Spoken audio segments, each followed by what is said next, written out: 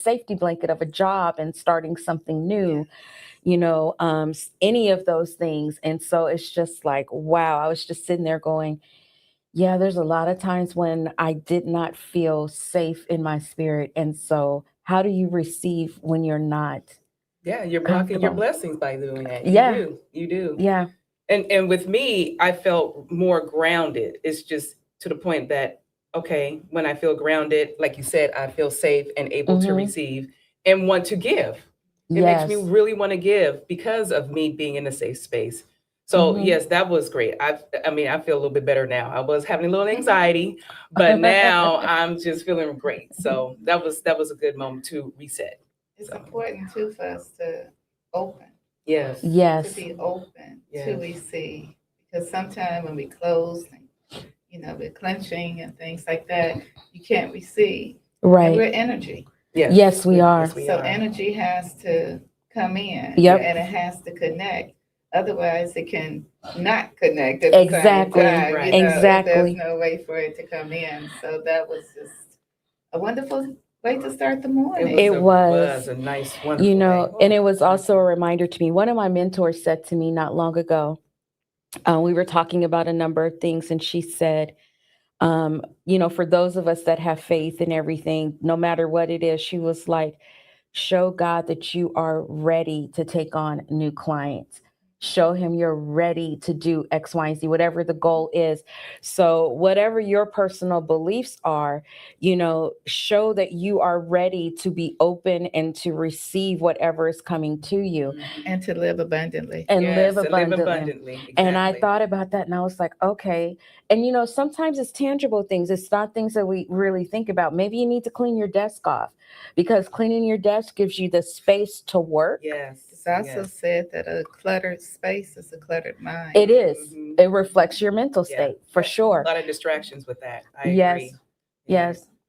And so for there can be challenges with that, a variety of reasons why. But one book I always recommend to people, which I think is a really great book, is Atomic Habits.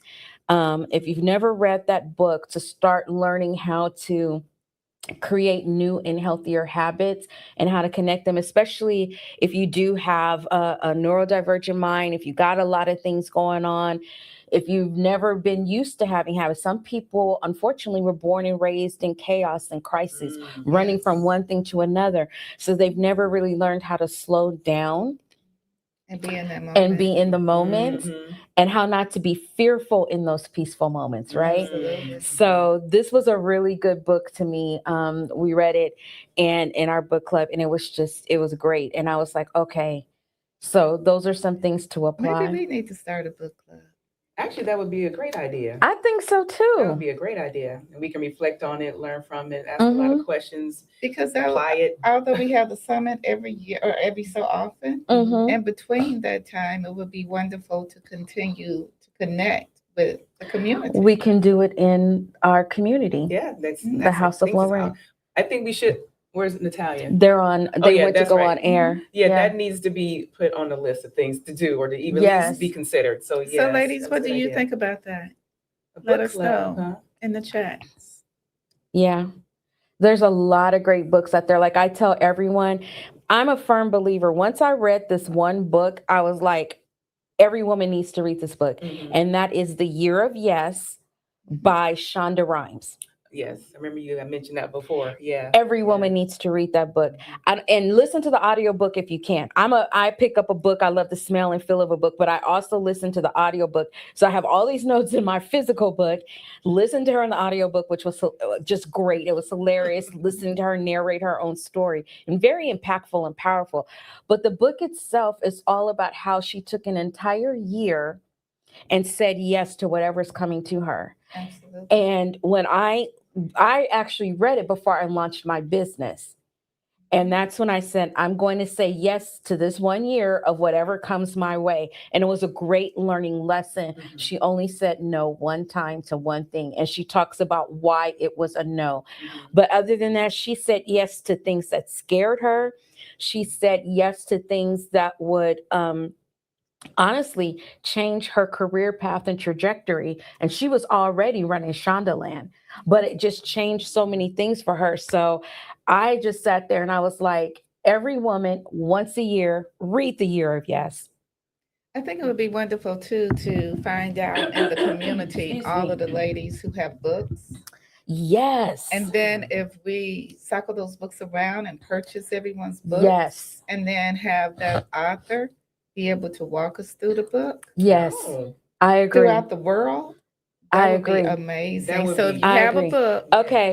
I put have it in quite a the few. chat. We Yeah. know the Lioness. We know Yes. all of the other ones we've been Yes. talking Yes. about. Yep. I have Unshaken. I'm sure, ladies, you have some. But as we build this community, Yes. we have to actually let it flow through the Yes. community as well. So totally agree. that's something I'm going to make an executive decision here. I'll make a note of that. We're going to have a book club. going. The top 100 most powerful Black women book club will be coming to you. And we will decide the books that we're going to read, how often we'll do them, because I know we do one about once a month or so. But yeah, it's coming. It's going to be done. And yeah, Natalia I'll can't just say put- anything about that. And I just put out too, I have access to Acubuline Images, which is one of the oldest bookstores in the world. So we could also house the books. We could talk about how we can begin to sell those books within that Yes. bookstore as well Yes. to get even more exposure. And maybe sometime we can have a moment where they're on the screen as the people are coming into the store. And they can be Mhm. talking, a pre-recording of Oh, something, the love the it. book of the week or Love the book it. of the month. Right. Right. You know, because we have to get these revenue streams going. Yes, That I would was be a thinking great way that. really of do. doing that, It's yeah. about generating the revenue. And where does it start? It starts within community, right? That's To right. support each other in community. Then we're also learning from the books that are out there, because I believe, I don't care what story it is or what kind of book you're reading, there's always something that you can learn from a book. Exactly. Whether it's for your personal growth, your professional growth, if you read and connect with a book, that's what my mom taught me. That's why she Mhm. started teaching me so young. Like, when we come home, this is what you do. You sit down and you read a book. And that Mhm. was that was so she can come down off of the corporate day, and I'm not bouncing around off of, preschool day. And I fell in love with reading and learning. And a lot of us, okay, we may not be into reading, but that's why audiobooks are really, really good. And I was the one that was anti-audiobook for the longest. Mhm. And then it got to a point where I couldn't focus as much when I was reading. And I'm like, I'm reading the same thing over and over. And I've started feeling very defeated in my reading process. So my girlfriends were like, just go ahead and try the audiobook. I absolutely love them now. I still pick up a physical, Yes. Yep. but at least if I'm cleaning, if I'm walking, if I'm doing something, Mhm. I can listen to something. And so I don't know all the psychology around this, and I'm sure the ladies out there who might be therapists and things might know this better than I do, but there is a direct connection between doing an activity and listening to something. So like a Yes. podcast or an Yes. audiobook, Mhm. you retain the information better. And I have certainly found that to be true. So we're going to get that going. Yeah. And by the way, if you have a book, Mhm. excuse me, allergies are acting. I'm sorry. If you have a book, first of all, drop it into the chat so that we can start collecting the names of books without having to go to everybody's. We've got hundreds, if not thousands of women. So we don't want to go through everybody's websites looking for books. So drop your names or your book names into the chat. And if you have an audiobook, great. If you don't have an audiobook yet, put that out there so that maybe there's someone here that might be able to assist you in getting an audiobook done, whether you record it yourself or somebody else records it. And I'm saying that not because I'm volunteering myself, but I have a friend who wrote a book. I'll have to show you guys that when we get back to the house, about a Black female, a Black young lady, I should say, who ends up becoming a superhero. So she comes from a really rough background in her life, dealing with challenges that many teens deal with. It's meant to be written for teens, and how she hooks up with these other brothers and carries on this legacy and becomes a superhero. and I'll be narrating that. So look for that coming out sometime Oh soon. yeah, That's looking wonderful. forward to it. Yeah, that's going to be fun. But I'm saying we don't know who we have in our circle already that's doing Yes, that's true. voiceovers and narrations that can help you with your audiobooks. Mhm. If you don't want to read it yourself, because some people don't want that particular spotlight. But if you have a book, drop it into the chat wherever it is. Email any of us, or we're all connected, hopefully on LinkedIn. So let us know so that we can add it to our upcoming book club, which we're going to start. No, we don't know when. It's going to be soon, though. It's going to be extremely soon. Very so soon. let us get past the summit. We're trying to stay awake right now for the summit. The other, I just like to add this too. If you Yes. do not have a book, because we do have people who know how to help you write your book. Yes. Get your book. You know, Savannah can help. That's Yes, One of our Savannah elite would be circle great. Good members point. can be able to get these books on the bestseller list. Yes. So we really have to use our community. Exactly. You We know, have the best resources. Yes, in the we do. community too. And if you've had that thing just running around in your head, a book that you want to write and you're not even sure how to get started, one, we have resources among the women that are here. Or if you just want to see about getting started, or if you can even write a book, pop it into AI. This is where you use AI to your advantage and say, this is an idea of a book I have. Make sure you have AI set so that it's not sharing your information. But you can say, here's an idea of a book that I have. Give me a writing schedule. This is what my schedule looks like we during need the to week. do a workshop on that. Okay, Actually, that's a good idea. you got it. We need Yeah. to do a workshop you- on can- that. Yes, I I like like that. that. You Yeah, like that? exactly. Since I'm taking notes. No, exactly. you know we why I'm need to saying do that? a Because that's workshop. exactly what I did. We need to do a workshop on that so that we can share the information. Yes, You know, because it's important also for our children yes, to hear our voices. yes. And then, you know, it Because just goes many on through of them- generations. There's I won't mention her name here, but there's a very well-known Black woman entrepreneur who does a lot of workshops and things like that. I went to her conference last year, and she had her daughter on stage. Her daughter had written a book, and her daughter might have been about 6 years old, but she's now a publisher. She was selling her books at the event. She was autographing them, Oh, nice. but she did a little bit of a book reading and everything. So we're talking about creating legacy. We haven't really talked about generational wealth. I'm gonna leave that to your expertise to an extent. Okay. So No, listen but to when you're talking Michelle later about on today. financing Yeah. and understanding your Most definitely. finances, Yep. so that's all a part of that. That's a part of teaching the future. Yes. Right. Before we go from the books, though, I'd just like to say, if you don't feel like you have a whole book, we could do a book with chapters. Yes. So this chapter could be Cheryl. This Yes, chapter could that's be right. Michelle. Yes. This chapter, you know, we could just go all the way down Yes. and have Yeah. all of these chapters. Everybody has their own And- chapter yep. and make her own book. And make a Yes, book. and compile it into a book. Yeah. No, let me write that down too. Top 100 most powerful Black women. Yeah. Absolutely. We could put our stories in a book. It could be the next essence. I love it. I love it. See, this is what happens when community comes together and we start talking and bouncing ideas. You have your phone with you. I do not have my phone with me. Okay. I see the chats, the things Right, are I popping can't off see in the what chat. it's chat. I don't know how to saying. get on I'm gonna go either. get your Yeah. phone. Go ahead. Okay, she's gonna go grab her phone. No, this is great. But this is what happens when we have community. This is what happens when we start talking. Now, and this is the other reason why I said, so I'm getting ready to go on a tangent for a second. Y'all just got to bear with us. That's okay. Go for it, Shy. So this is why I said, we're looking at over 600,000 Black women that are unemployed right now. Yes. Right. Yep.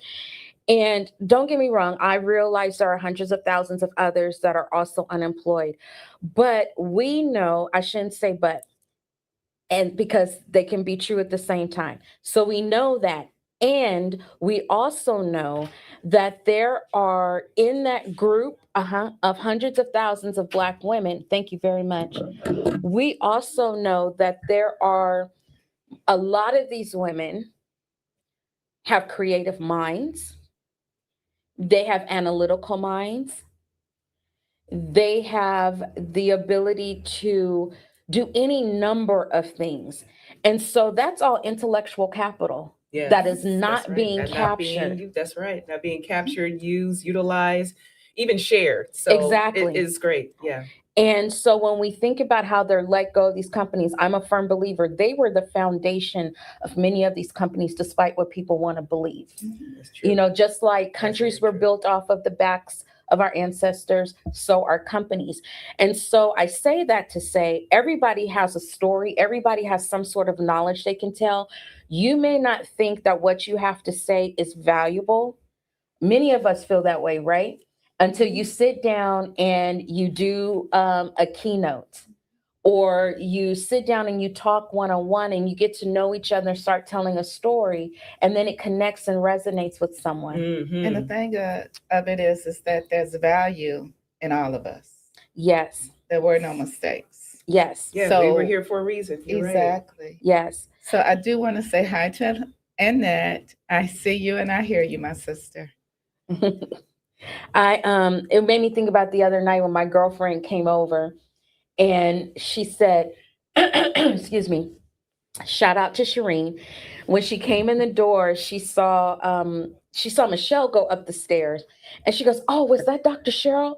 And I said, "No, that was Michelle." She says, "Okay, I'm waiting to meet Dr. Cheryl." Like you were like this uber celebrity right in her mind right She in the moment. is a celebrity. Yes, she is. She is. And but she's saying it like she's known her forever. Right, She's like, right. I'm waiting to see Dr. Cheryl. And I was like, why? She's like, because she said something that resonated with me today, and I just need to tell her. And I've been waiting to come to see her. It's one of the reasons why she went ahead and came. Oh, And that's awesome. when Dr. Cheryl came down the stairs, I said, now that's Dr. Cheryl. And she is Dr. Cheryl. You said something so profound to me today. And I just thought, we never know how what we're saying She got or what fans. we're doing is going to resonate Yes, that is with true. somebody else. That is We true. just You're don't. Right. You're right. So, What we got in the chats?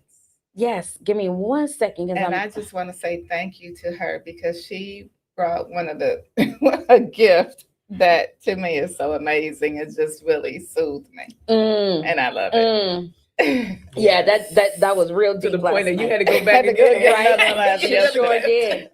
did. Excuse me. So let me read off a little bit that's in the chat. Turn the mic. Oh, I can't. Turn it up.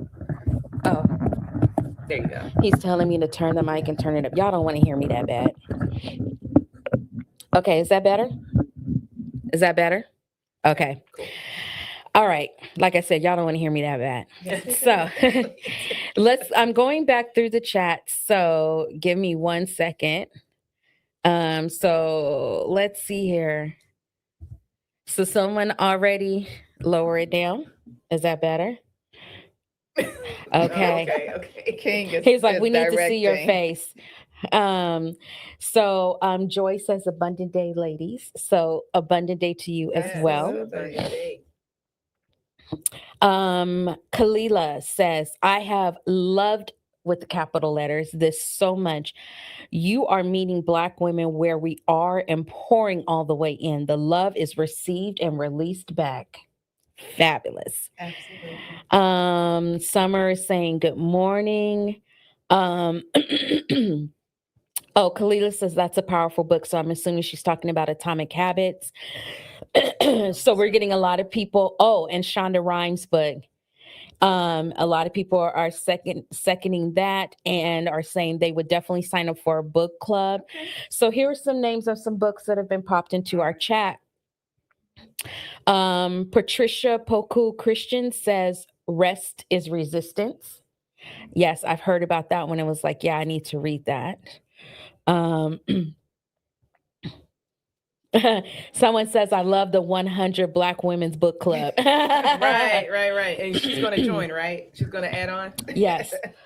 Excuse me. Okay, so here's another one. So Kalila recommends her own book. Okay. Did she give the title? Prioritize Your Purpose Every Day by Kalila Shakir Lyons, Lyons. So prioritize your purpose every day. Lillian says, if we need help to get our books together, we need Danny Blechner. I hope I said her last name right. I hope I do not butcher your name. Demetre Johnson recommends her book, My Spiritual Thoughts and Words of Remembrance. So, again, My Spiritual Thoughts and Words of Remembrance. Her name is spelled Demetrai, last name Johnson. Can you tell me the last part of the title? Yes, ma'am. My Spiritual Thoughts and Words of Remembrance. Okay, thanks. Catherine Quinlan wrote a book. Okay, so get ready because this is a long one. Okay. Black Representation in the Science Curriculum. Oh, yes, I will take that one, Kathleen, because I am part of that group. So I will Yes. make sure to get that. Can you repeat that again? I I'm sure sorry, I got will. excited. Black Representation in the Science Curriculum. And its implications for identity, culture, belonging, and curriculum development. And that's so important. You know, I keep talking about we need to be creating these schools. Yes. And we need to have our own resources. Yes. I'm not going to get on So, that bandwagon right now. I'm going to but deviate for just a quick Go second. ahead. A friend of mine teaches high school in Cobb County, Atlanta, Georgia. And he's a high school teacher.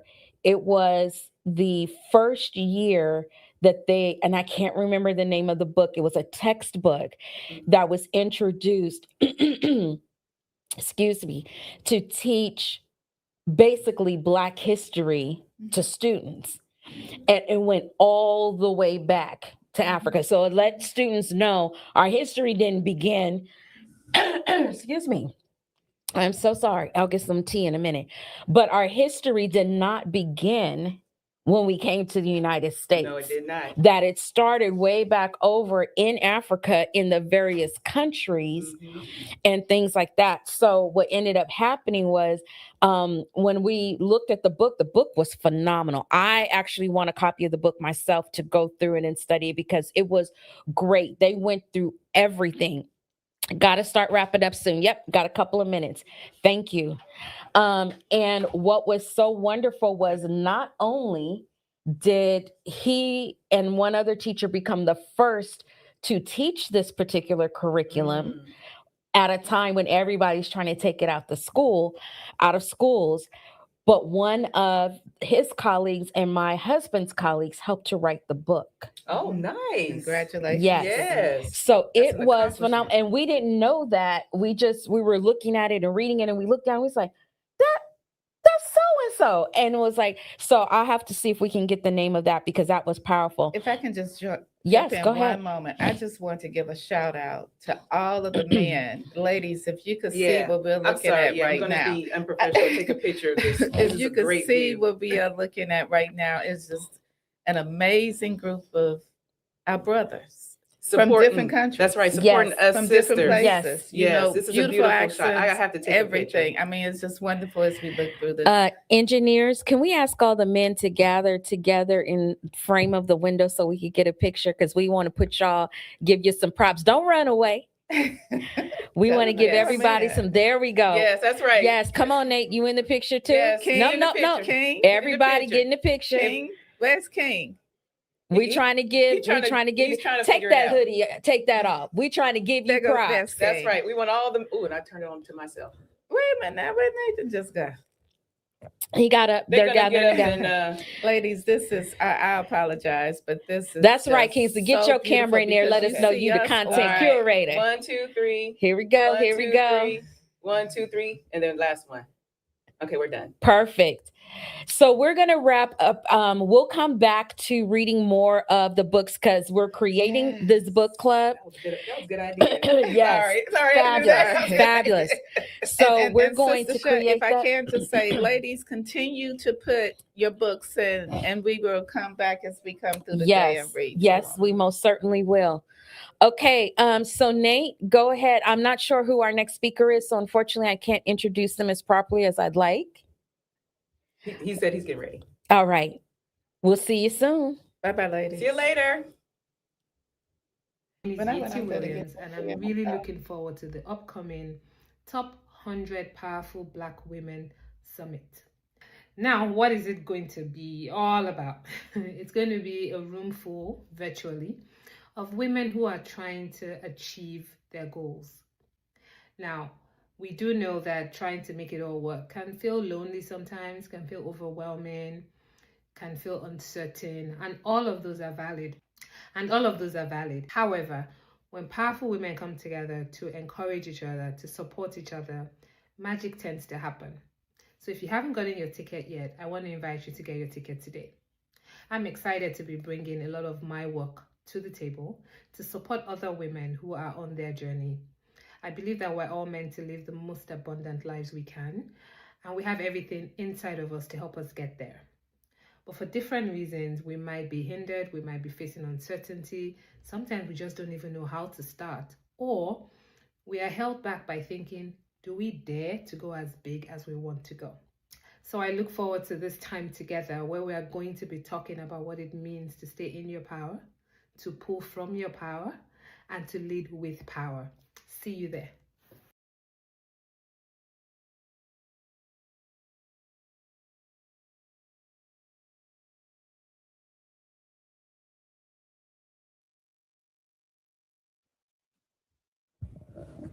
Hello, everybody. Right, I am just here.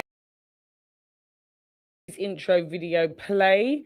So we're just going to make sure that she is now in the green room area, ready to come in. So just bear with me. And let's give word to the team.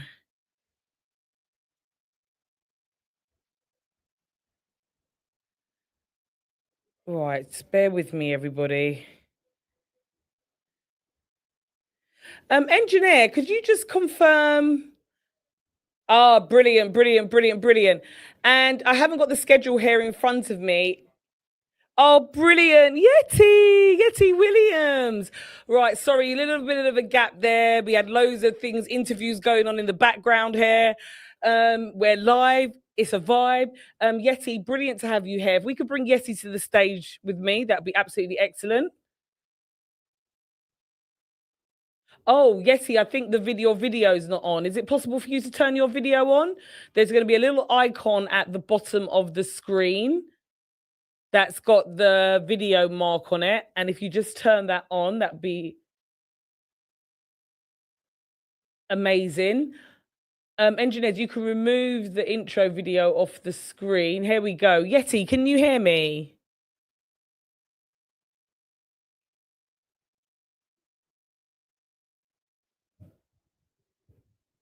Right, bear with us, guys. I think Yeti might be having some technical problems.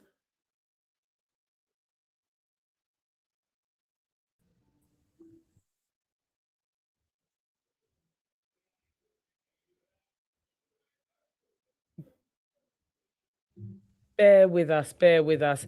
Let me just try and get word to her.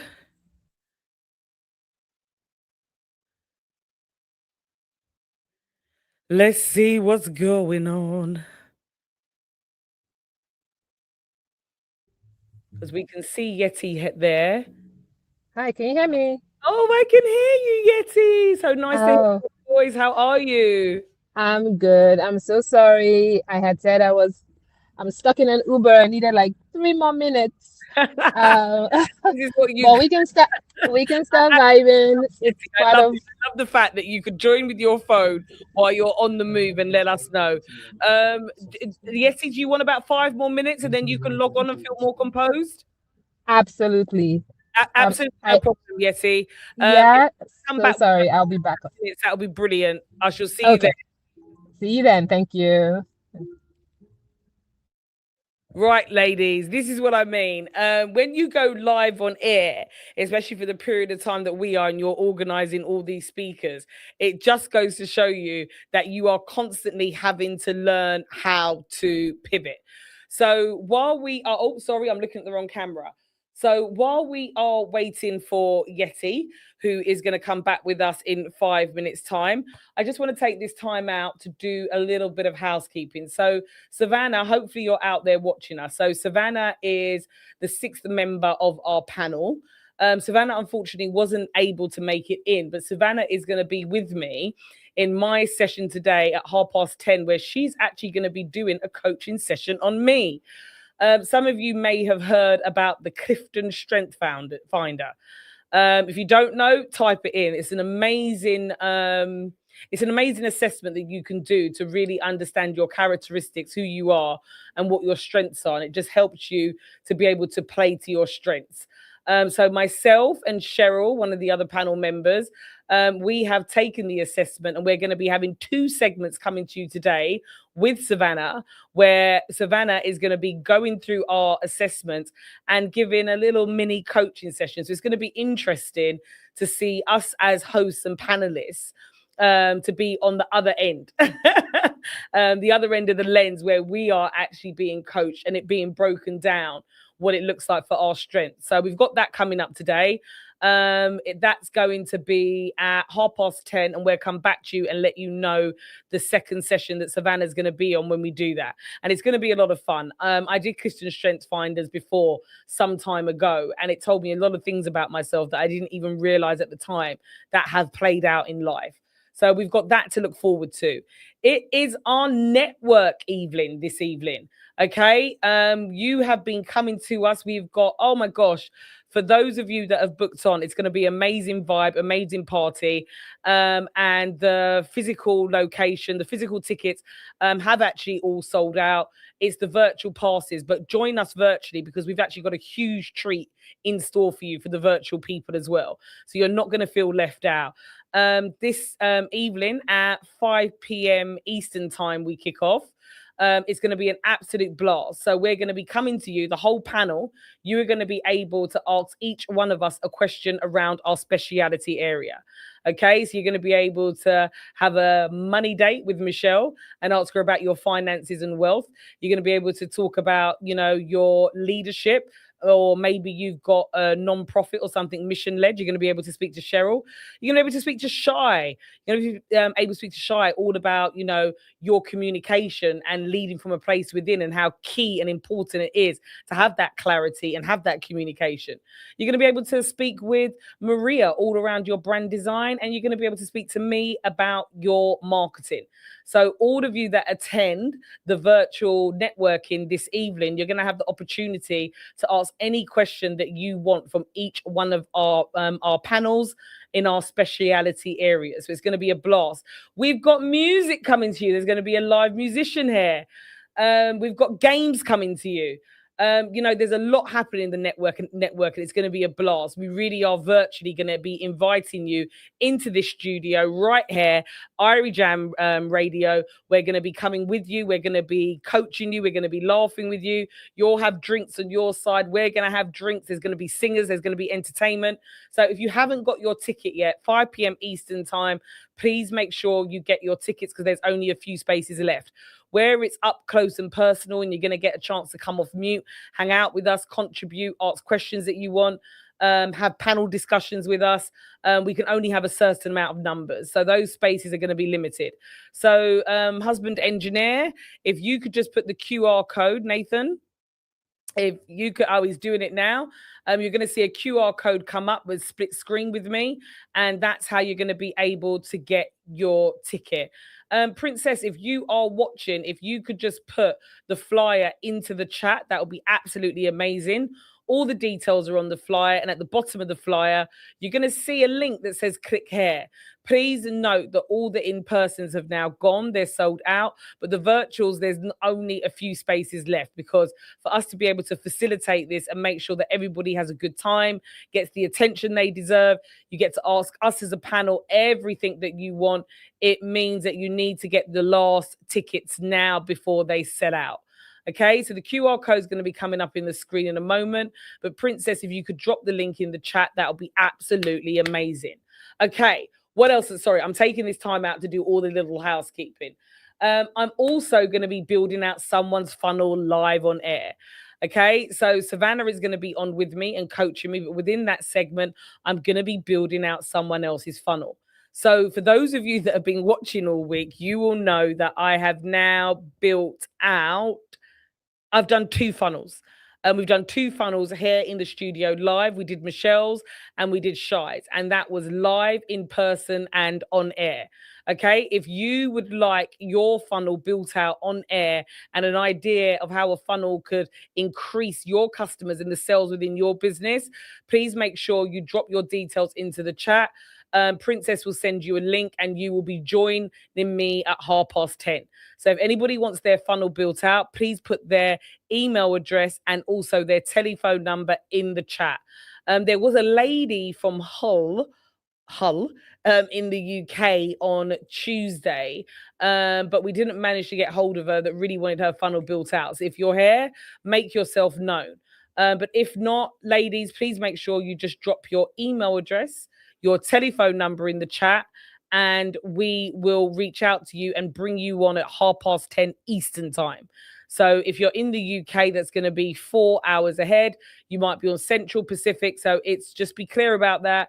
It is going to be at 10:30 Eastern time. Okay. So is it 10? And actually, it's probably going to be 10:40. Sorry, 10:40. So it's roughly in about an hour from now. Okay, so that's the funnel, that's the networking evening. I can see the chat going off. I'm so sorry, don't have my glasses on, so I can't read it. So I know that there is someone out there that is going to be responding to you. Right, do we have Yeti back now? Do we have Yeti back now? No, that's no problem. And I think we might still be looking for the QR code before. No problem. I tell you what, engineer, if you look into the chat, has Princess posted it in the chat?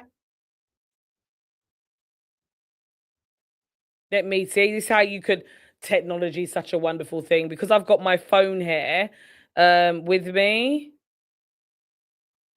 Let me get the flyer up. Bear with me a moment.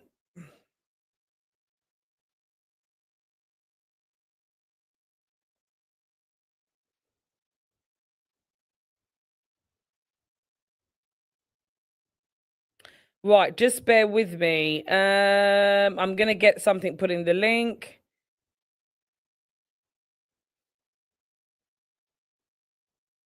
There we go. Sorry, guys, if I'm quiet, I am here with you. I just want to put the flyer to the event in the chat. And I've also got a list of other things that I need to plug.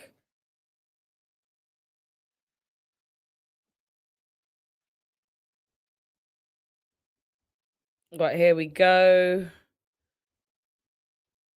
Let's see if I can get a link from everyone in the team. Right, engineer, I think it's there. I see a link in the chat. Is that it? So I can stop banging on in these poor people's ear. Is that it there, Nathan? Can you just give me the heads up, please? Is that the link in the chat that I can see? Yep, right. We can take it off the screen. That is okay, that's the in-person one. So make sure you are buying your virtual pass. So it's now in the chat.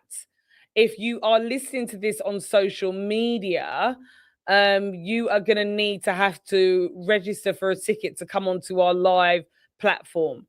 Okay, but we will try and get the QR code up for you when I get back in on my segment. Right, I've also just been told a few more announcements. And then we're gonna bring Yeti in. Is Yeti there now? Right, brilliant. Yeti is actually there. Okay, when I go back, I'm gonna, and also, by the way, we've had a speaker sponsor every single day, and today we have got Stephanie White. Stephanie White runs an events business. Now, ladies, events are one of the best ways for you to be able to amplify your brand. So for those of you that really need to be seen, get visible, and get your businesses up and running and get that visibility that's going to lead to sales, events is always one of the best ways to do that. And even yesterday, those of you that might have watched when I built out the funnel with Shy, that was a brilliant demonstration on how events could really amplify her and help her to reach her goals of, it was $15,000 per workshop. So watch out for Stephanie's keynote today, talking all around events. And if anybody needs any help doing event organizing, please make sure that you reach out to her. So try not to miss her session. Look at the schedule and you'll see when she's up. Yeti, I love it, Yeti. I love that you can pivot and multitask the way that you can. I think that's absolutely amazing. This whole summit has been about pivoting, and this is what I love about Black women.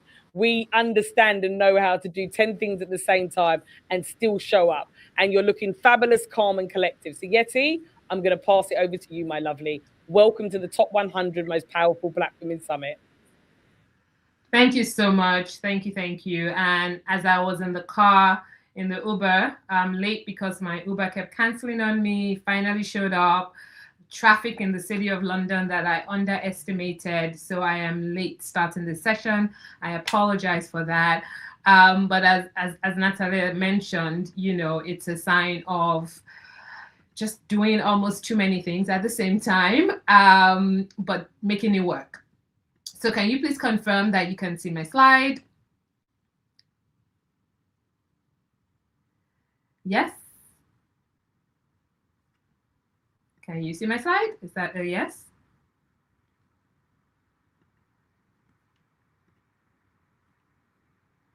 Okay, so basically today I'm talking about designing your life for abundance. And what does that mean? So many years ago when I was a new mom, I had a 2-year-old and I had a toddler. And I had all these questions about having it all, about what it means to have work-life balance, what it means to have work-life harmony. And I didn't particularly have people around me in my life that were able to show me an example of that per se. My mom had retired many years earlier. In fact, when I was making the pivot from primary school to secondary, she had taken time out to stay home. And for me, I didn't really have a model of what it meant to have work-life harmony. I had gone to the US after my high school in Nigeria, where I had lived for about, 11 years. So motherhood for me, mothering and what that meant was definitely something that I felt I had to curate myself. And this was back when, you know, social media was just really starting to take off. Blogging was a thing. And so I said, you know what, since I wasn't finding the answers out there, I was going to create a platform that helped me to navigate what it meant to be a mom, a wife, somebody who was working 9 to 5 and all of that. And as I say, the rest is history. When my baby was still at home and my 2-year-old was in school, I decided to take an extended maternity leave from work. At the time, I was working in an oil and gas company in Nigeria. And I decided to stay home for that period of time. And that's when I birthed the idea of my blogging platform called Lagos Moms, which was really set up to honestly answer a lot of questions I had about being a mom in the 21st century and what that meant. And how was I going to make it work for me? I didn't feel that I had to choose between having a fulfilling life as a mother and having a fulfilling career. So the blog started, and it literally started with having articles I was sharing, creating a forum online for moms to chat. I figured surely there are other mothers that have questions about what it means to navigate work and life. So that was how it all started. I didn't know that was the beginning of identifying what it meant to live a purpose-filled life. Not a life that's about A, B, and or C, but a life that's about many things at the same time. And you deciding what is important to you during that season of life. So I kicked off the blog. I started writing. I had a forum. Moms were talking about, oh, I thought I was the only one who's trying to figure out how to achieve, success at home and at work and in my business. And bit by bit, the community started to grow. People started to recognize me on the street of Lagos because particularly I was speaking about how to be an intentional parent who thinks about raising the child in a very different way. It's not about, punishing them. It's not about being harsh with your words. It's not about correcting behavior in the moment because you want a child to be a certain way. It's about thinking about the holistic individual you're raising and what role do you play as a mother in the middle of that conversation. If you don't feel whole, if you don't feel like your life is going in the direction that you want, it's very difficult for you as a mother to raise your children with the best of you showing up. So that's how this basically started. And then I started to get training in being a life coach and, neuro-linguistic programming, which basically means that our brain is a muscle and you can make your life become what you want. You can't ignore the past. You can acknowledge the past, but you need to get into a place of position that says, you know what, I can make intentional choices to achieve the life that I want. So this led me into, I'm a very systemic person. I try to figure out how to put things in systems. And what does that mean if we're thinking about doing something that's not just luck? Can we systemize a life of abundance? And that's what has led me to this structure around abundant living. And how does that look like? How does that manifest? It's not a mistake. It's not, you can't wish for it. You can't hope for it. You have to do the work. But to do the work, you have to think through, what does that mean for you? So what I'm going to do today is take you through my framework. I love an acronym. I absolutely love taking words and turning them into systems or thinking of solutions. Design thinking. Who says we can't design things, our lives, our families, our homes?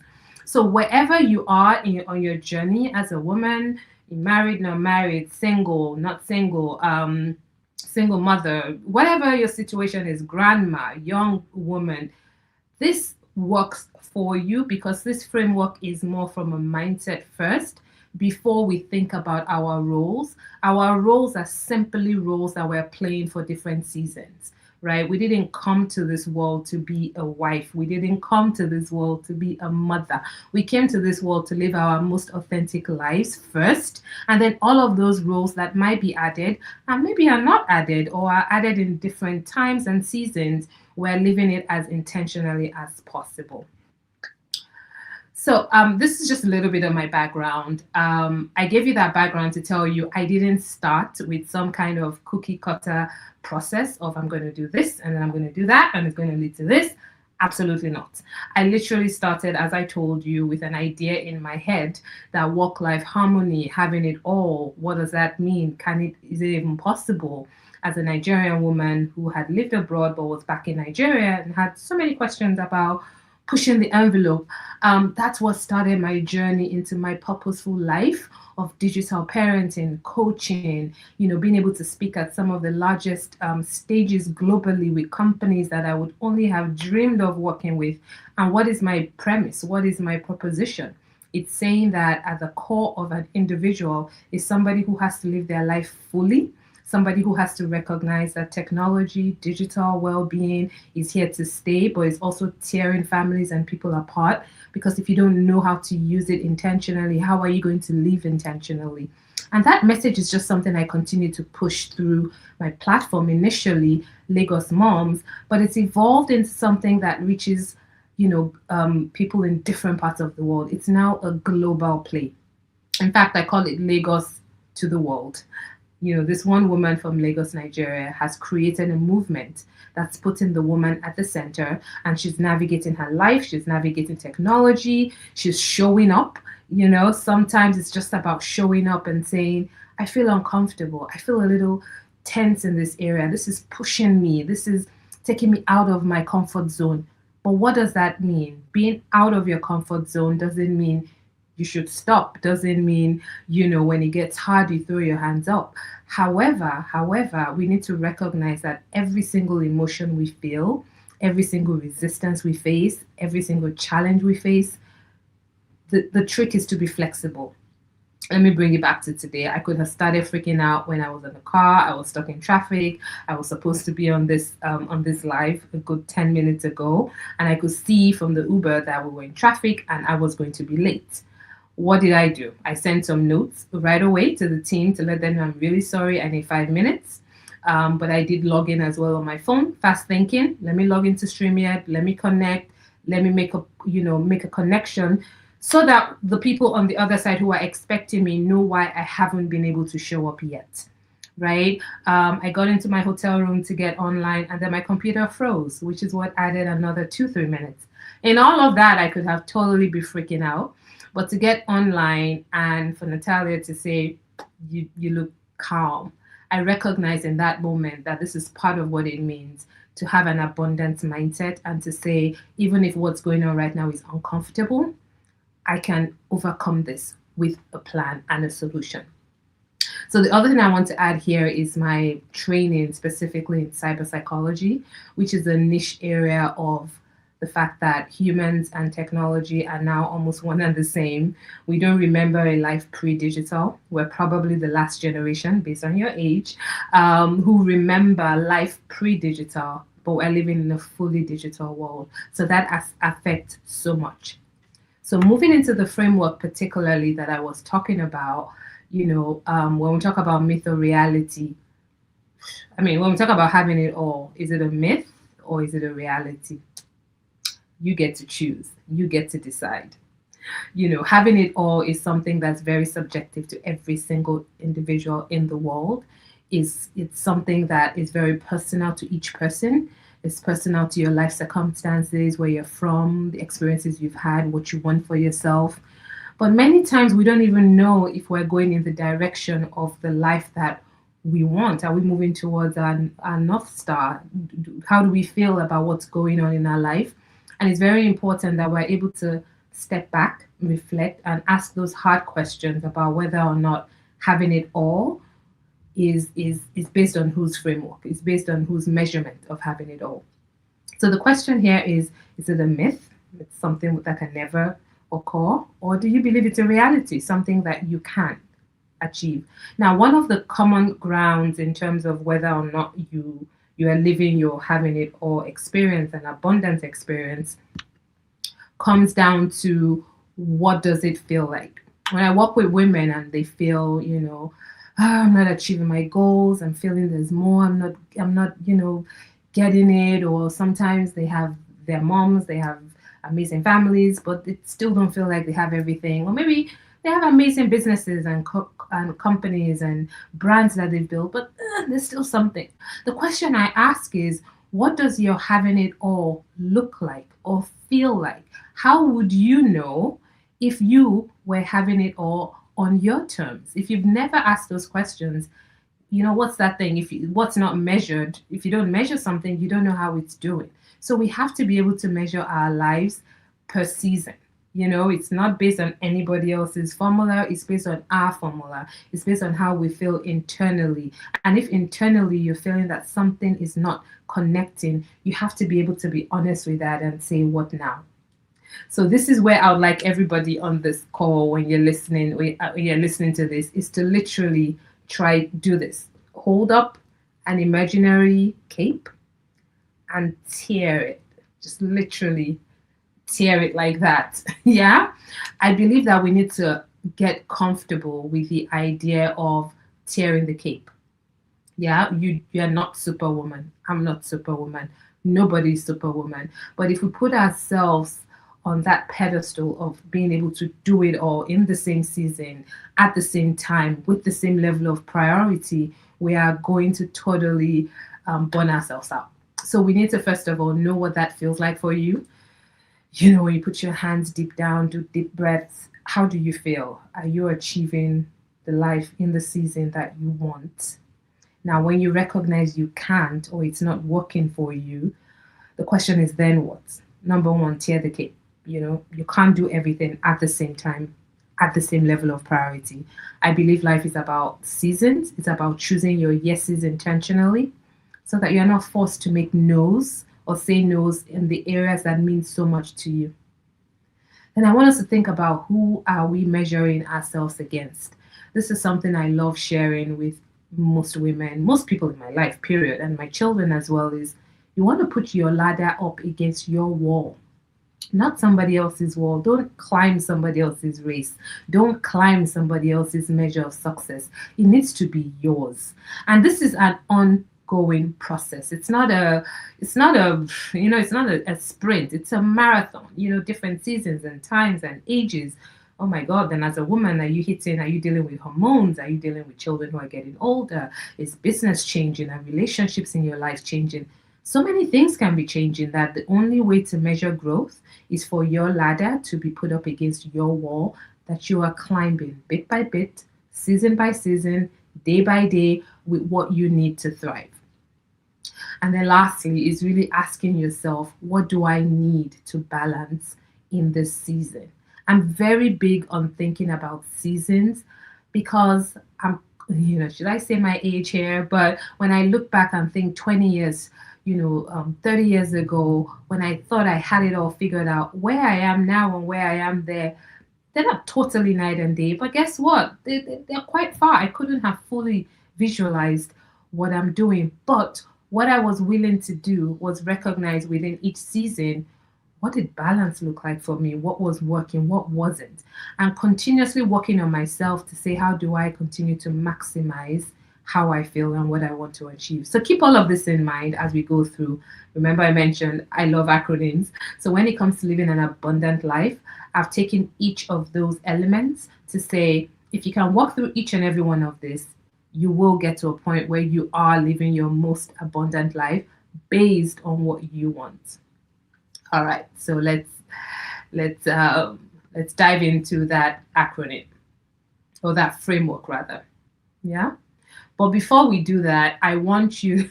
This is a funny. I call her Georgina, and my question for everybody is, have you met Georgina? Who is Georgina? Georgina is that voice internally who tells you that you can't do it.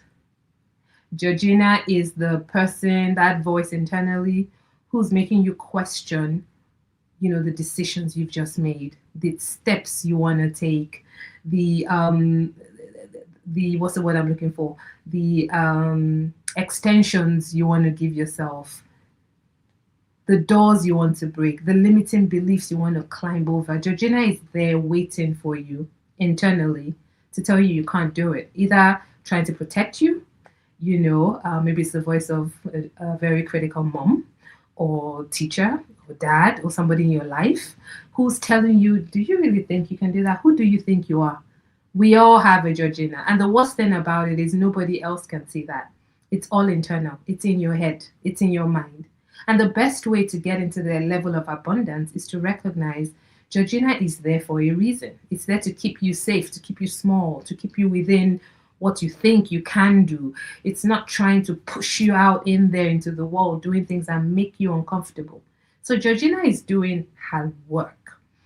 The question for you is, what do you do when Georgina shows up as resistance? How do you respond to Georgina so you can live your fullest life? Yeah. So let's talk about that. We've turned the cape. We're putting our ladder up against our wall and climbing it based on what we want in the season of life we're in. We're not ignoring where we are in life. We're not ignoring what feels uncomfortable. Neither are we ignoring what we're so thankful for. And it's fine to want more. It's fine to want to do even more, to change, to pivot. It's fine. There's nothing wrong with every desire that you have. What you must do is measure that desire within context and saying, am I willing to do the work to get me there? And why do I want this new life that I want to design? Okay. First, this is the acronym. Finally showed up with it. Designing the life you want. For me to hit when it comes to living an abundant life is your attitude. You want to be blessed, unshakable faith, your network. Are you disciplined? Are you anointed? No is a complete sentence. That's a fact. And time is wealth. Now let's go through each one by one. Now, attitude. I think this quote is I think it's Henry Ford. I think so. If you think you can or you think you can't, you are right. When it comes to that idea of having an abundant life, this is similar to having Georgina show up. What's your mindset? Do you believe you can achieve the life you want or you don't? It really starts with your attitude. And many times that attitude is framed by your limiting beliefs that you have formed your life around. Limiting beliefs don't just happen by accident. You have been raised into your limiting beliefs. You have been socialized into your limiting beliefs. Your life's choices and friends and partners has led you into a world where you have limiting beliefs. On the flip side, if your attitude is one of, I can do it, there's nothing I can't overcome. I'm flexible. I can make all the moves I need to make.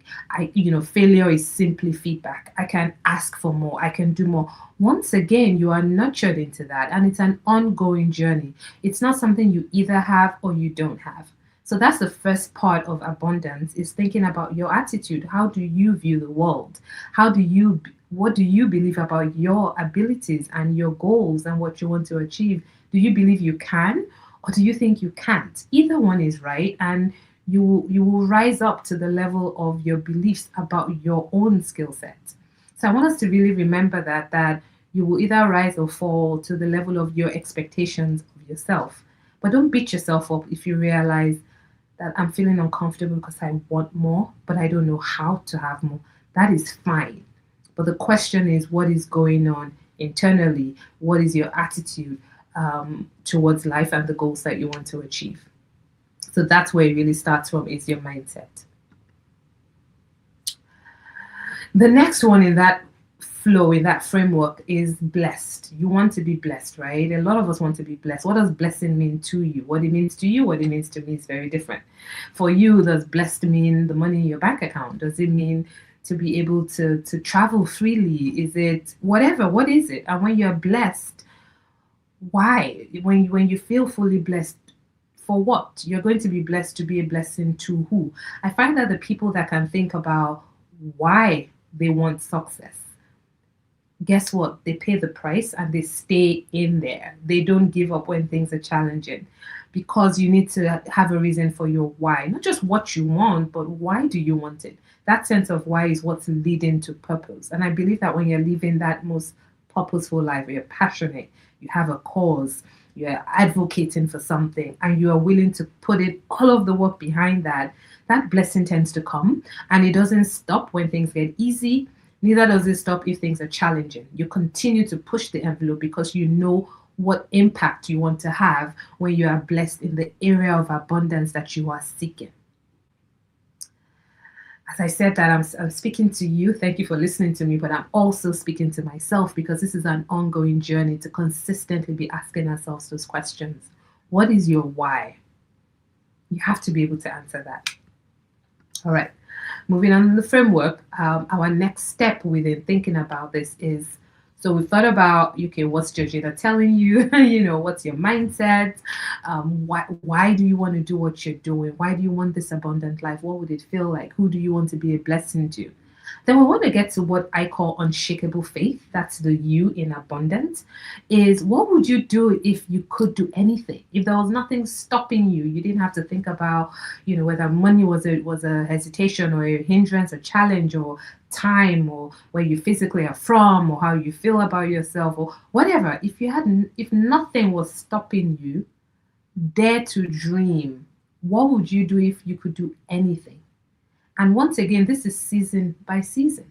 So for example, my children are now 18 and 16, getting ready to go to uni, getting ready to go out of the house. And I know how much I've poured over the last decade to being a much more hands-on, available mom who goes to almost every single play possible, attends all their concerts, I do most of the school runs myself.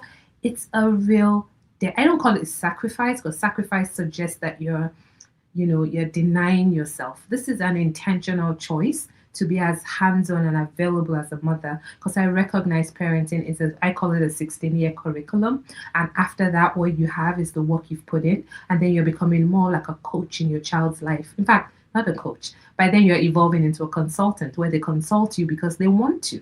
They don't need you for information, but they want to have conversations with you because we've done the work. So unshakable faith is giving yourself that ability to say, what would I do if I could do anything and nothing was stopping me? Allow yourself to dream, because when you allow yourself to dream, the framework, the people, the network, everything you need around you to really make this abundance reality will come. So for example, when I started the work that I did, I mentioned from the blog, writing, creating events that brought women and mothers together. Then I started reaching out to companies, and I said, mothers are such an important, integral part to decision making in the house. We decide what internet we use many times. We decide what products, electronic company are we using. We shape so much in the home, but yet we're underlooked as a group that makes serious purchasing decisions.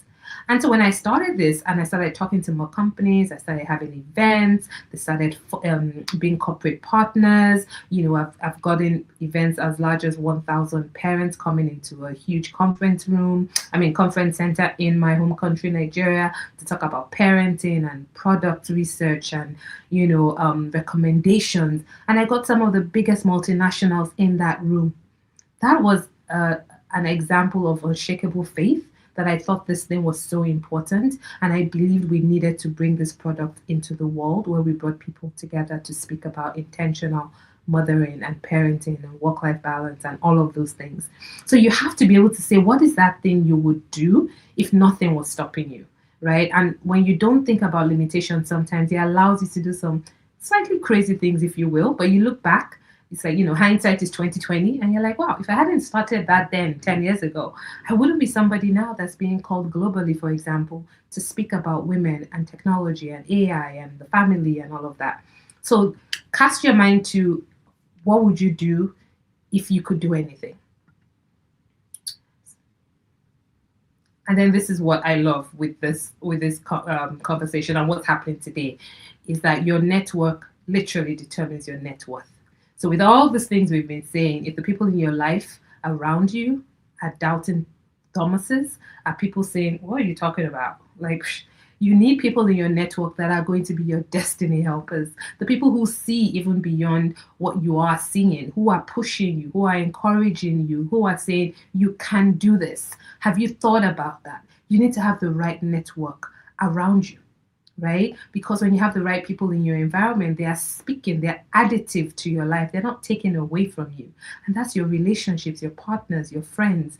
Now, some relationships are easier to clean up than others, but you need to every now and then just check who are the people closest to you. Who do you spend time with? The 5 to 10 people you spend the most time with are shaping your destiny. They are shaping your future. So you really have to be intentional about who you spend time with. You don't have to stay, I'm not saying cut people off, but you don't have to spend time listening to somebody who drains your energy and makes you doubt yourself all the time.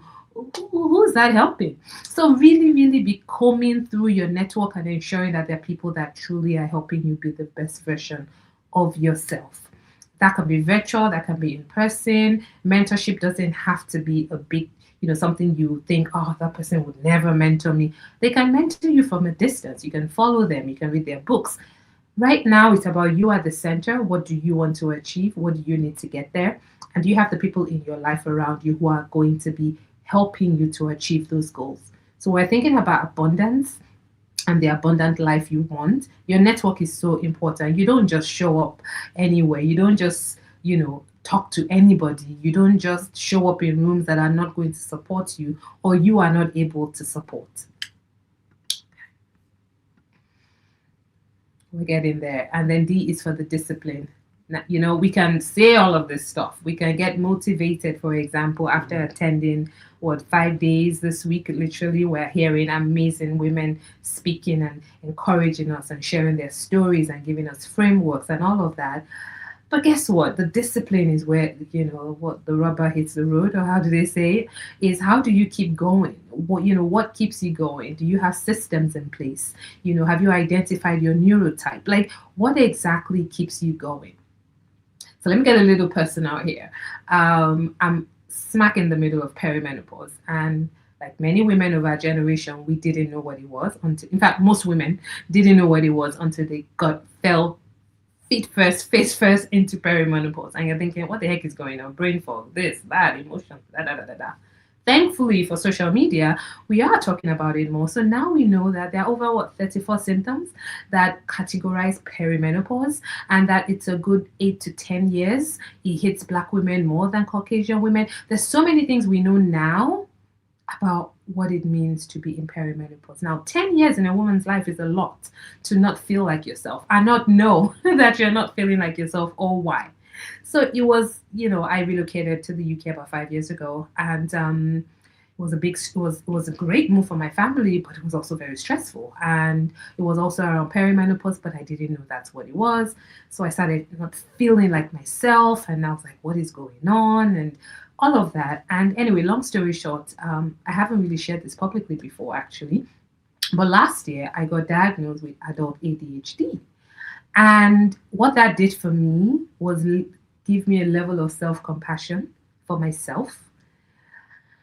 And I just felt it. So between that and the perimenopause, and we know sometimes these things can mask each other and all of those things. But the point is, the more you know, the more you can take care of yourself. And for me, there's a level of kindness I met out to myself, self compassion, being like, Yeti, you got this. Today was tough. This is why it's okay. But that discipline to keep going is very, very important when we're thinking of this abundant life. How do you keep going? What keeps you motivated? You know, on tough days, how do you take a step back? You know, so discipline is key because nobody can make you do anything. It has to be internally motivated. And I think that's why I'm talking about discipline. You know, yes, that's a picture of somebody working out. We might say we don't like the gym, da da da.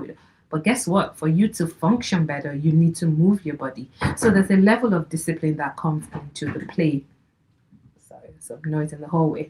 When it comes to that. So that's just discipline. How do you keep going? What keeps you motivated? How do you care for yourself? And how do you have the strength that you need to keep going? All right, we're getting through. Where are we now? We're anointed. I'm a person of faith. And I believe that every single person is anointed and talented with gifts that they uniquely have been wired for. And there will never be another me in this world. Yeah. So when people say, who's my competition? I'm like, no, the sky is large enough for everybody to thrive. I'm not called to everybody. You are not called to everybody. My message is not for everybody, but the people that we are sent to, I believe that we've been anointed. We've been given the gifts and talents to reach them, to speak to them, to help them. So you have to really think, what are you good at? It's not a mistake. And some people will say, I don't know what I'm good at. And I'm like, all right, let's turn it around a little bit. Ask yourself, what do most people come to you for help with? That could be a great place to start. Well, you know what? Most people ask me for A, B, C, D. Fantastic. So I think it's really important to think about that is, number one, know that you are anointed, talented, and gifted for particular things. You might not have identified what it is, and that is fine, and that's what that gap is. But you can take steps to start to recognize what comes naturally to you. And I think it's one of those things that now we have more strength-based training. So now it's easier to focus on our strengths. But a lot of us didn't come up or we're not trained to recognize our strengths and to lead with that. So just try to do that for yourself as a gift. What are you anointed in for? And why are you on this earth? And don't ignore what comes up. Okay? This is a fairy one. And very simple. No is a complete sentence. I find that guilt is a thief of joy for most women. Yes, guilt is a thief of joy. So the stay-at-home mom feels guilty that she's not at work and earning all this money her colleagues are earning. The person who's at work, she's earning a lot of money, but she feels terrible that she's missing her child's play. My point is, I've worked with women who are stay-at-homes, who are business owners, who are executives, CEOs. Everybody has a little bit of guilt. And what we need to do is own our no's. So when you say no, it's a complete sentence. No guilt. Don't over-explain. And guess what? You can't say yes to everything, by the way. I hope you've identified that by now. And if you haven't, this is your morning. When you say no, it's complete. You don't have to explain forever. You don't have to feel guilty for the next 3 months because you said no. No is you honoring your season, honoring your time, and determining what you want to do and why. So let's just sit in that. No is a complete sentence, and it is fine. It's enough. Okay. And as we move into our last letter in our, framework or mindset, abundant thinking, unlocking, is that time is wealth. Time is the one thing we can never get back. We can undo a mistake. We can start a new course. We can start a new business. We can change our relationships. But time, once it's spent, you can't get it back. Now, this is not to make you feel like maybe you've wasted time, because I believe everything is feedback for the next season. But we have to recognize and honor our time and how we spend it. And this is why I believe it's so important to own our yeses so that we're not forced to say no to the things that we really want to say yes to. And this is a mindset switch that once it happens, you really honor your time. You really honor your time, okay? All right. I'm seeing a send a comment. Is that for me? Okay, no. All right. So I hope this has been helpful. Walking through, thinking through how do we design our life for abundance. It doesn't matter what industry you're in. It doesn't matter what sector you're in. It doesn't matter if you're a coach or a businesswoman or a stay-at-home mom or you're just figuring it out or you're pivoting. It doesn't matter. The mindset of abundance is one where you're thinking about the whole picture with you at the center and recognizing that you are an evolving person. You are growing and thinking and shifting. And when you know more, when you know better, you do better. It's okay. Don't beat yourself up. Our brains are very neuroplastic. I've been trained in neurolinguistic programming, all of that stuff. And it basically means your brain is a muscle and you can train it to be as efficient as you want. But you have to do the work. You see, it's like when you go to the gym, nobody can do the sit ups for you. You got to do it yourself. All right, I'm conscious of time. So I'm going to be wrapping up here with start today with intention and choose your yes. That's my invitation to you, is for you to start today with intention. Choose your yeses so you're not forced to make no's where you really want to say yes. And then you feel guilty. And that's usually what leads us down that loop of, oh my God, there we go again. You can't even never do anything. You say, all that internal chatter is noise and it distracts us from living our most abundant lives. So thank you so much. Claim your abundance. You can do it. Start where you are. And just keep moving. Keep moving. I have been able to keep to time. I know I had to end at 2:30. Yeah, well, 2:30 my time. So thank you so much. And remember, you are meant to live abundantly. Abundance is your birthright. And the only person that can stop you many times is yourself. And when you recognize that, you start to shift and you get more flexible, comfortable pivoting, you will be able to celebrate an abundant life. Thank you.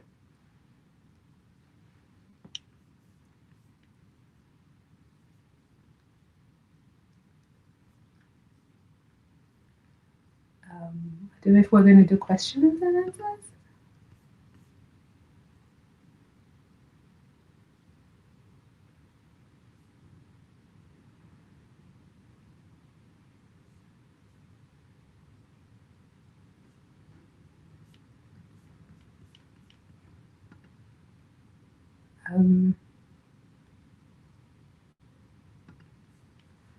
Okay, trying to make sure what now. All right, great. All right, I'm just looking at the comments now. Thank you, thank you, thank you. I'm seeing comments there.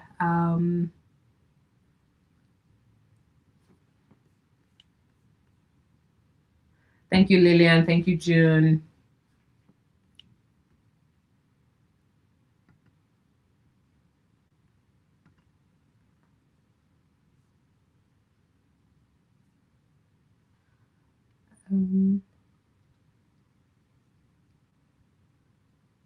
All right, that's it for me. I look forward to connecting with everybody. You can take a screenshot of my details, and I would love to hear from you on LinkedIn or through email. Thanks, everybody. Sorry. Hey, Yeti. No, don't go anywhere yet. Oh. Thank you for that session, Yeti. I think someone dropped their number for you in the chat. Oh, really? You saw it. They said they were driving. I don't know if did you ask for anybody's number? No. And we've also got a question for you. I think there might be a slight delay. The camera for a moment. It says, hello, how did your perspective resonate in the cultural energy of Lagos? Oh, that's a great question. To be honest, it was like, what are you talking about? You just parent and mother the way your mother's mothered. And I was like, doesn't work for me. I want to do it differently. So as you can imagine, to be honest, there was quite a lot of tension between myself and my mom and mom-in-law, because I had so many different questions and so many different ideas around what it meant to mother the way I wanted to. One very small example that we clashed a lot on was on breastfeeding. Could you imagine it? So by the time I had a child, there was a lot of research that said you don't need to give your child water or anything else for the first 6 months of life, right? And my mom and mom-in-law like, well, what are you talking about? Give the child formula. And I'm like, no, I want to breastfeed exclusively for 6 months. So it's so funny that on something so small, there was a lot of tension and pushback because research had moved away from needing to give them anything but water. So how did I deal with the cultural energy of different things being in Lagos? It was an adjustment period. I tell you, it wasn't straightforward, but you keep going, you stay polite, you stay engaged with people. I recognize that it's about different perspectives, but my perspective is not any less important than yours. So I hope that helps. And now that I've moved to the UK, this is yet another cultural dance that I've had to learn over the last 5 years. Yeti, I remember that as well, by the way. Like, my mum couldn't fathom that I didn't give the kids water in a bottle from like when they were first born. And I remember in my mind, I'm thinking to myself about all the little different, it's like, well, what type of water is it? Is it boiled water? She's like, no, you just boil the water from the kettle. And I'm thinking, but that's tap water boiled. And I remember my mum was like, the baby needs to stay hydrated. But I was like, but milk hydrates the baby. Exactly. It's so small, but yeah, you're arguing about things like that. So I do remember that as well. Yeti, if anybody wants to reach out and find you, I think you had a lot of comments in the chat of amazing presentation, and many of us that are second and third generation and first, even first generation and gone to another country. There's a lot of stuff culturally, exactly what you was even just talking about, things that are part of our blueprint. Then now you're even talking about the breastfeeding, you're in a hospital and you're doing something differently. And it's almost like you're living two versions. Even me, to this day at Christmas, we still, for some strange unknown reason, have an English Christmas mixed with a Jamaican dinner. So you can't even move after dinner, because not only have you got rice and peas, jerk chicken and curry goat, you've also got a roast turkey, Yorkshire puddings, roast potatoes. And it's like you're embracing these two cultures. Yeah. But if anybody wanted to reach out and connect with you and work with you, how would they go about doing that? What's the best way and the best channel? All right. So the best way would be to connect with me on my LinkedIn. So I had it on my slide before. What's the best way? Should I drop it in comments? Maybe I think you should drop it in the chat. I think that'd be a really good idea if you could drop it in the chat. Let me do that. So LinkedIn. And I will also drop my email. So you can connect directly that way. I'm not sure I mentioned that, but I do offer coaching for women who are trying to design their lives for abundance and are trying to figure out, how do I move from here and how do I transform to where I want to be. I'll be happy to work with anyone who's looking for that.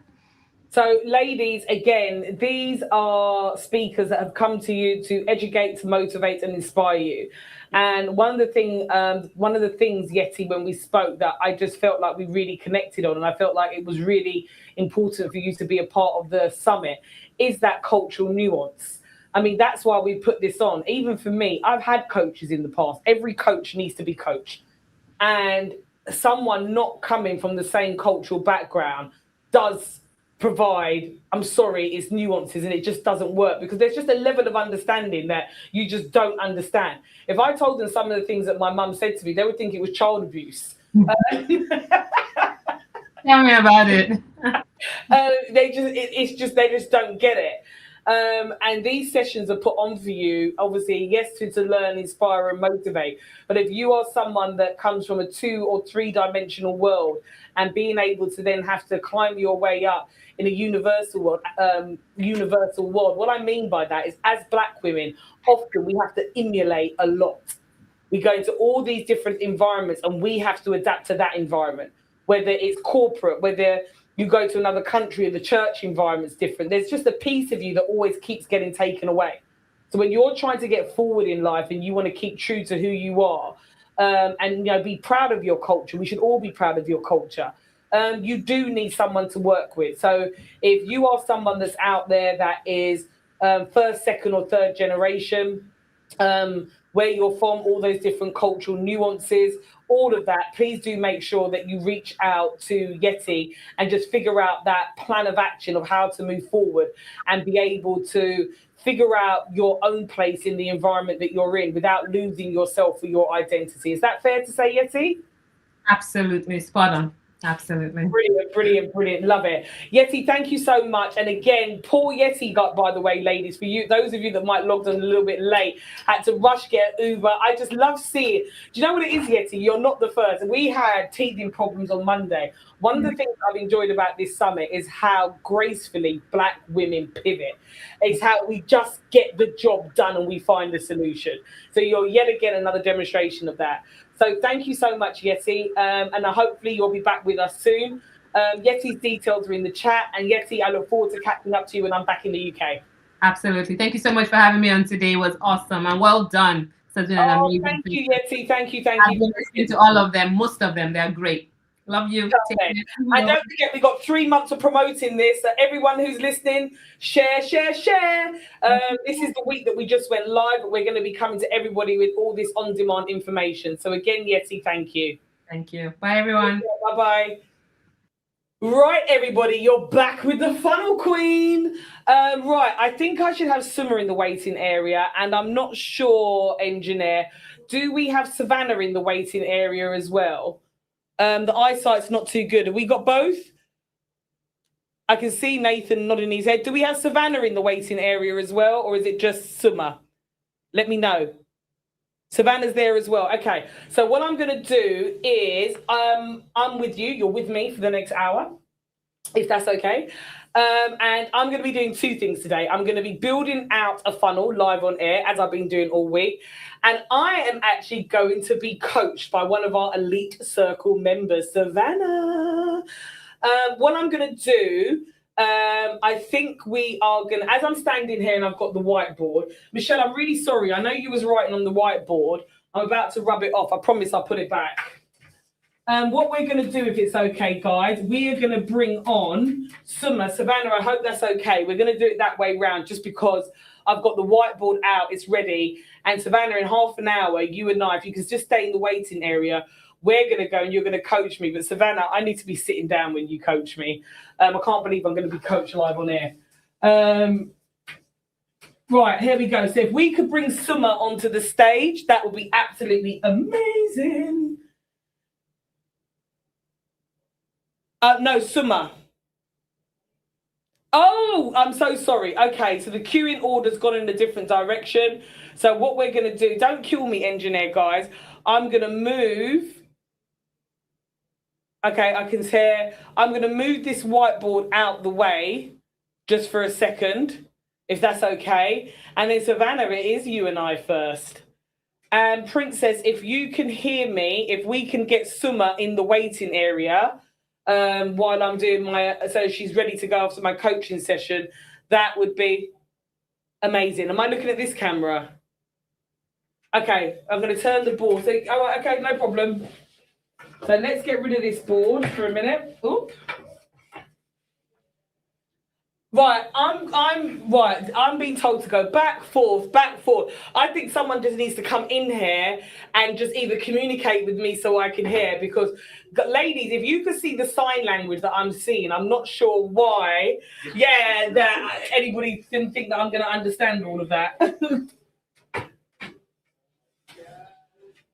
Okay. Right, which chair can I sit on? Because we haven't got Summer at the rating room area, have we? Yeah, so remember, I'm doing my session, guys. Sorry, ladies. My session is going to be split into 2 halves today. I'm being coached by Savannah, and I'm also going to be building a funnel for Summer. So as we're waiting for Summer to come in, I'm going to be coached by Savannah. So to be coached by Savannah, I would like a seat. But I need to be visible on camera. Oh, there we go. You're just going to have to get in the frame. There's no avoiding it. There you go. Right. Okay. So hopefully, if I sit, you're going to be able to see me on camera, yeah? And then, Savannah, we're going to kick off. If you can... Actually, and I'm going to want my phone. Sorry, guys, live on air. You're live on air with me moving everything around. Am I on this camera? Okay. So I've got a microphone now. There we go. Savannah, you ready? Right, and I'm now looking at this camera. I can see me. That works. Oh, Summer's there now as well. Yeah, we're going to keep me sitting. Right, Summer, if you could just... I can see Summer cracking up laughing. Just so you know, Summer, I've got a screen in here and I can see you laughing. Right, now that I'm here and I'm settled and... Whew, I think I'm going to take my coaching session. So Summer, we're going to do a quick live coaching session. Then I'm going to be on with you building the funnel out. Engineer, if we could make sure the next person, I've got a good idea of what time I need to finish for the next person to come on. That'd be really great. Right. Savannah, we're going to bring you live on stage. If we can bring Savannah onto the stage. Oh, that was a bit of a confusion, Savannah. It's been like a workout here. Hey, Savannah, how are you? I'm exhausted just listening to y'all, man. I know. Got my brain doing like, oh. I kind of wish I was where you were. So, right, Savannah, I'm actually feeling quite nervous, believe it or not, about being coached on air. So, but just to let everybody know, I'm going to be completely open, honest, and transparent. Because otherwise, coaching doesn't work because you're just lying to yourself. All right, so I have two questions. How would you like to start? Or would you like to go through my translation gap framework? Let's go through your translation gap framework. Okay. So this is what Savannah does, ladies. Okay, so normally I would have you go through a quiz to like help identify what your biggest pain point is right now, immediately right now. And the reason why I have people go through the quiz is so they can actually identify one thing, because often it feels like everything is the pain point. But in this case, we'll just try to excavate it through conversation. I guess at this moment, and I don't really mean at this specific moment with you in the chair, but in the, like, let's just say past few weeks, asterisk, because this is planning up to the summit going live, what has been your biggest pain point that you think? Biggest pain point. And I can give you options if that will help. I could probably list them out, Savannah, if you want me to. Okay. I would say my pain point is it overwhelm? Is it exhaustion? Is it confusion? Is it anxiety?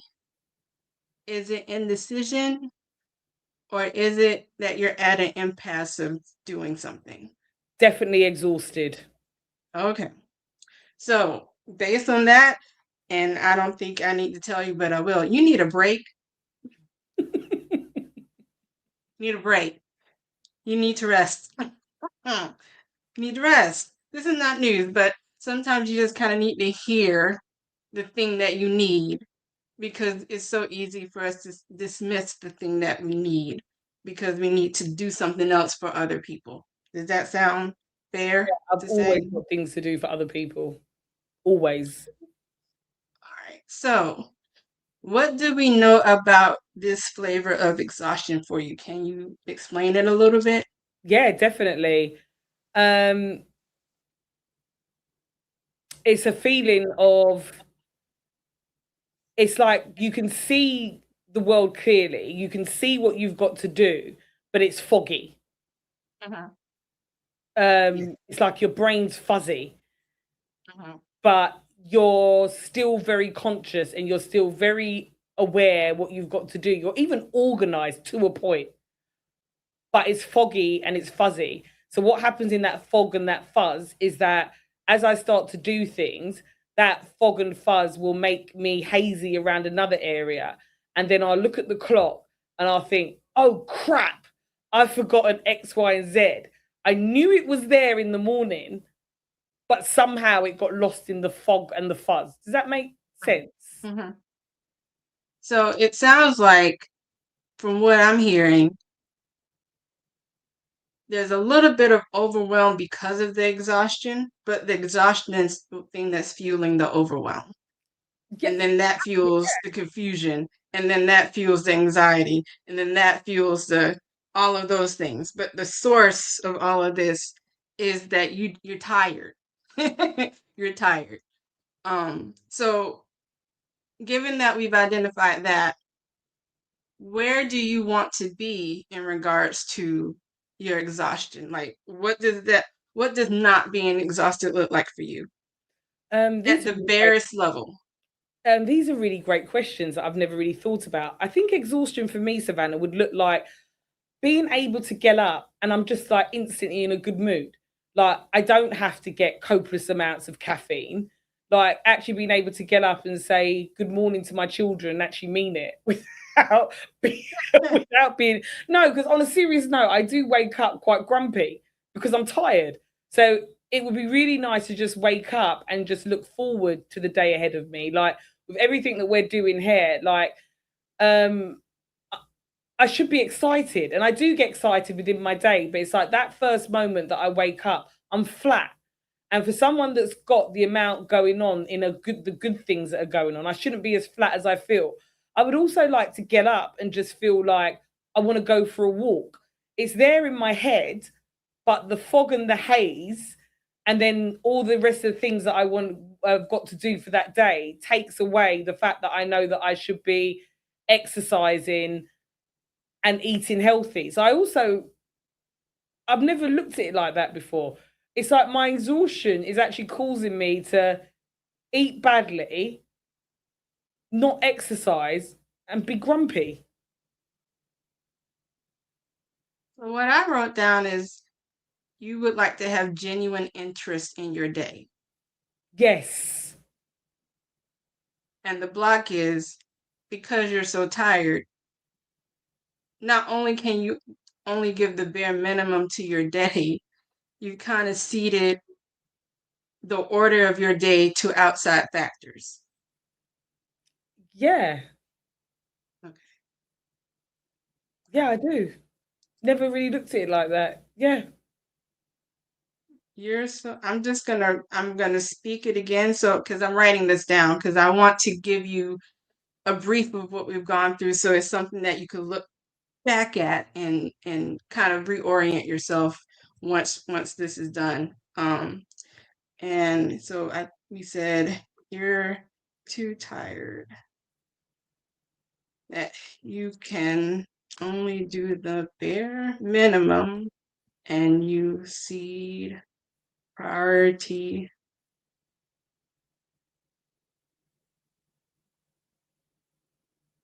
So I said the block is you're too tired that you can only do the bare minimum and you see prioritization of your data outside factors. Yeah, definitely. Okay.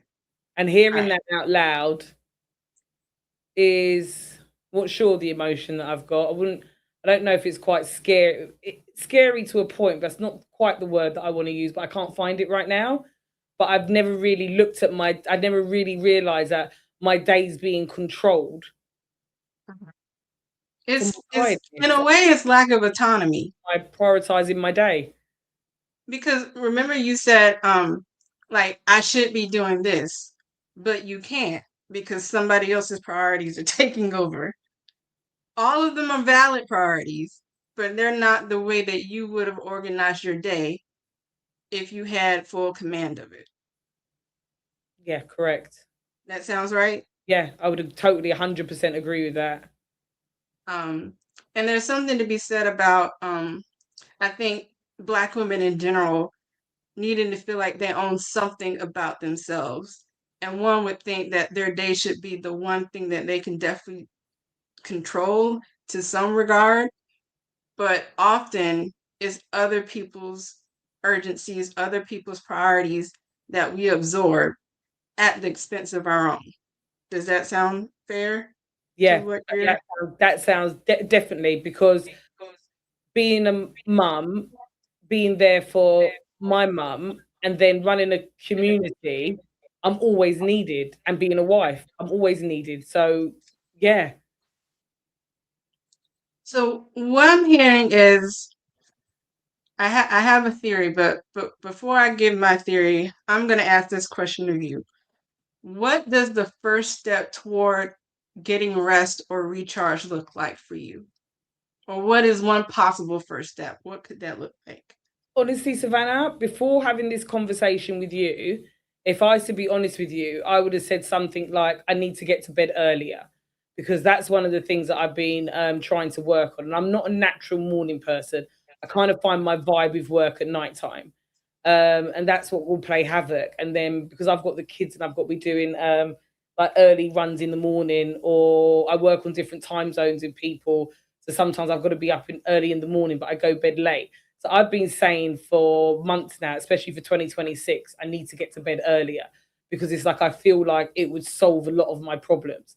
If I was to be really transparent with you, you just pointing out what you just pointed out to me, the fact that from tiredness, from feeling foggy, from always having to turn up for people, I'm letting those things dictate, reprioritize my day. Because you're right, whatever I write down in my notepad the night before never seems to actually happen the next day. Things get shifted. You were spot on when you use the word priority. I start changing things around from literally the minute I get up, because something else is happening in something else's world.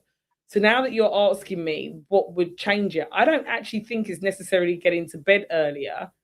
I feel like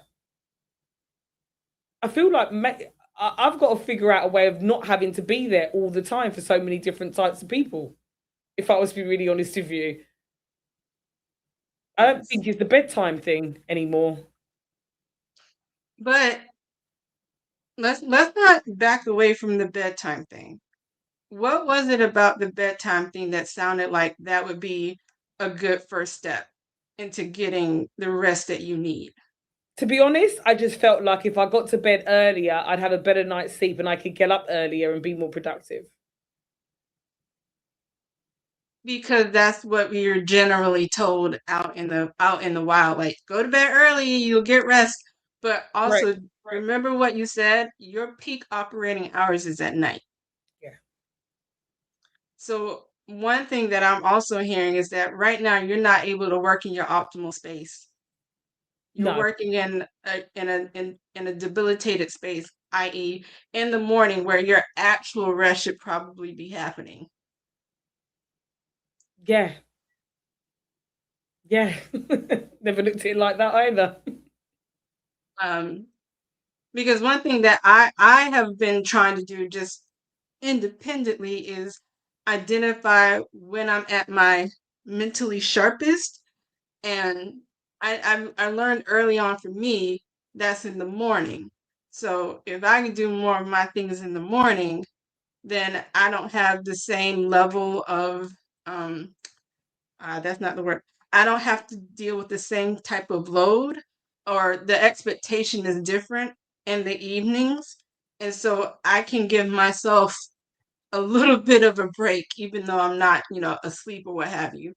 And that could be because right now the world is oriented for quote unquote morning work and not evening work, and the way that we talk about a night shift, all of those things are not necessarily positive, but there's a reason why there are early birds and night owls.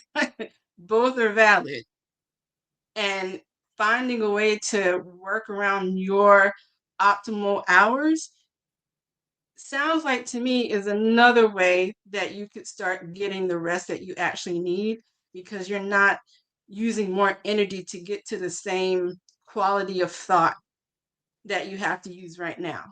Does that sound fair? It does actually. And it means that I'll be able to maybe ask for help around the areas in the morning Hmm. that need to be done, say with the kids, which is actually something that I can do to make sure that I can get maybe more of that rest in the morning. Because you're right, I'm not a natural morning person. And you're right, I work, my optimal hours are later at night. And then obviously the time difference, because I do so much work in America, they're still awake at night. So by me taking out this, I've got to get to bed earlier, because you're right, society, I don't even know who says it, Savannah, now that I'm sitting here. It's just a thing, isn't it? Like, I don't actually even know where I got it If from. we just absorb it from that aura of, and it's like, but does that resonate with you? We're And it not really does, taught to sit with, like, does that actually work for me? And and this it is a doesn't, because space, the you're right. summer is giving us all that space to do that. Like, does this work for me? Why or why not? Or if you don't even need to get to that point yet. Sometimes the biggest breakthrough is just to acknowledge, oh, that's not working for me. Yeah, because you're right. I can get help. The early morning things that I have to do with the children, I could actually get help around, which would mean I would be able to work at my optimal hours. And then actually, Savannah, if I got up and I didn't have to do the early football drop-offs and somebody else was doing that, I can now get up and settle into my day, which means that I would be more present for the children when they got home. Because you're in your optimal hours when they come home. Exactly. So actually, I'm no longer trying to aim to, because all I'm doing is trying to finish my day earlier to get to bed earlier. And what you've made me realize is that I'm just giving myself more anxiety. And it So all stems from how I wake up feeling in the morning, because I feel exhausted when I wake up. So remember when we spoke the other day and you said you had the best sleep you had in a while? Yeah. What was the difference of that day compared to the other ones? Oh wow, Savannah, you're good. I had the best sleep ever because I didn't have to get up and specifically do something first thing in the morning. I didn't even think of Well, it look at that. Look at that. I didn't even think of it like that. That day, I didn't go to bed thinking I've got to be up in 3 hours. I was just able to sleep. So when I went to sleep that night, the reason why the sleep was so good was because I knew that I didn't have to do that shoot up and jump out of bed. Oh my God, I'm running late, and that rushing around and anxiety. I knew that I could just sleep till that time and get up and start my day without it having to be about loads of other things and people. So yeah, you're right. I slept easier because what I'm doing now is I go to bed thinking about instantly what it is that I've got to do just a few hours later. So actually what I've realized is that I'm actually going to bed with anxiety. You can't even get good rest because you're not setting the stage for good rest. Yeah. Okay. Good. But I think the other thing that you had said when we spoke Saturday was that you had like a good evening too, even though that was a travel day. Am I misremembering? No, you're correct. I did. I had a good day on Saturday, even though on the Friday I had traveled all day um to New York, and that day was exhausting because, as you could imagine, 3 kids had to, drop them off to my mum's. You got to iron out school uniform in advance, make sure swimming bags are packed, football kits are packed. It's like I had to do everything for I had to leave my mother-in-law staying there, so I had to make sure the house is clean and tidy. Didn't want her to think that I was nasty. So there was just loads to do. Um, so I didn't sleep the night before at all. And then you're right, I didn't have to do all of that. So I had a good night's sleep.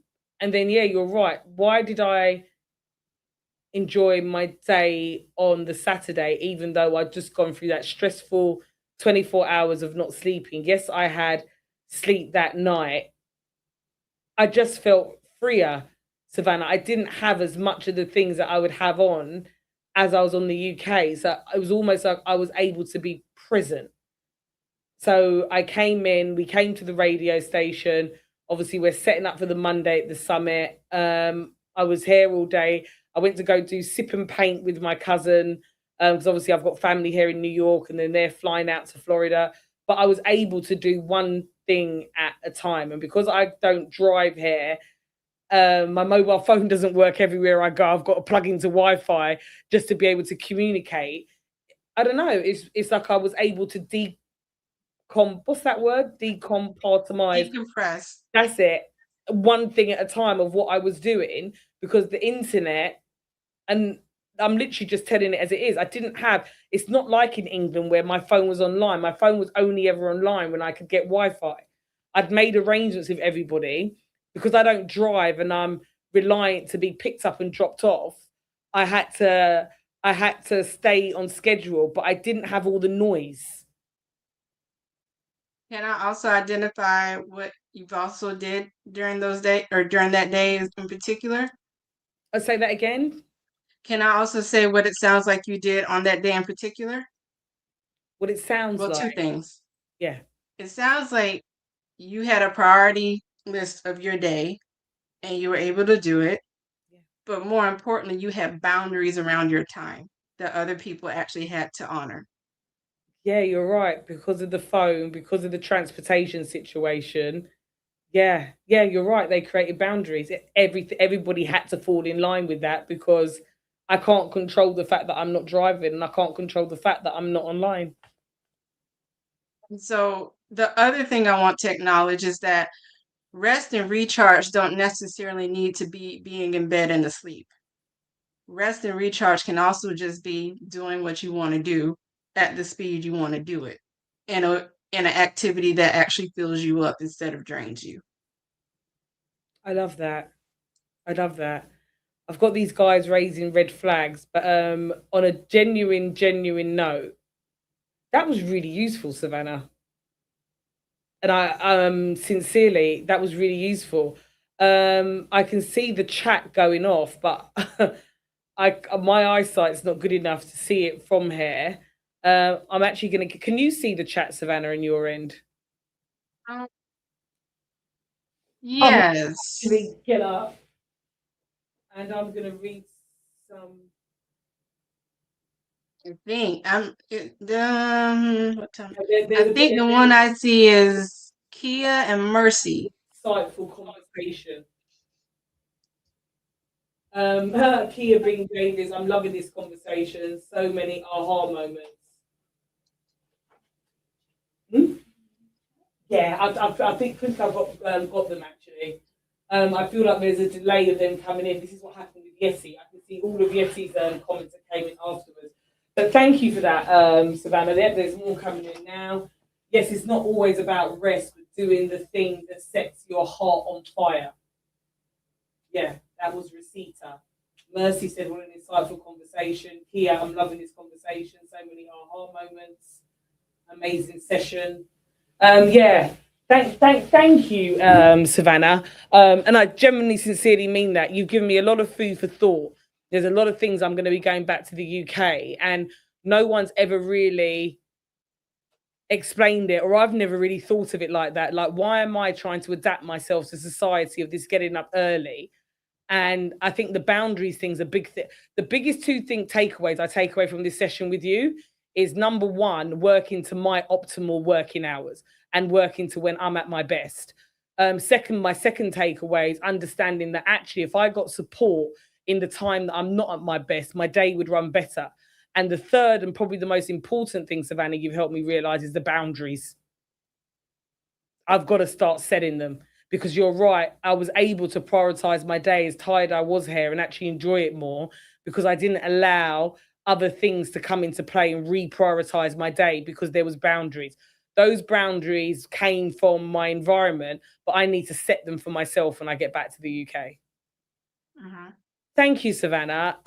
Savannah's also going to be coming to you. We're going to confirm at what time today with Cheryl. Just to let you know, Savannah, Cheryl's all stressed out back there doing the. She doesn't need to be. Uh-uh. There are no wrong answers. Cheryl is Cheryl is as cool as a cucumber. So being asked so many questions. That's why I said you're not whipping through them. So everyone, Cheryl is doing a Clifton Strengths Finder. I'm also going to be doing one again, and you're going to be watching Savannah give the feedback around that. Savannah is one of our Elite Circle members. You're going to see us again. But Princess, if you're there in the chat, or Savannah, if you can do it, if you can just drop in your profiles of how people can connect with you. If they want to reach out to you, they want to call, they want to work with you, please do drop it into the chat now. And what we're going to do, because I know I've been told to stick on schedule today, we're going to go over and bring Summer on the stage. And Savannah, we're going to let you know when you're coming on next, but we look forward to seeing you again for your next segment. And genuinely, thank you for this morning. Thank you. You're welcome. Glad I could help. All right, bye-bye. Bye-bye. Right, Summer, let's go and build some funnels. Right, let's get rid of this chair. Yeah, just let me know when I can. There we go.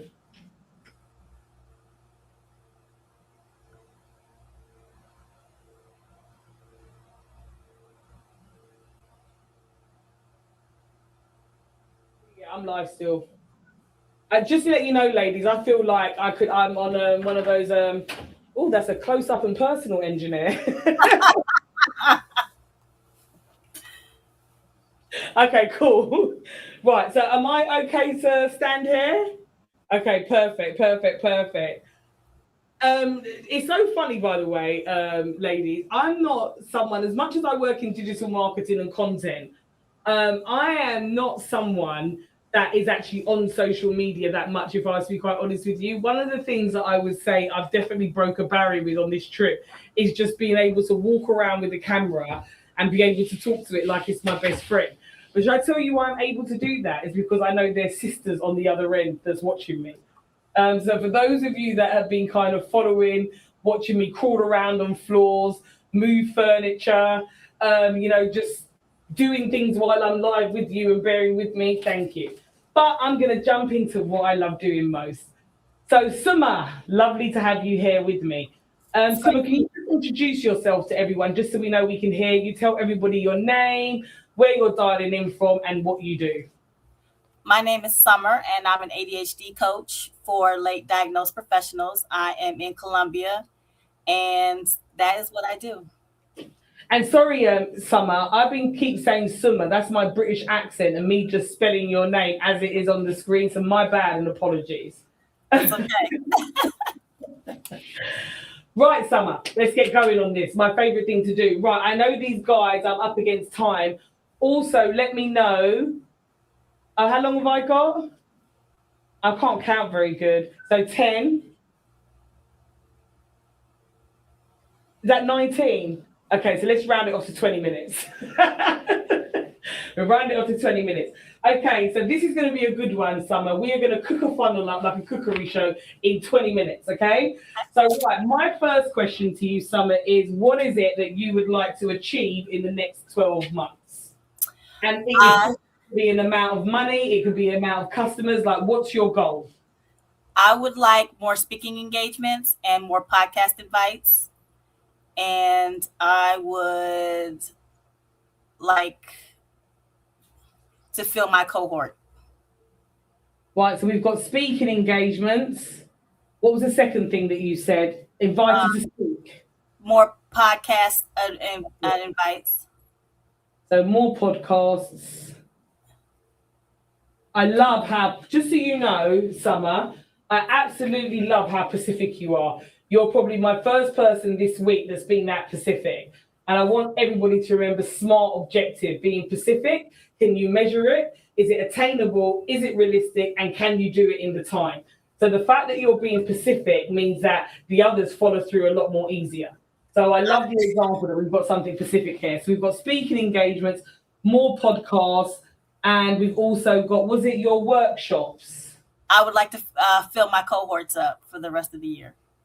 And what do your cohorts look like, Summer? They are where I teach scaffolding, all manual scaffoldings and scaffolding with AI, which is my lane. And that is what they kind of look like, where I teach that. We go over things like does it mean to have ADHD? What kind of tools are best for you? What kind of tools don't work for ADHD brains? Stuff like that. Love it, love it, love it. Okay, love it. So I'm going to call this AD. That's fine. So we're going to get a little bit more specific. How many speaking engagements would you like per month, Summer? At least 2. Okay, so 2 per month. It's always good, ladies, to put a number on something, because if we're going to measure what you're doing, we need to understand, are we on track to get that done? Podcasts, how many podcasts would you like to be on monthly? Mine are actually 1 a month would be probably good for me. So 1 a month. And your cohorts, how often would you like to run those? Once every quarter. Perfect. So once a quarter. Okay, so these are going to be your goals. Okay, I don't have the niece's handwriting, but you will get where I'm coming from. So these are Summer's goals. So Summer, what I want to establish next is what is your offer, which you've kind of already told us. That's your cohort, but what's the name of your system and what transformation does it give? So when people finish the cohort, what do The they walk Sustainable away with? Excellence Lab. Oh, sorry, say that They again. walk away with tools that support their. I'm sorry. They walk away with tools that support their brain, even during the crash. So tools that support their brain, that make them more productive. Is that fair to say? I don't want to say more productive, but it keeps you moving. We won't say more productive because if you crash, you just crash. Okay, so keeps them moving and stopping them from crashing. Right. Got it. And who is your audience, Summer? They are late diagnosed professionals. Love this. So now we've got audience. And that over here is the offer. So let's have a little bit of red here.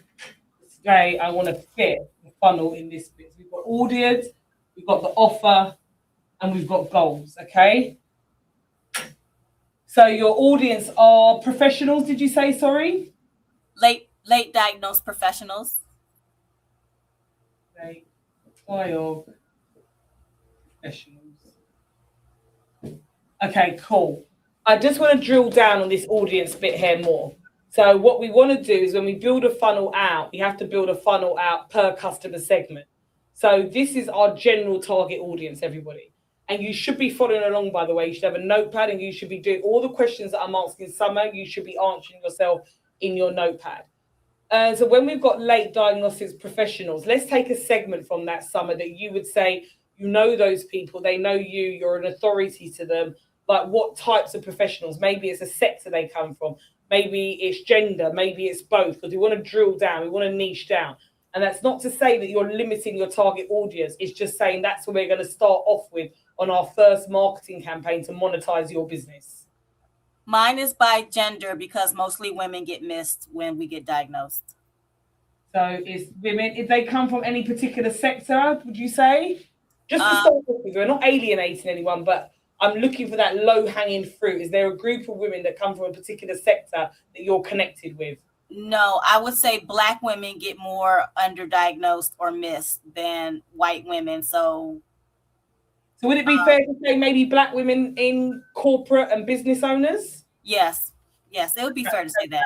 We've got corporate and business owners. And if you had to pick as your low-hanging fruit between corporate and business owners, which one would it be? Just to start off with. It would be business owners. Perfect. So we're going to go with this one. So we know, just for a quick recap, we're going to build this funnel out. We know that you would like to be doing 2 speaking engagements per month. You want to be doing more podcasts, 1 a month. You want to be filling out your cohorts and doing 1 per quarter. Okay? Your offer is that you provide tools that supports your audience to keep moving, stopping them from crashing, which means they can have their best lives. Okay, fair to say. Your audience is late diagnosed professionals, and the customer segment that we're going to build this funnel out for is Black women and the business owners. That doesn't mean to say that Summer is going to ignore those that are in corporate. It doesn't mean to say that she's going to ignore all the other women that there might be as late diagnostics professionals. However, we're going to start with one customer segment because what we tend to do as entrepreneurs is start with everybody, and we feel like as long as we can get the name out there, we're going to start making money. But what we start doing is sending out a lot of different mixed messages, and people are just bombarded with content and information. We were speaking about this a lot yesterday. It's one of the reasons why we go on to promote this for another 3 months, to give people the chance to find out, their areas of where they're stuck in, and they can use the summit as a guide. Because sometimes when you've got too much content, it can be overwhelming. So we've got our audience, and now what we're going to do is we are going to build our funnel out. Right, this pen is not that good, but we'll work with it. So this is the funnel.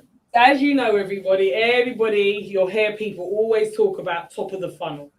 Top of the funnel is always called awareness, because this is how Summer has literally got to say to the world, I'm here, I'm over here, look at me. Okay. I'm just trying to step into the social media stream, but social media, you can't see me, but you can see the board, so that's good enough for me. So we've got Black women who are business owners. At the moment, Summer, what are the channels that you are using? Where do you feel like your channels, your audience is hanging out? LinkedIn. So we've got LinkedIn. Are you using any other channel at the moment? Right now, I'm just focused on LinkedIn. I also have ADHD, so I had to stick to one And thing. you know what's funny, Summer? All of this week, I've been saying to women, no more than 3. 3 is the magic number. And I keep stressing that, even if it, and when I say 3, 3 is the maximum. I'm so happy that Summer has come here today and just said 1. Because when you are a solo entrepreneur, actually, Summer, 1 is a good place to start, because you'll do it and you'll do it well. And you can be focused around that. Also, the more channels you've got is the more resources you need, the more time that you need, and the more money that you need. And for many of us who are solo entrepreneurs, we're building our money up, building our business up. Money is often the one thing we don't have a lot of. And often we're quite time poor, especially if you're bootstrapping your business and doing other things. So when you're focused on one channel, you're going to do better focusing on one channel and doing that really well. And you also get to notice all the nuances and change things. When you're across 3 channels, you're doing this almost like times 3. So I'm actually smiling ear to ear that you come on and said 1 channel, because now I can show everybody an example of how to laser focus. And obviously you'll have more time. It's going to look very different to the last couple of funnels that I built out, which were a lot bigger. So I like this, because remember, everybody so far is a one-man band. So where Summer's being smart is she's using her time effectively, because she's going to use 1 channel. So I love it. So we've got LinkedIn. So on LinkedIn, what are you doing on there at the moment? I mostly post my lived experiences and sometimes my clients. Right, so you're posting, which is what you should be doing. But in terms of going from visibility to revenue, we need a strategy on LinkedIn. Right. So your strategy on LinkedIn needs to be lead generation. And if you are posting things that you're going through daily, is that correct? Like nuances, how you cope, and it's almost like a day in the life of Summer. Is that fair to say? So people can see what it looks like being ADDH from your point of view and how you manage it, and using your own theories and frameworks on yourself so people can see it, and doing that sometimes with your clients. Is that, have I got that right? I have not been posting how I deal with my ADHD, to be honest with you. I have that set up to go into Q2 doing that, but I have not been. So I've been having a real big conversion issue. No problem. But is that what you would like to be doing, or not really? Because we don't want you doing things that you don't want to do. Yes, that's what I'd like to be doing. Perfect. And that's another note, ladies. Please don't pick something just because you think it sounds good. You've got to be comfortable doing something. Or if the fact remains, you just won't do it, or it becomes a drag. And that's my relationship, Summer, with social media. I just had to admit to myself that I'm not consistent with it. I struggle with it. There's parts of it I don't enjoy. So I had to find something else. And really, that's how I've done events. So I'm just giving the example that you've got to do what suits you in your lane, if that makes any sense. So I don't want anybody listening to this thinking, I'm going to do that too, but you don't really want to do it. Summer wants to do it. So that wanting to do it is going to drive her to actually do it. Does that make any sense? Don't just say, oh, I think that's a good idea, so I'm going to do that. That's what gets us into trouble. Yes, it is. So that's brilliant. So taking on board your content strategy, and this is where I talk about visibility to revenue, by the way. So we're going to use your content strategy on LinkedIn to create a strategy, so they tie in. So if you're going to be posting about yourself, you know, talking about all the things that you go through, talking about how your framework, is you use it on yourself, how well it works, you need your audience to plug into that. So how you're going to do that is through lead generation. Okay, let me get a color pen. So we're going to do this through lead generation. Now, something I haven't done this week yet, I'm about to do with Summer. Summer, I just want some insight into your audience. And what I mean by that is for me to work down this funnel and do you justice how I've done everybody this week. I want to understand, like when you said to me, you keep them moving because if they stop, they'll crash. What is it that someone actually people who are late diagnosed professionals, how do they end up getting diagnosed, Summer? What is the thing that makes them go to get diagnosed? A lot of times in my experience so far has been a lot of people have gotten accidental diagnosis. Like they're getting their children diagnosed and the doctor goes, hey, have you been tested because you have it? Or I think you may have it too. So my experience has been a lot of accidental diagnoses. The diagnosis actually finding people and people not seeking them out. But mostly it might be your therapist telling you that you need to go get tested because you may have ADHD, or I suspect you may have it, or autism or something like that. So those are the two ways that you would get diagnosed. So what that tells me, Summer, and I'm loving the fact that you are using data here. So I'm going through all the colors of pen. When we looked at your target audience and we said Black women and we said business owners, what I'm going to do now is I'm going to actually niche you down even further, and I'm going to come back to the funnel. And I'll tell you why. You're going to look for Black business owners that have children. Don't know if you see where I'm going here. They've got children. I mean, you're a little child. And you're also going to segment down to those who are in therapy. Right, must bring better pens tomorrow. So you've got Black business owners who are either in therapy or have children. I don't know if you see what I'm doing here, because when we do the lead generation, we want to make sure that we're targeting people that maybe have just got a diagnostics. Does that make any sense? So they're looking for something, they're actually looking for you without even realizing it. So when you do lead generation, it now means that what you're going to do is make connections. So this is where you're going to use LinkedIn. LinkedIn gives you 100 connections per week approximately. You can also get Sales Navigator, and it gives you 150 connections across the month. The difference is with Sales Navigator is that you can jump into people's email boxes straight away. So now what you might decide to do is you might decide to do some lead generation, and you might start doing some messaging where you're reaching out to women.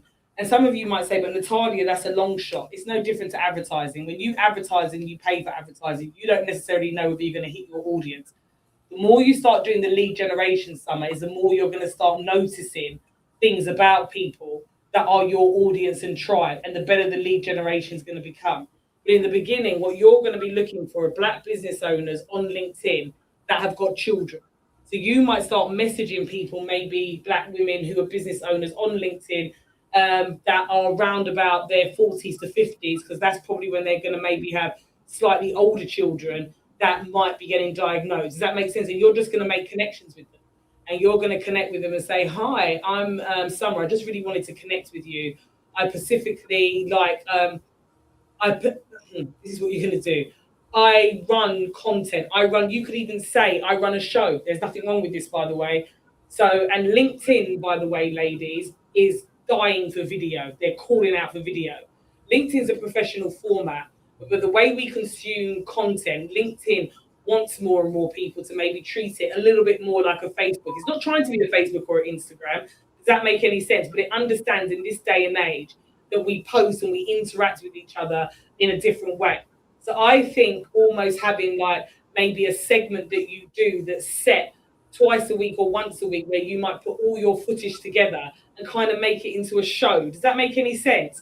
Now, Summer, what you're doing is you are reaching out to your audience and saying, I would like to invite you to my show. Just follow me. I do a half an hour segment every week just around, children, Black women that have got children that have been diagnosed with ADHD and also either been diagnosed themselves or they're about to go for a diagnosis. It could be as simple as that. You've also got the fact that they're in therapy. Okay, so you might decide and think to yourself, and this is where you're going to have to go and do some research because we're limited on time today. If we were working with each other, I would do some research and suggest you go and do some research just so you can see, are there any new, is there anything that you can see on LinkedIn that might point to women that have got therapy? You might decide that you're going to specifically go for maybe your corporate. So this is where you might build out 2 funnels. I can't ignore it because I know we've kind of splitted your segments. So this is where you might have a funnel for corporate now, and you might look at the corporate organizations that add therapy as a part of their private healthcare. Does that make sense? Yes, it does. Organizations. So you might specifically look for corporate women that you know that have got access to that, because now you know they might be in therapy. And that funnel, you would have a campaign that specifically, when you're making that connection on LinkedIn, you're going to say, I'm just come and watch my show. I'm just reaching out to you. I'm reaching out to women who are in therapy, recently being diagnosed with ADHD, or maybe their therapist has suggested it. And remember, you've got to warm the relationship up. You're just making a connection, first of all. Once you've made the connection, you might comment on, what someone wrote on a post. And this is the thing about LinkedIn, ladies. You can see what people are posting on their timelines. If you can see a Black female business owner or corporate person, and they speak a lot about mindfulness, wellness, does that make any sense? Even though they're business owners and corporate, that's probably giving you a little slight indication that this is someone that's very in tune with their own mental well-being and maybe could be in therapy. When you might see people posting on their timeline family days out and what they do with their children, that's giving you a clue that, okay, this person might have children. So you're going to do a little stalking, Summer. When you send your connections out, you're going to do some stalking, and you're going to stick around, because what you're looking for is Black female entrepreneurs with children and Black corporate women who might be in therapy. And you're going to invite them to some type of show or segment that you put together, especially if you're good on video. It could be that, does that make sense? It could even be that it's a short post you do every week, and you might push them somewhere else. That somewhere else is your engagement. I plan to do masterclasses live on Zoom once a month, starting in Q2. Love it. So your engagement could be your Zoom masterclass. So remember what I said, LinkedIn is screaming out for videos. They're trying to encourage more and more people to start doing videos. You've got LinkedIn education. So on your feed, you might start doing videos, and you're just doing lead generation to invite people to follow you, to say, come and follow my show, where it's a day in a life all about Summer and how I deal with my ADDH. But the LinkedIn lead generation, you are nurturing real conversations with women that might be exposed to it by looking for the telltale signs outlined here. The minute you start building up a little momentum, because of what you do is so niche, what do you think they're going to do if they like the content on your page and they know someone else with ADDH? They're going to push it. There you go.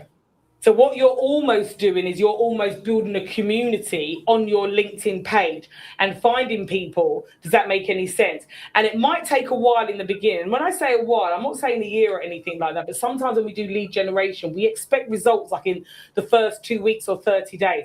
At least do it, and do it consistently for 3 months. Do you see where I'm coming from? And you're going to get data that's going to be able to guide you. One of the things that I haven't discussed, I've touched on it, haven't discussed, your funnel, every single layer of your funnel, ladies, should be tracked. You should be collecting data. So when you're connecting with people, especially when you're using LinkedIn, you want to start noticing what are the telltale signs of the people that I connect with. And with the people that I connect with, how many of them are following me? For the people that I connect with, how many of them then register for Zoom and go to my masterclass? Every single touch point that we have in the funnel, we should be tracking it, because that data is always going to guide you. It's your North Star. It's going to tell you where it is that you need to be. Okay? So we've got our engagement is Zoom and the masterclass. And then what you want them to do is subscribe. So this, again, can you see how much more cleaner it is when you're on one channel? So they're subscribing to you, actually, Summer, when they are opting in for your masterclass. Yes, you've got subscription here because they're following you on LinkedIn. But my suggestion as well is, and let me know how you feel about it, because I'm not a writer. You might also have something like a newsletter. So maybe those that aren't going to your Zoom, you're still collecting their data. People don't really like leaving LinkedIn. So within your LinkedIn posting, when you're posting to people, you could actually invite them to a newsletter. So you've got video content on your feed that's almost like or consistently posting about a day in the life. And you can also get people to sign up to like a monthly newsletter on LinkedIn. It just means that if you want to communicate a message on your newsletter as it grows, does that make any sense? It's actually a form of engagement. But we want the Zoom masterclasses because we want to make sure you own your data. So one minute they register for Zoom, they're now coming into your platform and they're coming into your email list, which means you can nurture them. Before your email list, you can nurture them on LinkedIn by doing a LinkedIn newsletter. And this is now where you can get AI to help you. This is where you can get Claude. You might decide to upload the videos you're doing to Claude and say, based on my videos this week, write me a newsletter. And you might start churning out your newsletter weekly, which is going to give you more visibility because you're pumping out more content. And this is where AI can cut a lot of time down for you. And then because it's on LinkedIn, you haven't got to go and buy software or anything like that. You can basically carry out all of your awareness and a part of your engagement on LinkedIn. And then you're pushing them to register for that Zoom masterclass, which means now you're growing an email list. You're growing a list on LinkedIn and you're growing your own email list for those that register for your masterclass. So now we want to convert. So you should be converting on your masterclass. So this is where you've got to think, what can I give my audience? You've got fill in your cohorts here and you want to do one a quarter. Depending on the price, if that cohort is high ticket, my advice to you, Summer, would be to create something that is entry level. Does that make sense? It might be something that goes before the cohort, where it's almost like someone gets to try you at low value before they make their mind up to say, yeah, I'm going to do the full program because I really need this. So maybe, because what we've all got to remember is that you've got to warm your audience up to know, like, and trust you. And what happens with most entrepreneurs, we just want to have one night stands. We just want to go from meeting someone to boom, straight to the business. Sometimes you've got to let your audience have a while to digest who you are, what you do, and feel comfortable in buying from you. So it could be, and it might not be. You might say to me, Natalia, what I do in that cohort is something they're going to want to go for. And that's fine. That's the decision that you will make. But you might decide after convert to have some type of entry point offer where it could even be, it's one session with you at a no-brainer price. It just gives them the choice, does that make sense, to say and feel comfortable to say, do you know what, I want to do the whole cohort and the longer program. I do have an offer that's priced lower than the cohort by, I think, by about $100 or so.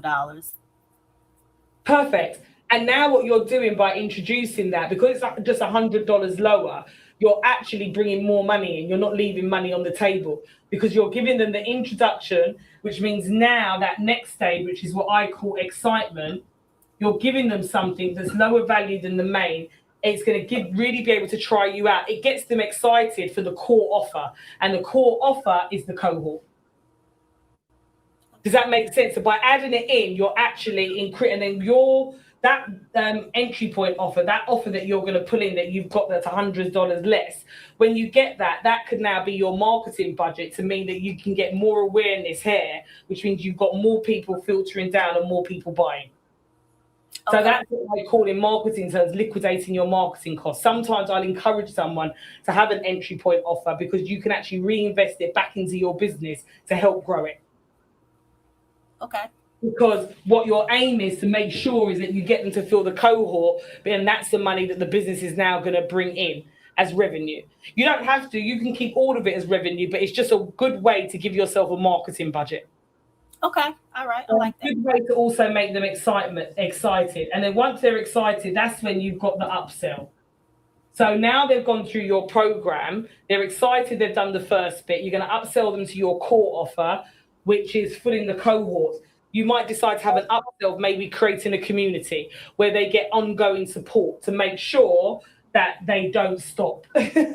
You give them something that maybe, does that make sense, that holds them accountable to keep their journey going. So you might start to think about what comes after this that you can upsell in your funnel, meaning you're not leaving money on the table for them to go somewhere else to continue their journey. Okay. Because those tools that you've got, maybe those tools, new tools can come out.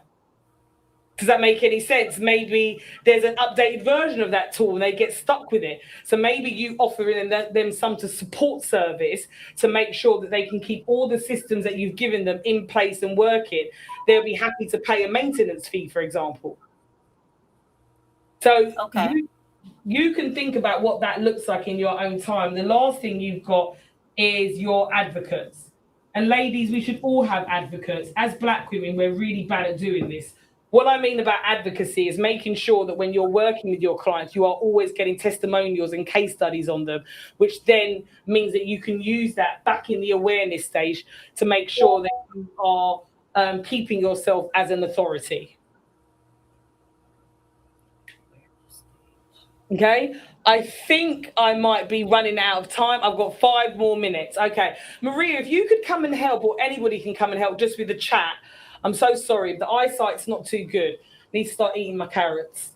But Summer, does that help? Does that help lay out a structure? And if you join revenue rooms, you know, we would work on this because this was like a very quick cooking funnel. But does that make sense to you? It does, especially for a person who didn't understand funnels until now. Right, that makes my heart sing generally. If I've given you a better understanding of what a funnel is, that absolutely makes my heart sing, because actually, Summer, they're not as simple as you think they are. People kind of understand what they are, but they don't. And that's why I really decided to, this week, I just wanted to show people what it looks like and what it can do for your business. Because all of this that we went through today, and you would refine this, make sure you join revenue rooms. You would refine this. But what this does, you can automate all of this with technology once you get it up and you get it working. So, Summer, we're going to read through some of the questions in the chat. And Nathan, could you put the QR code up for revenue rooms? Someone wants to know how to connect with Summer. She's in training to become an ADHD coach. Brilliant. Summer, put your details in the chat for that person. Someone wants to connect with you. Okay. That's so awesome. Rosita Hall was saying that's amazing. Thank you. And what else? Let's go fast. We're just waiting for the scroll to scroll, guys. And amazing session from Mercy. She said, this is an amazing session. So much to learn. Okay, join Natalia. Join Natalia. Okay, that's it for now. We're going to scroll back up a little bit and see if there's any more. No problem, but I make sure, Summa, if you put your details in, because there's someone that wants to connect with you. Okay, someone wants to know, Savannah wants to know the translation gap quiz or coaching. What does that mean? That was our last session in this session. Okay, yeah, so that's it for this I session. think, Savannah, if you give us that quiz, that will be fine. But hopefully, ladies, that gives you a really good idea of how to build a funnel. Good. There we go. That's it. Pamela. Oh, Pamela. Pamela was offline. She missed this. Pamela, you're going to watch this later. This was an amazing session. And no problem, Pamela. Everything we've done this morning, if you go onto YouTube, you can see the previous days, by the way. So if you go onto the YouTube channel, obviously we're going to be coming back to all of you with on demand. So all of these sessions will be going out to you live on one platform. But in the meantime, if you go onto YouTube, it's live. And actually, it stays on YouTube. So if you want to go back to previous days and content, you can do that on our YouTube channel. Are you doing funnel tomorrow, Natalia? What day is it tomorrow? Friday. I'm day lost, by the way. Day Friday. That's it, girls. Tomorrow. So tomorrow I am, and actually tomorrow, Maria, Princess has moved me towards the end of the day. Okay. So I know many of you are in meetings at this time, but remember, you're going to have access to this information anyway. So I've got one last funnel to build tomorrow. Because I'm just remembering Pamela was, if Pamela, just correct us if we're wrong, you were one of the original ones who asked about funnel building, right, Pamela? Oh, brilliant, Pamela. We couldn't find you. Yeah, just let us know if that's you, Pamela. When you get a chance. And if it was you, Pamela, we need you to email your details into hello at Women in Digital Business. So Princess, if you are online in the chat, if you can just drop the email address. Oh, brilliant, Pamela, because we need you to actually send the email in. And I think that was our bad. So Princess, if you could just drop it in the chat. But Pamela, it's hello@womenindigitalbusiness.com. So if you could just send your details in, we will build out your funnel tomorrow. It's going to be 4:30 Eastern time. So it's going to be 8:30 in the evening. So I hope that works for you. But if you make sure you email us and let us know, and we will definitely bring you on. There was something else I was going to say, and it's gone completely and utterly out of my head. But I'm super excited about running revenue rooms after this. I know there's loads of links, so I know those of you that are interested will register. That's what I wanted to say. I remember it. It was Princess. Princess, can you also just put the YouTube channel into the chat? It just means if anybody wants to watch any of the replays while we are getting the on-demand platform where all the content is going to be available to you and you can select the topics that you need to select. That is going to be released on Monday, the 13th of April. We relaunch again. It doesn't stop here. It doesn't stop. It's going back to the UK to build that out. But in the meantime, if you want to go on YouTube, you can go on YouTube to get that. And I think if my eyesight, I see up. YouTube channel is up. It's up. I It's thought up. you It's said up. you had bad eyesight. I tell you what it was. I saw the word up, and I know Princess's profile is called Natalia Backup. So when I saw up, I thought, okay, that must be Princess. Good. All right. Right, we're going to take a 2-minute commercial break with some lovely music from our playlist that the lovely community director, Michelle Loren, has put together. Do you know what? We keep giving you different names. I don't even notice that. You're Maria Loren, House of Loren, community director. So let them know that really go to the heart too. Branding, before stages, before spotlights, there was a rhythm. Every woman in this room has a soundtrack. Songs that carried us when nobody was clapping yet. Songs that held us together when things felt uncertain. Songs that reminded us who we were becoming. Over the past few weeks, several of our summit speakers shared the songs that shaped them. Not just their favorites, but the ones that were tied to real moments in their lives. From those stories, we created something special.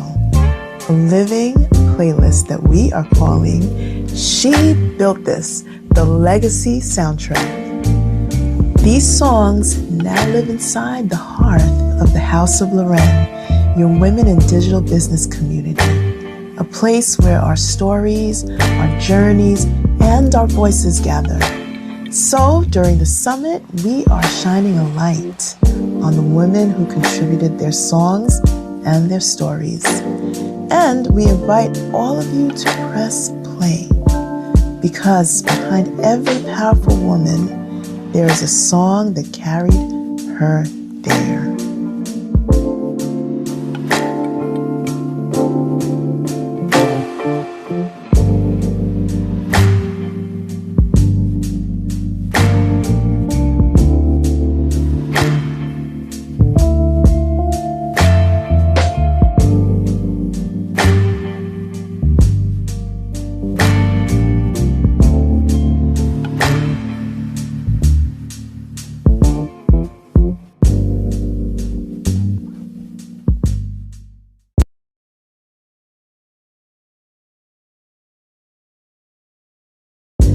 Before branding, before stages, before spotlights, there was a rhythm.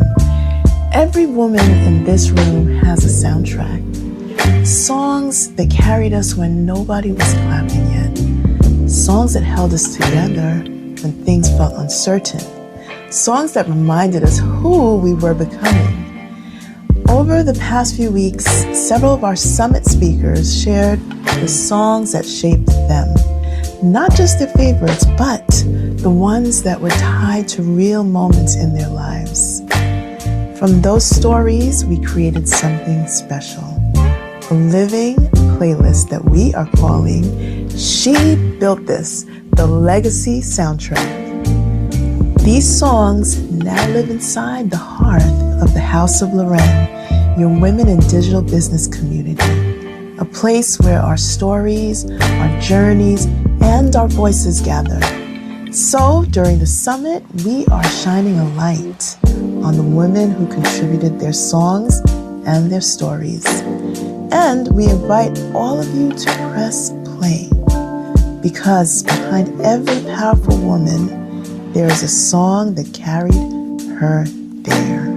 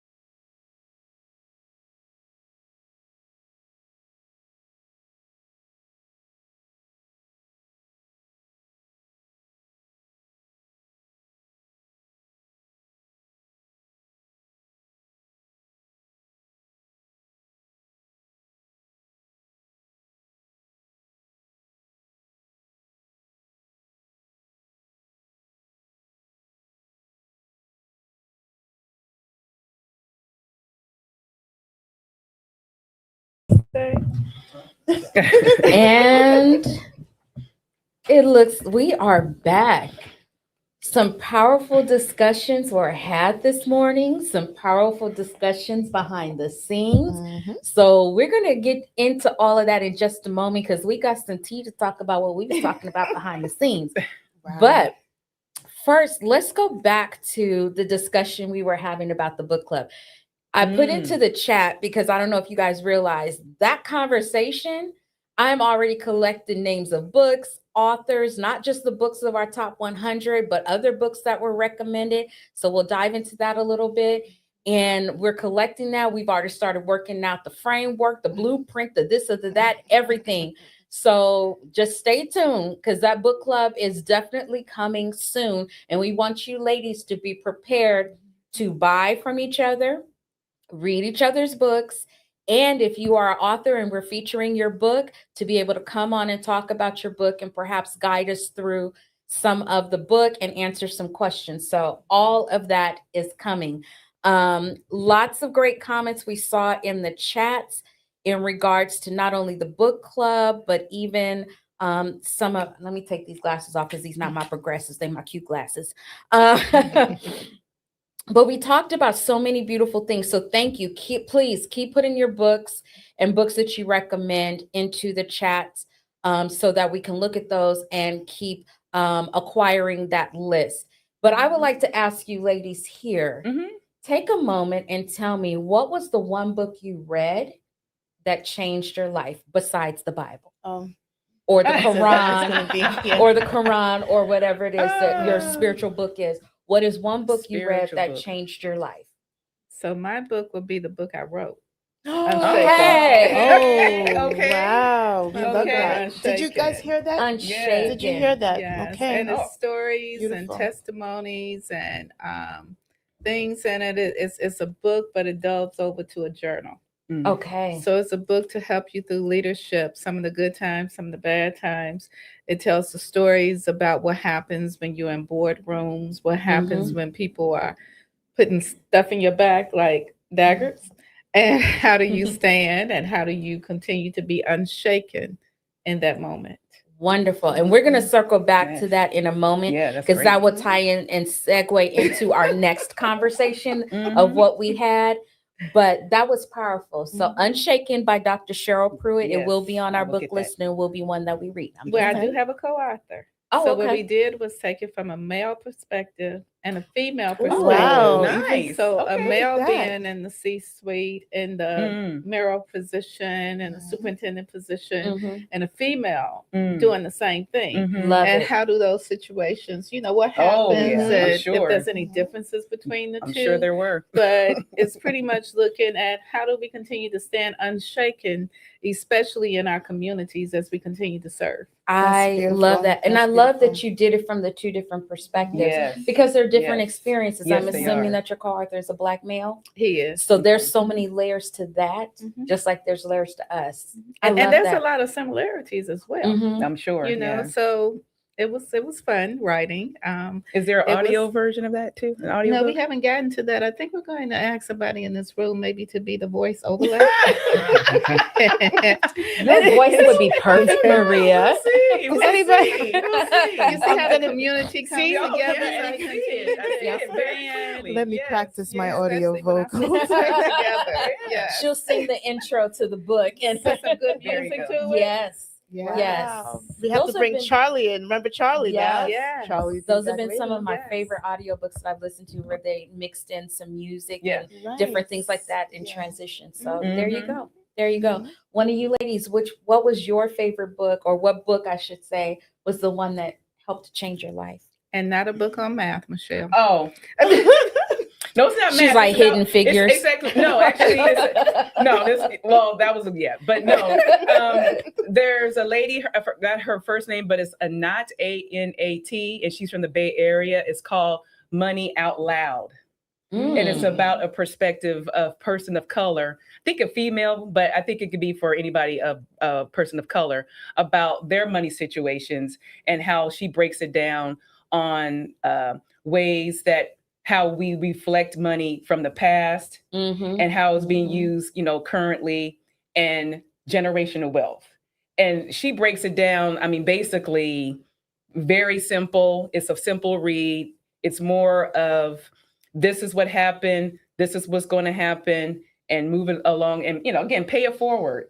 And that basically brought me more information on what I need to do as a person who has, financial situations or issues or challenges, and try to improve them. In addition to that, share with those people who I'm guiding with their financial situation. But because it's a person of color who wrote it and basically just went through the journey that I can relate on, it was a great read.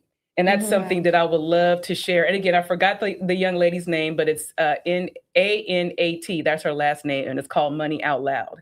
And it's really a good read.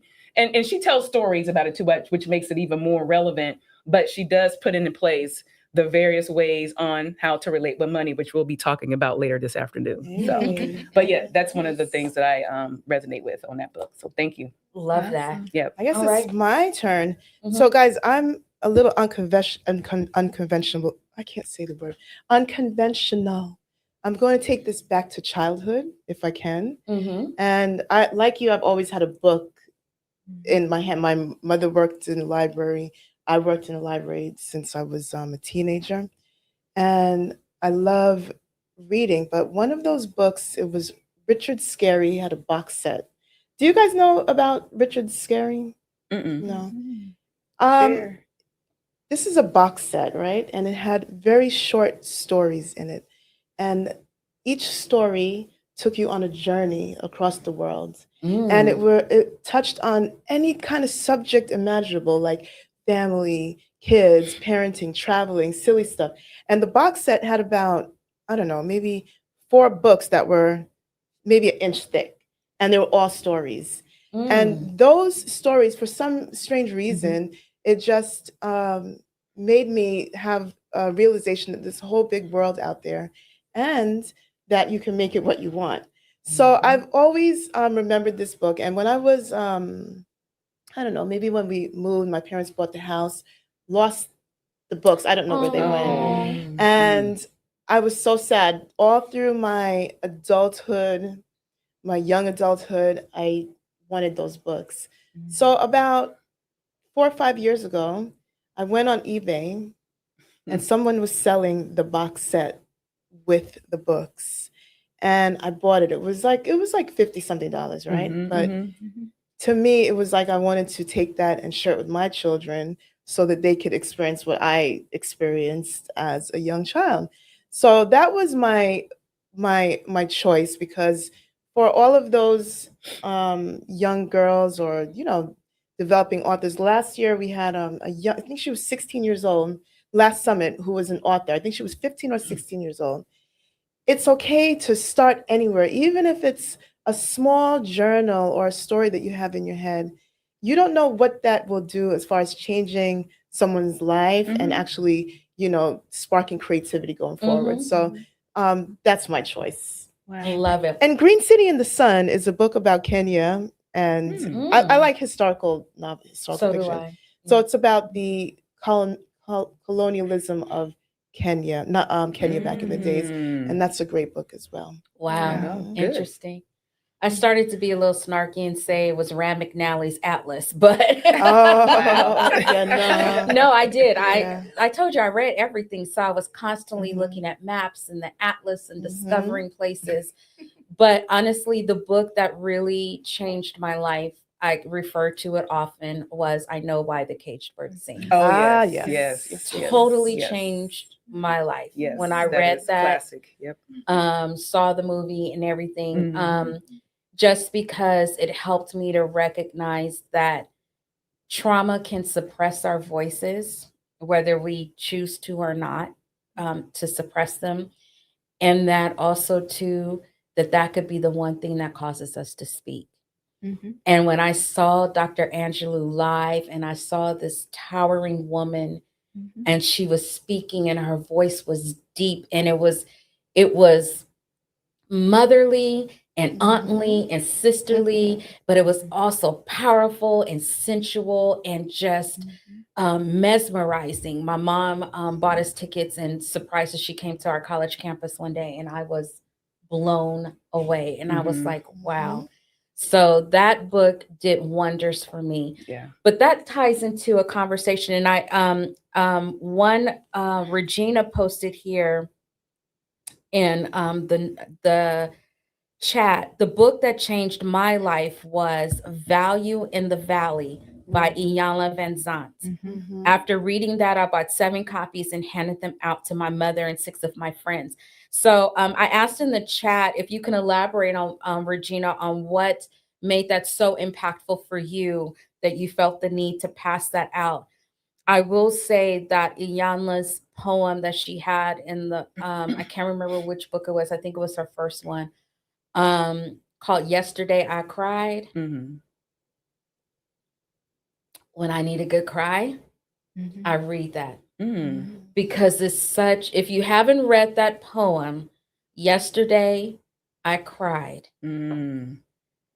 take a moment when you're taking a moment to yourself, if you need to let something go, read it. And if you don't need to let something go, but you want to check if you're feeling deeply, because sometimes we get empathetic when stuff happens, not empathetic, we get apathetic when things happen or stuff happens in our lives. I read that poem, and that poem just, it does it for me. So I'm waiting to see if we get Regina's response. But there was a statement that was said that ties into a conversation that we had offline. So this is going into a little bit of tea behind the scenes, and I'm sure you'll get a glimpse of it. But Dr. Pruitt, because I like to put some respect on that name, she's my big sister, but Dr. Pruitt said that her book changed her life. Her words, what she put out there, changed her life. And we've all talked about how some of these books maybe helped us find our voice or things like that. So I wanted to have a discussion about that a little bit, because we were asked to provide a gem or a nugget that we would like to share with you, that is something you could apply today, something impactful you can apply today. And Dr. Shara, in all her elegance, loveliness, and grace, and Maya Angelou-ness, looked straight into the camera and said, use your voice. That's right. And we said, what does that mean? Just speak. Just talk.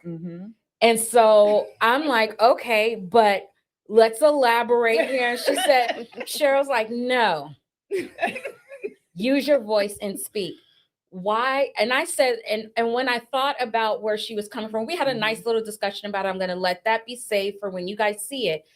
But it was such a powerful yet impactful statement. It was simple, but it was so potent. So I wanted to ask you, if you don't mind now, elaborating a little bit, not necessarily on our discussion so that they can expect that, but why was that so simple for you? Just use your voice. Because it's simple. Just and here we go. That's it. It's just simple, just like that. Right. Just like that. Right. And my mind is going, why is it simple? What made it simple? Who was it simple for? No, but seriously, just open your mouth and speak. As I said earlier, don't worry about it. The verbs conjugate with the nouns or anything. Just start to speak. To say what you have to say. And be authentic with it. Be unapologetic with it. Just talk. Just speak. And we finally got to the point of it's a safe space. Yes. Because someone was in the room and we really got to going back and forth, and I stated, it's a decision as you communicate with people that you don't have to argue about anything. We were just having a conversation. It's a decision to speak. It's a decision to receive. It's a decision to communicate. It's a decision to be in positive places and spaces. We have the ability to decide what we want to do. And that was amazingly I was in the room too, and it was funny watching on the other side. It's an important decision because we can choose to take conversations elsewhere. We can choose to, the question that was asked was, what happens if, say something basically and things get blown out of proportion? In other words, right? Do you have to let them get blown out of proportion? No, right? No. So I thought it was great because you should have seen, how do I say that? The body language or the you should have seen the body language, right? So Shai was like, but Dr. Cheryl, and Dr. Cheryl was like this. Well, I said what I said. What else do you want from me? But Maria, you bring up a good question about the body language with your voice. Is there a distinction? I mean, that's a way of communicating is with your body. Yes. So, Dr. Cheryl, when you just say it simply with the gestures and body motions, would that elaborate your voice even more? I mean, she brings up a good point. There wasn't a conversation, you all, so I missed out. No, but you know what? But I wanted to see. Can I share from my perspective? Sure.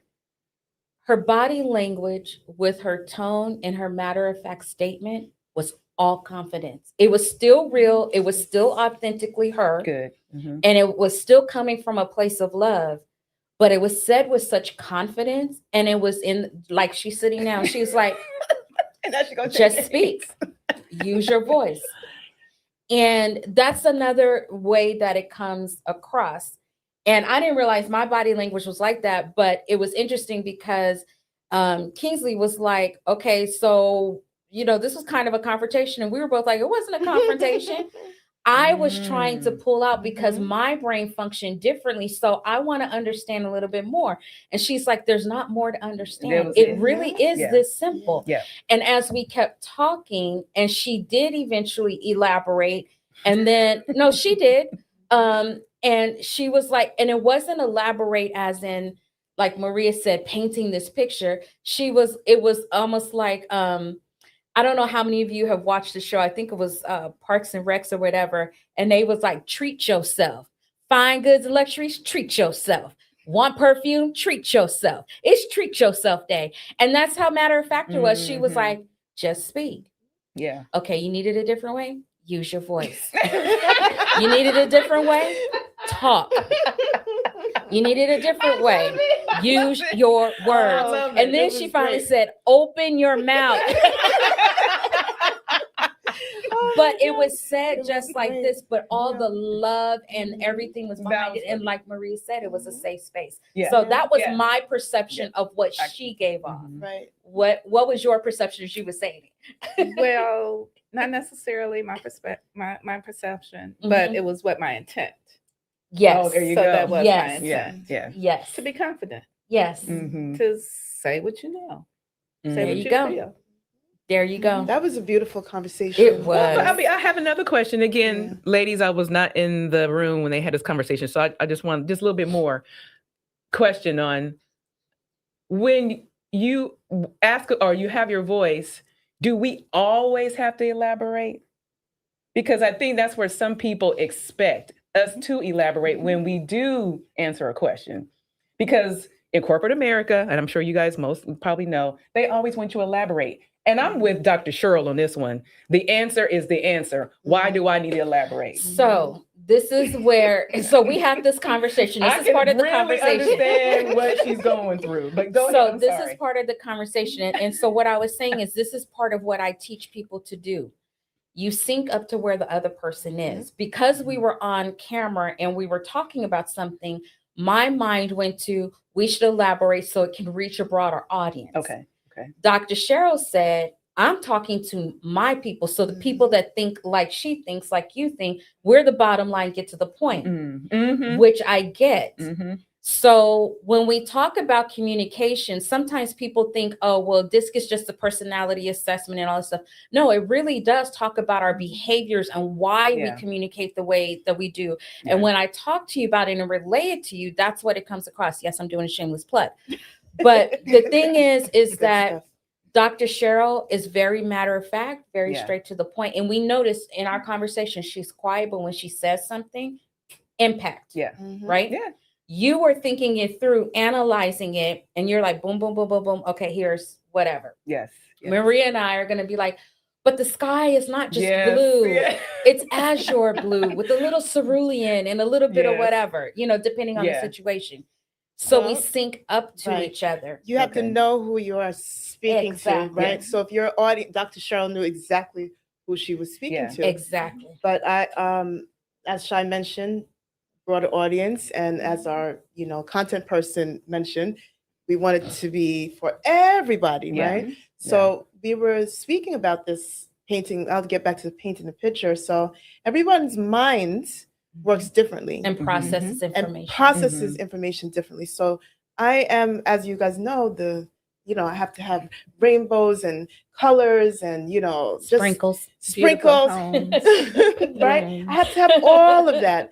But some people don't need any of that. Like, please, Maria, just get to the point, right? So who are you talking to? Who are you speaking to? Yep. And as a good communicator, which I'll tie back to branding, if you're speaking to your audience, who is your audience? Know who you're speaking to. That is So true. Yep. it's not That's about true. what you want to say. It's not Yeah. about what, Maria's feeling inside today. It's what does your audience want to hear? So that's very important in business as well. And saying it in the way that they will receive it. Yeah. Clarity closes loops and deals. You don't want to leave gaps for communication. You really don't. And that's the problem. It's like you said in corporate America, right? You can't sit in a meeting and go, I have a question. What exactly was X, Y, and Z? Because they're going to expect that you know that. That's right. So if the question you ask is supposed to move the conversation forward, well, that conversation could be moving it forward for somebody else who were like you, was like, what? Yeah. Why was this even a meeting to begin with? This is what you guys think. Why was this a Yes. meeting? I was getting meetings ready upon to say that meetings upon because meetings. if Cheryl and I had a meeting, it would be like 15 minutes. If that. You all had a meeting, I don't even know how long it would be. I don't But like it would meetings, be a- so no, be it a would not balance. be. It would be a balance. Yeah. But My see- meetings are fun, guys. I'm sorry. My Oh, meetings yeah. are fun. Hours are fun too, but Yes. 15 minutes, right? But see, here's the thing. If you said I've got 15 minutes, I'd be like, bet. Here's Yeah. the agenda. Right. Yeah. And here's what we need. Here's the main points. So you always have to get to the main points. But again, that's because I'm syncing up to you so you can Oh, yeah, the receive other way around the too. information That that is you true. need. Right. Is that okay, Dr. Cheryl? Okay. Yes. But I have But a But no, I question. agree with you. I agree with The you. question is, it's not a question, it's a statement. So notice you asked a question because you were not in the room, right? Going back to what Dr. Cheryl said, never be afraid to ask. Never Yes. be afraid to Yes. ask if True. you do not know. It doesn't matter where you are or who you are speaking with. If you don't understand something in order for you to process the information properly, then please, Dr. Cheryl, Open your mouth. open your mouth. Mhm. That's it. That was So good. That was good. Regina did respond to us in the chat. So remember, she mentioned that she read Value in the Valley by Iyanla Vanzant, and I asked her what made it so impactful. So this was her statement. At the time of my life, I was going through a very dark time, and within those pages, she made me realize that I was not alone, that I wasn't crazy, and that other women were going through similar things. And I started to crawl out of my trauma with that book. I also read Yesterday I Cried. And yes, that's the name of the book. How did I not realize that? And then really started shifting when I read A Piece of Cake by Cupcake Brown. Now I'm gonna be honest, I couldn't get through that book. Oh, wow. I tried. I wasn't in a good place at that time where I felt like I could read it and be where I felt safe in my spirit to read it. She's so she goes on and says, these books started me on my healing journey to where I am now, helping other Black women heal. I'm 52 now, and those books were read in my early to mid 20s. Oh, wow. Okay. Yeah. Wow. Yeah, those came out when we were, I know Cupcake Brown came out, I think, when we were probably in our early 30s. I started trying to read that book, and it was like when I first tried to read The Color Purple. I was like, I got to put this down for a minute. I got to get in the right place, right place to read it. Some books you do have But to do that. we'll have other book recommendations as well. Thank you for sharing. If you have any others that were impactful to you, please share them in the chats so that we can also share those out. We're compiling a list. And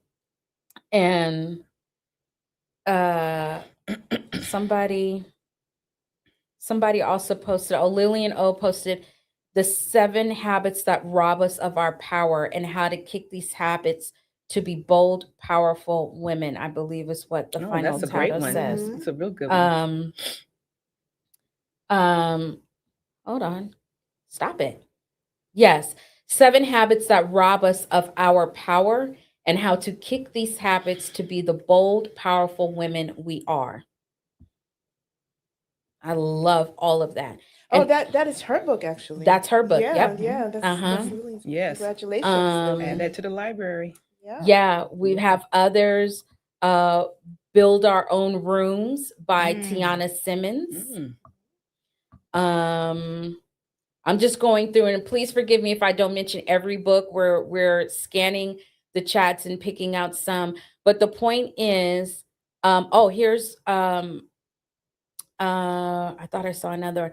There's several that are in there. We will definitely add those in, and we're looking at how we're going to build out this community. It's going to be powerful. Then I'll add my book. Absolutely. Yes. Boundaries are $1 billion strategy. So hey, I spoke about it yesterday, I think a little bit, but it's just part workbook, part reflection, part book. So please go online, marialorendesigns.com. You'll see it there, but we have to remember, I think Natalia was speaking about boundaries before in her session. Yes. Boundaries actually are important when we're dealing with speech as well, right? Because yes. What are you going to let other people say yes. to you, right? And what are you going to say to other people? Others, what right? do you want other people to know? Yes. Because everybody don't need to know everything. That's correct. Even if you just open your mouth. Right. That's gonna live in my head rent free. I really can't wait to see how he edits this conversation. Right, because it was so good. It was so good. I think that's gonna be one of my favorite takeaways of the No, sir, I'm telling you. I can't wait to see the it is resonating. It's definitely that's gonna be resonating. one of my favorite takeaways. Would you repeat the name of your book again? Oh, Boundaries as a $1 billion strategy. I love that $1 billion strategy. Exactly. You know, we talk a lot about million or 6 figures. Yeah. Yes. That billion. We have That's to go Maria beyond dreaming that. again, Yes. guys. We got to go beyond the 6 figures, ladies. Oh, I love it. Got to go beyond Dreams that. go into reality, right? Yes, exactly. And words have power. They do. Yes. They really do. And, and oftentimes we talked to this a little bit about this the other day, but let's kind of dive into it a little bit more. And talking about boundaries, we said boundaries are not always for other people. Right. The boundaries also help ourselves, like what we were hearing Savannah talk about with Natalia was like part of her boundaries was, okay, if you're most productive at night, then what are you doing during the rest of the time in order to be able to work at night? She also talked about here, her phone didn't work here internationally unless she was on Wi-Fi. So what did that create? That forced her to have boundaries of when she could communicate, when she could work, so on and so forth. Now I understand why she was working so feverishly in the background, not just so that everything could work, but that was a time that she had, right. you know. Right. Yeah. So do you know your own boundaries? That's what I was just Do getting you ready to know ask. or what boundaries you need to set, you know? Mhm. Right. So what about you? May I put you on the spot? I am an habitual boundary breaker. I set my own boundaries and I break them constantly. So I'm working on that. I'm really working on that. And I have to learn, you know, I think I function best. As I told you guys, ideas come to me at night in the wee hours, right? We had a conversation about this. Yeah, yeah. You know, Shai says we get downloads during these times because the universe is resting. Yes, and right? space is quiet. And we get downloads. But I don't know how to how do I say this properly? I don't know how to stop doing too much. And sometimes perfectionism gets in, not sometimes, who am I kidding? All the time perfectionism gets in the way because perfectionism wastes so much time. And we only have a finite amount of time in our lives currently. When you are a perfectionist, you are actually stepping on your own boundaries because you cannot get everything right all of the time. And it's better to move than to be stuck. When you're a perfectionist, things get stuck. Yeah. For no reason. And when you're in corporate and marketing and, you know, advertising in corporate, I'm just going to bring that back to business. They don't care about how pretty something looks. They care about how much money it makes them. Exactly. Right? That bottom line. Yep. Right. So if you don't know how to use your time wisely and set proper boundaries for yourself when it comes to the things that you're doing for someone else's business or your business, then you might end up doing your own self a disservice. So it's important to set boundaries and stop being a perfectionist. Check with me in October to see if I'm doing better, okay? Come back in October. Yes. Just to interject just briefly, Regina said, my own book, it took me 52 years to get here, is being published this year. Oh, yes. All right. That is fabulous. She opened her mouth, y'all. Wow. She followed your She path. found her voice. Yes, Wow, love that. Regina. Very that. nice. That's exciting. What's it called? Do we have the name, the title? Yes, it took me 52 years That's to get here. The title. That's great. That's great. Even better. And I love it because it's very clear and I love titles that tell you exactly what the book is about. No, seriously, like some of these titles that are so abstract and I'm going, I don't think that way. That's why I had struggled with poems in school. It's like, I can't, unless it's really clear. Like I love spoken word because a lot of times it's clear, the picture's painted, but you know, some of these poems, dark half the night of the blue. And I'm like, what? Although I will say Edgar Allan Poe, I loved him, but he was pretty right there. Yeah. Yeah, he was. Yeah, he was interesting. He was. But turning it over to you ladies, what would you say if you had to think of just a boundary that you have set or a boundary you would like to set and work within? What would that be for you guys? I'm going to read it. Oh, God grant me the serenity to accept the things I cannot change, the courage to change the things I can, and the wisdom to know the difference. Oh, love that's it. always been so powerful. The serenity prayer. Yeah. Yeah, I agree. Michelle? So my boundaries actually I set this year. Ladies, if you're listening and you have challenges with trying to get yourself physically ready, going through the woman's change. So I'm going through some symptoms, and I think talking about it with other ladies who've gone through it already or in it with me has really helped me. Yes. And it has put boundaries on me, on my situation at work, sleep, working out. I mean, just everyday life. Yes. And talking about it with other women who are going with it with me really does help. Yes. Yes. And I'm sure for those who have gone through the journey, you've said yes, I understand, but I think it needs to be talked about more. And I know this is probably, What room is that? Is that in the house? Yeah, what room is that? Because we need to put that in the room. Has to be in the heart. Well, no, actually, because that covers a lot of rooms. But Yeah. Okay. to me, that's going to be in the garden. The garden. Okay. And it can also be in the mirror. Oh, okay. Because trust me, I had to take a good look at myself in the mirror when I was like, what on earth is happening? I'm like, exactly. what? Yeah, exactly. So it's not an easy, it's very difficult when you're not prepared, because it's like something just, takes over you, and then you have to assess who you are as a person, and everything that you ever thought about life is like, what's going on right now? Well, because things change throughout your duration in this journey. And I'm sure people have short durations in their journey or long durations, but it's just like now I'm getting different symptoms before I start. It's just kind of weird to the point I'm like, now I can't go here, or now I have to stay home, or it's just those are boundaries that I'm working on right now. And you know what? That's why a lot of women don't get diagnosed with neurodivergence until they start going through interesting the changes in their life. Yeah. To the next phase of womanhood. And part of it, like that was part of me. I actually thought I was manic. I thought I was, because I would have some extreme highs and some extreme lows. And I'm like, am I bipolar? What's going on? And I mean, I would go from 0 to 10. That I don't often share. I was journaling, so I put a lot in my journal. And let me tell you, this is how bad it was. I would have pure rage. I don't mean getting upset. I don't mean getting angry. I would go from 0 to way out past the Milky Way galaxy in pure rage over something stupid. So one day I was journaling, and I don't know what I was journaling about. I honestly do not remember.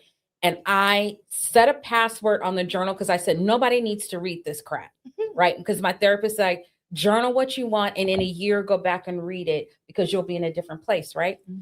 So I put a password on it. I raged password. I do not remember what the password is. I cannot unlock this file. Yeah, and I have tried every maybe that's the reason. Exactly. You to look and at I felt that way. You I don't felt need like to look God that was way. like, okay, you said what you said. That's it. Now go figure out how to manage this. And That's so right. That's right. as I moved forward and started Very managing it, that's when I realized I had some ADHD.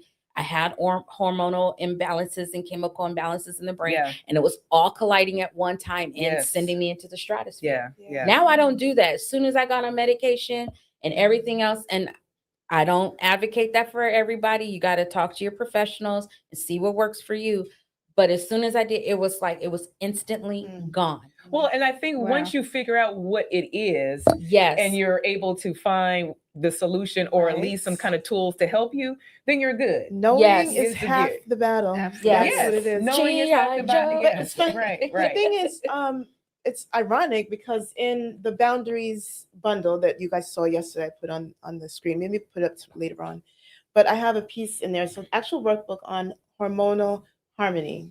And it's, because we tend to forget, well, we don't forget because we live in it, but these things affect the decisions that we make as business owners. Most definitely. That's what I'm saying. That's one of the boundaries. As moms, as wives, as partners, they affect, and we expect people to, oh my goodness, this is all coming full circle.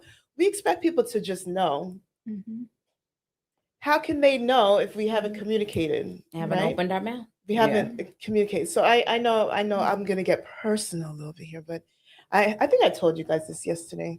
So when I finally realized what was happening out of the blue, and I was nervous. I'm like, oh man, now I have to have this conversation with my husband, and my goodness.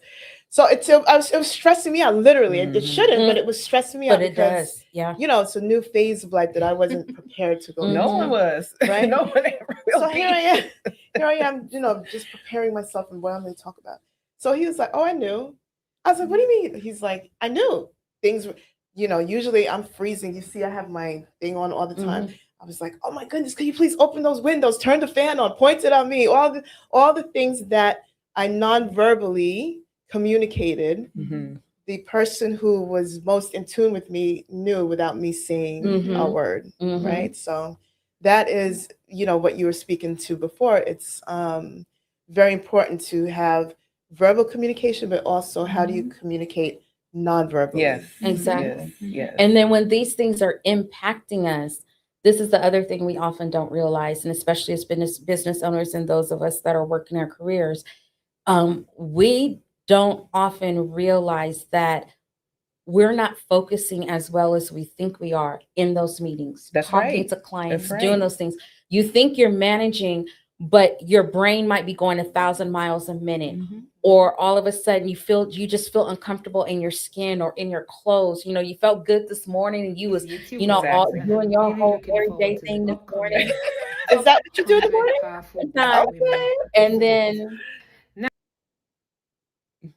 and then oh, it's okay. It's Natalia. What happened? I'm like, all of a sudden I was like, oh wait, we're out there.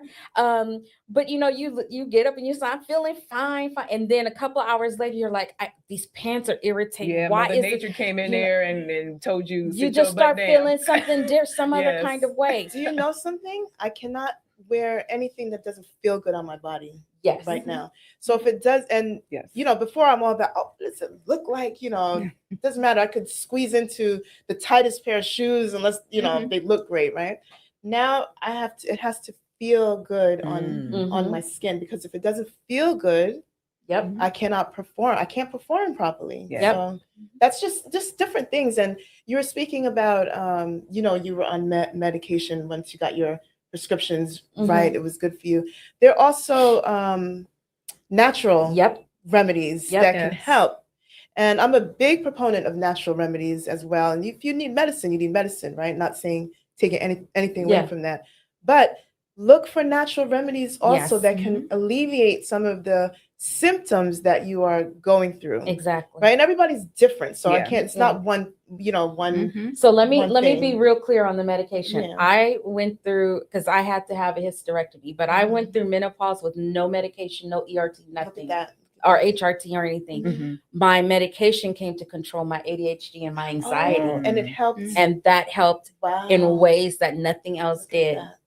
So that's why when I say medication, that's what I mean. But I am a proponent when it comes to, and there's natural things for that too. But when it comes to the physical health, yes, I completely agree. I know so many women that have did the natural route to help them through this entire process, and it benefited them in so many different ways. I was fortunate in that regard that even though there was that weird imbalance going on, it was more the brain than it was anything else. So once I got that under control, everything else has been a piece of cake. Do I get hot flashes every now and then? Yeah, but I've been having hot flashes since I was in my 20s. I just carry my fans, I carry shawls, and you might see me. You might see me somewhere where the bottom half is wrapped and the top half is blowing up. It is what it is. This is the other reason why, and we've been talking about this all week.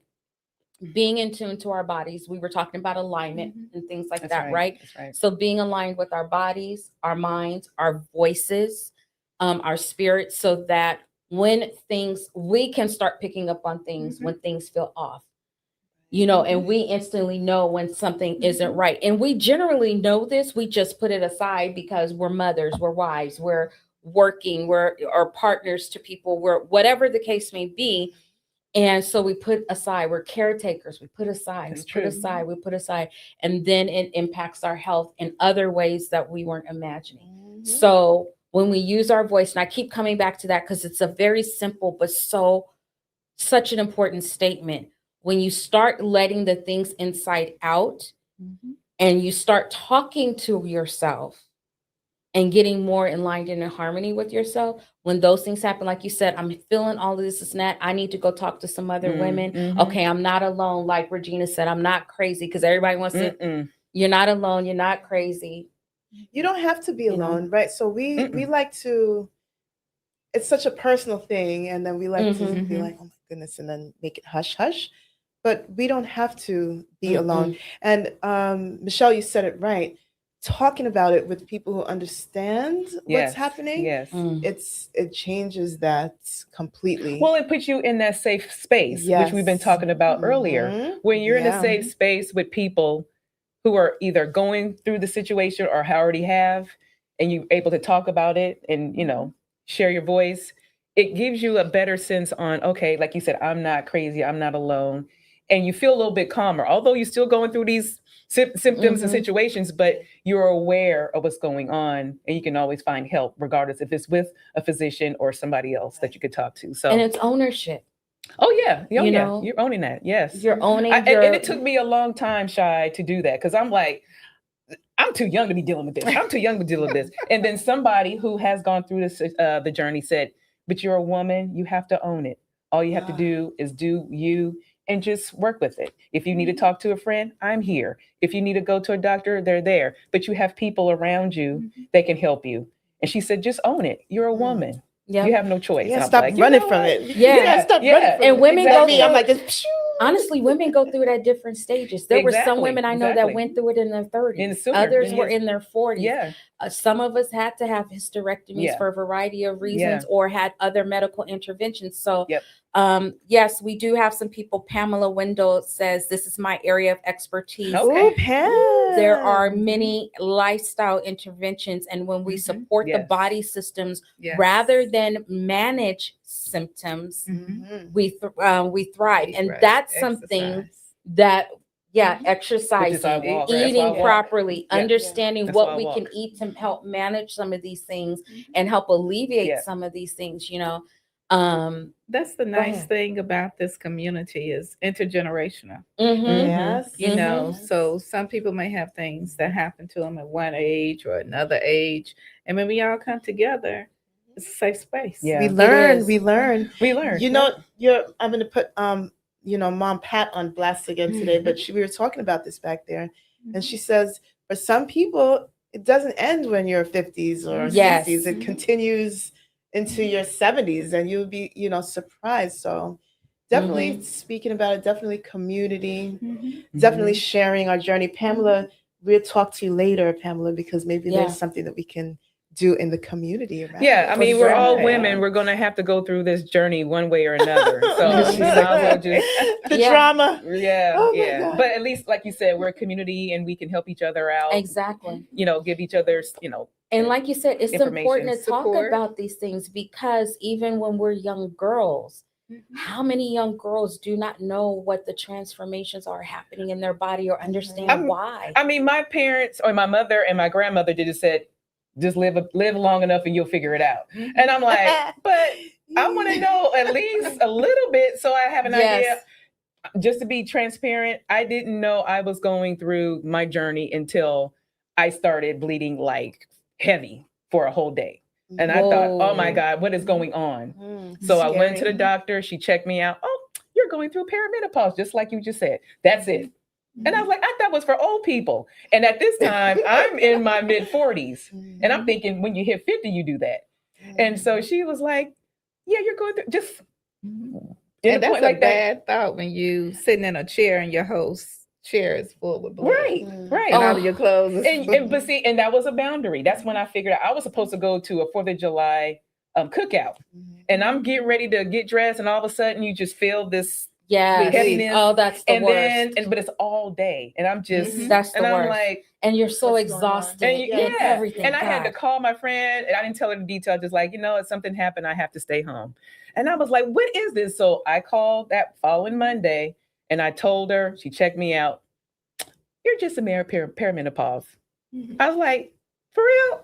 I thought it was for older women. She's like, baby, So- it's any time of the. I was like, okay, so Couple Yeah. of things came up in the chat. So this was interesting. So Pamela again said the youngest person to reach menopause in the UK. Guess how old?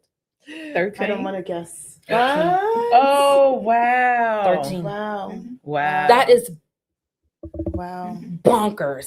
Mm. Like you barely got started, right, Um, right. And then here's so Michelle, someone let me go back to okay, so Mia Love. Oh, hey Mia. She says, this is so true. All of this resonates, from the body changes to the hormone changes. I love coaching our neurospicy. That's what some of us call ourselves in a neurodivergent community. She is one of those. Our neurospicy sisters through this. It is so important in all relationships. Yes to boundaries, Michelle. So I want to say to you, Mia, drop your contact information in the chat, because I actually have a podcast for neurodivergent women of color called. I was going to, have you all connect. Yeah. Okay. Yes. So it's called Black Girl, Brown Girl, Squirrel. Yeah. And it's designed for us. I would love to have you on the show to talk about this very, and very not to plug her, Mia, she had a TED Talk about this too. Oh, wonderful. Nice. Then I'll have to go look at please. my TED Talk and look for you. Please talk with her. Thank you for that. Okay, go ahead. Anita says, in my expertise, to take this, hold on. Told y'all. I can see, but I can't read. In my expertise, to take this opportunity as an identity upgrade as you are changing. Take this opportunity as an identity upgrade as you are changing mentally, emotionally too. And it can, and actually it can be hugely empowering. It is. And linking this upgraded identity to your leadership style is also an incredible opportunity. I'm gonna give you snaps on that, because I'm all about leadership and communication, and that's huge powerful. Statement. And remember, we were talking about identity. Remember yesterday we were speaking about, where are you leading from? Where are you building from? What part of you are you creating from? So that brand that you made 5, 10 years ago, 3 years ago, might not be the same. It might not be the same. So you're going to be stepping into your new power. But what about for those of us who view it as a negative? That's me. I had to take some time to really sit with it and really say because everybody is like, oh, when you turn 50, new lease on life. And I was like, oh my goodness. It was depressing. And I was, what am I, 50? I'm almost 52, right? We discussed this yesterday. So I'm depressed for 2 years now, almost, about turning 50. But I was saying to myself, I have to change my mindset because who do I think I am? I'm 50. 50 is like, it's good. It's time. I've learned a lot. I can give a lot of information. So it's all about mindset, ladies. Yes, ma'am. I'm working on my mindset about that. So, because I hear like great things at 50. I hear like, So this is the one thing I will say, because you talked about intergenerational and the multiple generations we've had. My grandmother taught all of us. She had mostly daughters, and then there were a lot of my cousins are also women. She taught us how to age gracefully, embrace each stage. Now, mind you, my grandmother was on an ambulance cot being taken to the hospital right before she passed with strokes. She had a nice salt and pepper afro, which I hope I'll have one day. But she told the paramedic, baby, you got to wait a minute. And she told my aunt, go upstairs to get my pearls and let me put my pearls on. She put her earrings on. She always had her nails done. My grandmother was still wearing heels, all that stuff. And that's how she went to the hospital. And of course, they take everything off and stuff. And right before, when we knew that we were going to have to let her go, we just clipped her earrings on for her to say, but she taught us how to be ladies in our own definition of whatever that presents. Be yourself, but enjoy each phase. And so my mother reiterated that. And you guys have all reiterated that as well. And I've asked Dr. Cheryl, I was like, okay, I was talking to her yesterday. I think it was yesterday, the day before. So tell me about your style of dress. She sure did. No, because I was like, sometimes it changes over time, depending on who we are and stuff. And I was like, so did you always have this nice, elegant, flowy vibe? Because trust, baby, everything she came in has been fabulous. And she's like, forget the dress. We have to talk about the walk. She sachets across the room. I took a walking lesson from Dr. Cheryl. She didn't even know it. Let me tell. Okay, so let's go on and keep it real. I'm sure y'all seen that documentary on Netflix about America's Next Top Model. Miss J, we love you, but she's got it all over Tyra. The cameras are gonna follow you out of this room. Exactly. Today. We're gonna go like this. She floats. like Naomi Campbell glides on the catwalk.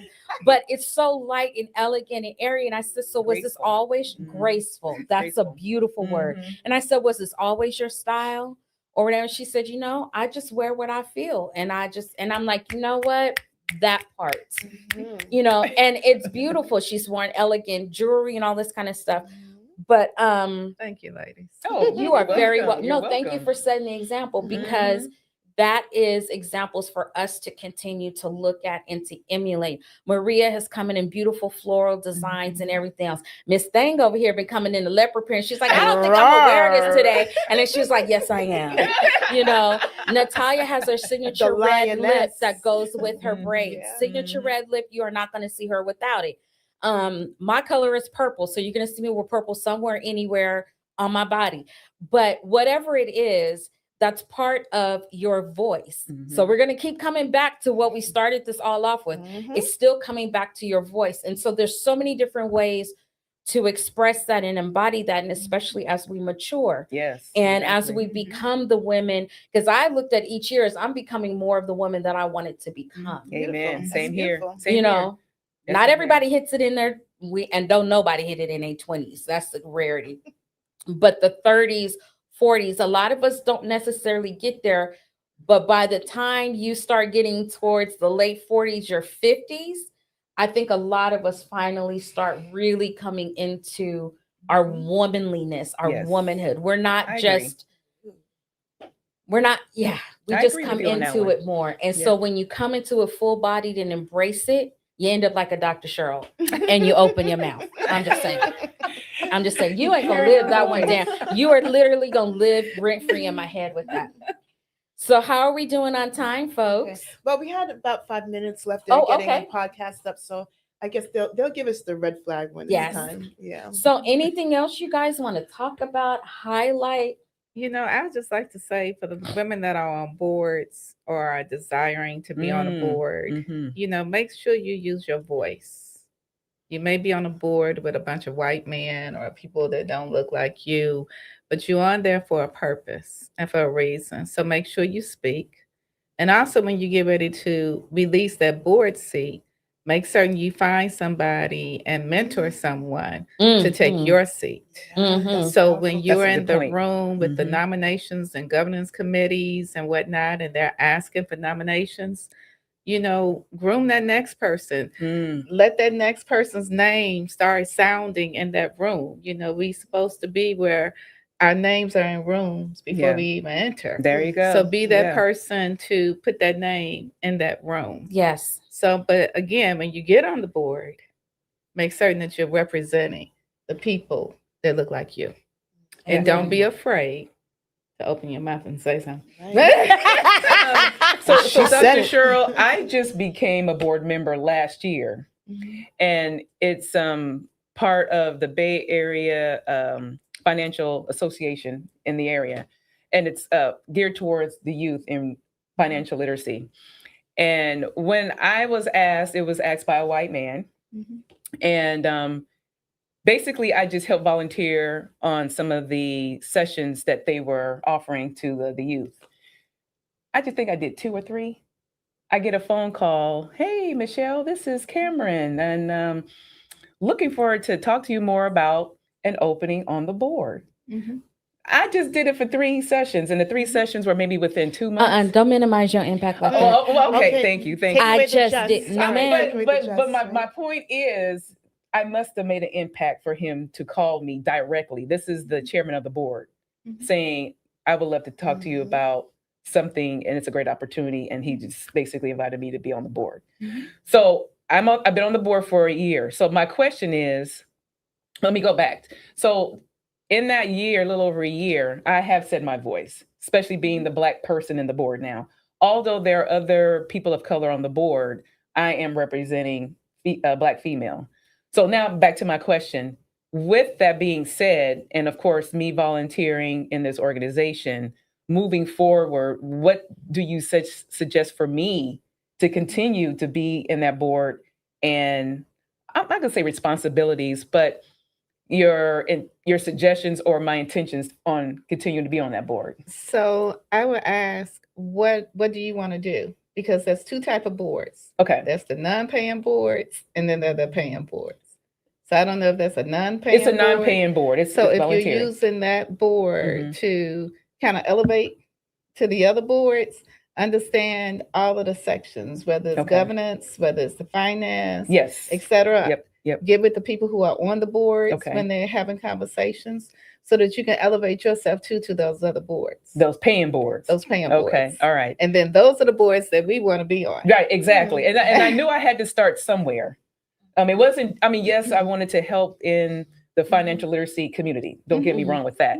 But I thought this would be a good step for me to be in the paying Absolutely. board by being in a non-paying board, because we're working with partners who are big financial organizations in the Bay Area. And so you're going to meet, that's what I mean. You're going to okay. meet those people. Okay. And as you meet those people, then they know, hey, Michelle is finance. She understands governance. She understands the Yes. difference between management and, the board, because management does what management does and governance does what governance does. Yep. So you begin to set yourself apart Okay. from the rest of the people when they're looking for other people to be on those other boards. Okay. If that makes any sense. That makes Excellent clear advice. sense. Yes. Excellent. And Yes. these No, thank you. conversations Yeah. happen in the legacy hall, ladies. So tying Well, it back you said to that, governance? these conversations happen in the legacy Oh, hall. okay. Okay. Mhm. Okay. Yes. And guess who's going to be running these conversations?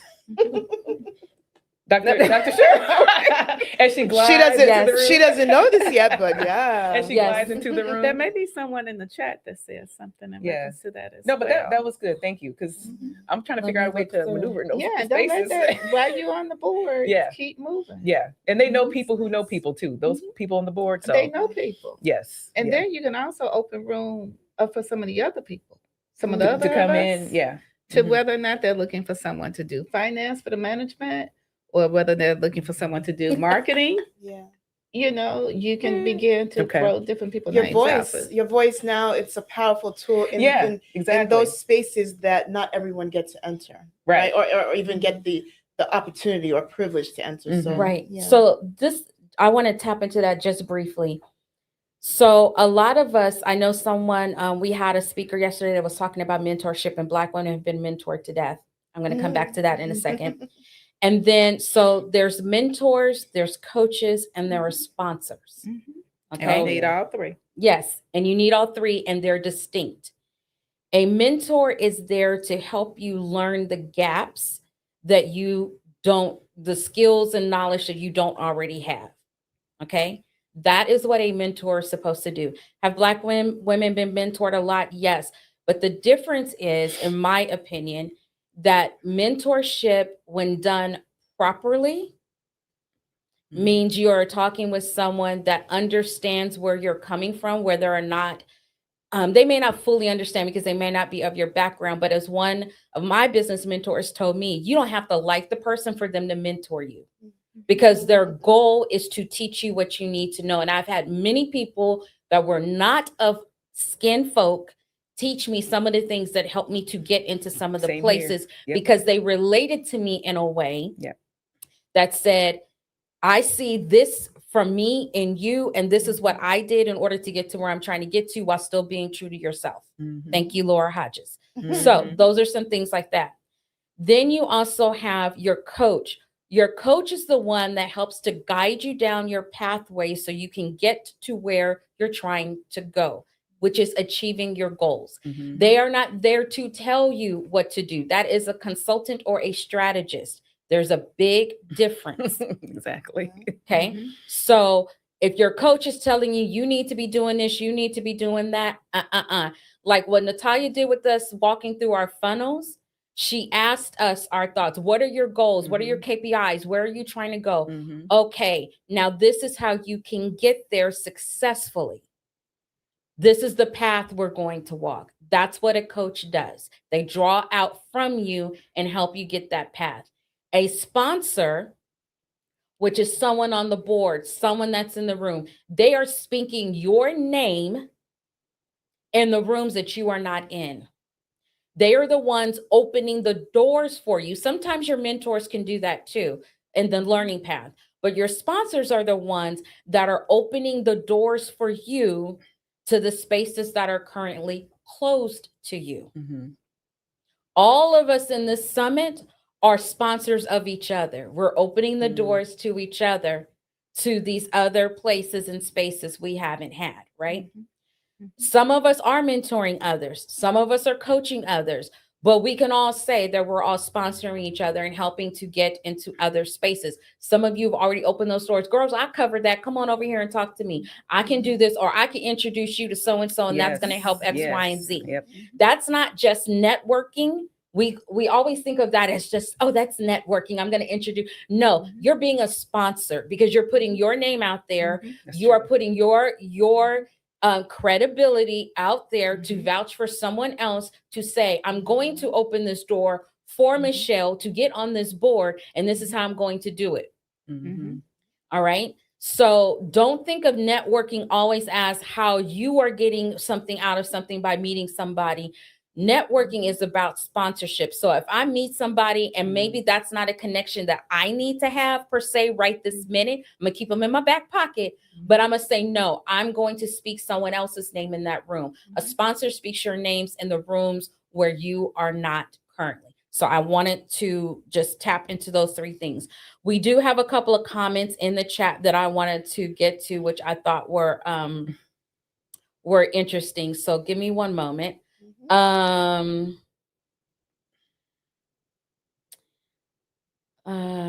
So Pamela talked about sometimes it can be challenging for women who aren't mothers for whatever reason. I'm not sure what that was referring to. I guess it's about trying to help empower others through the different stages of life and things like that.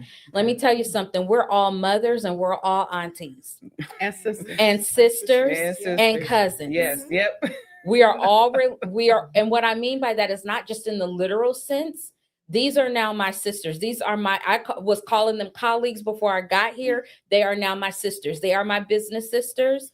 And we have built relationships with each other. And as those relationships deepen, then they will become my chosen sisters on that much deeper level. Much deeper level. No, seriously. That's a very nice compliment. Because there's different layers. There's different layers to this, right? Everybody ain't gonna just walk in and just be your, we cool right now. We all business, but that doesn't mean, we're building deeper foundations and relationships is my point.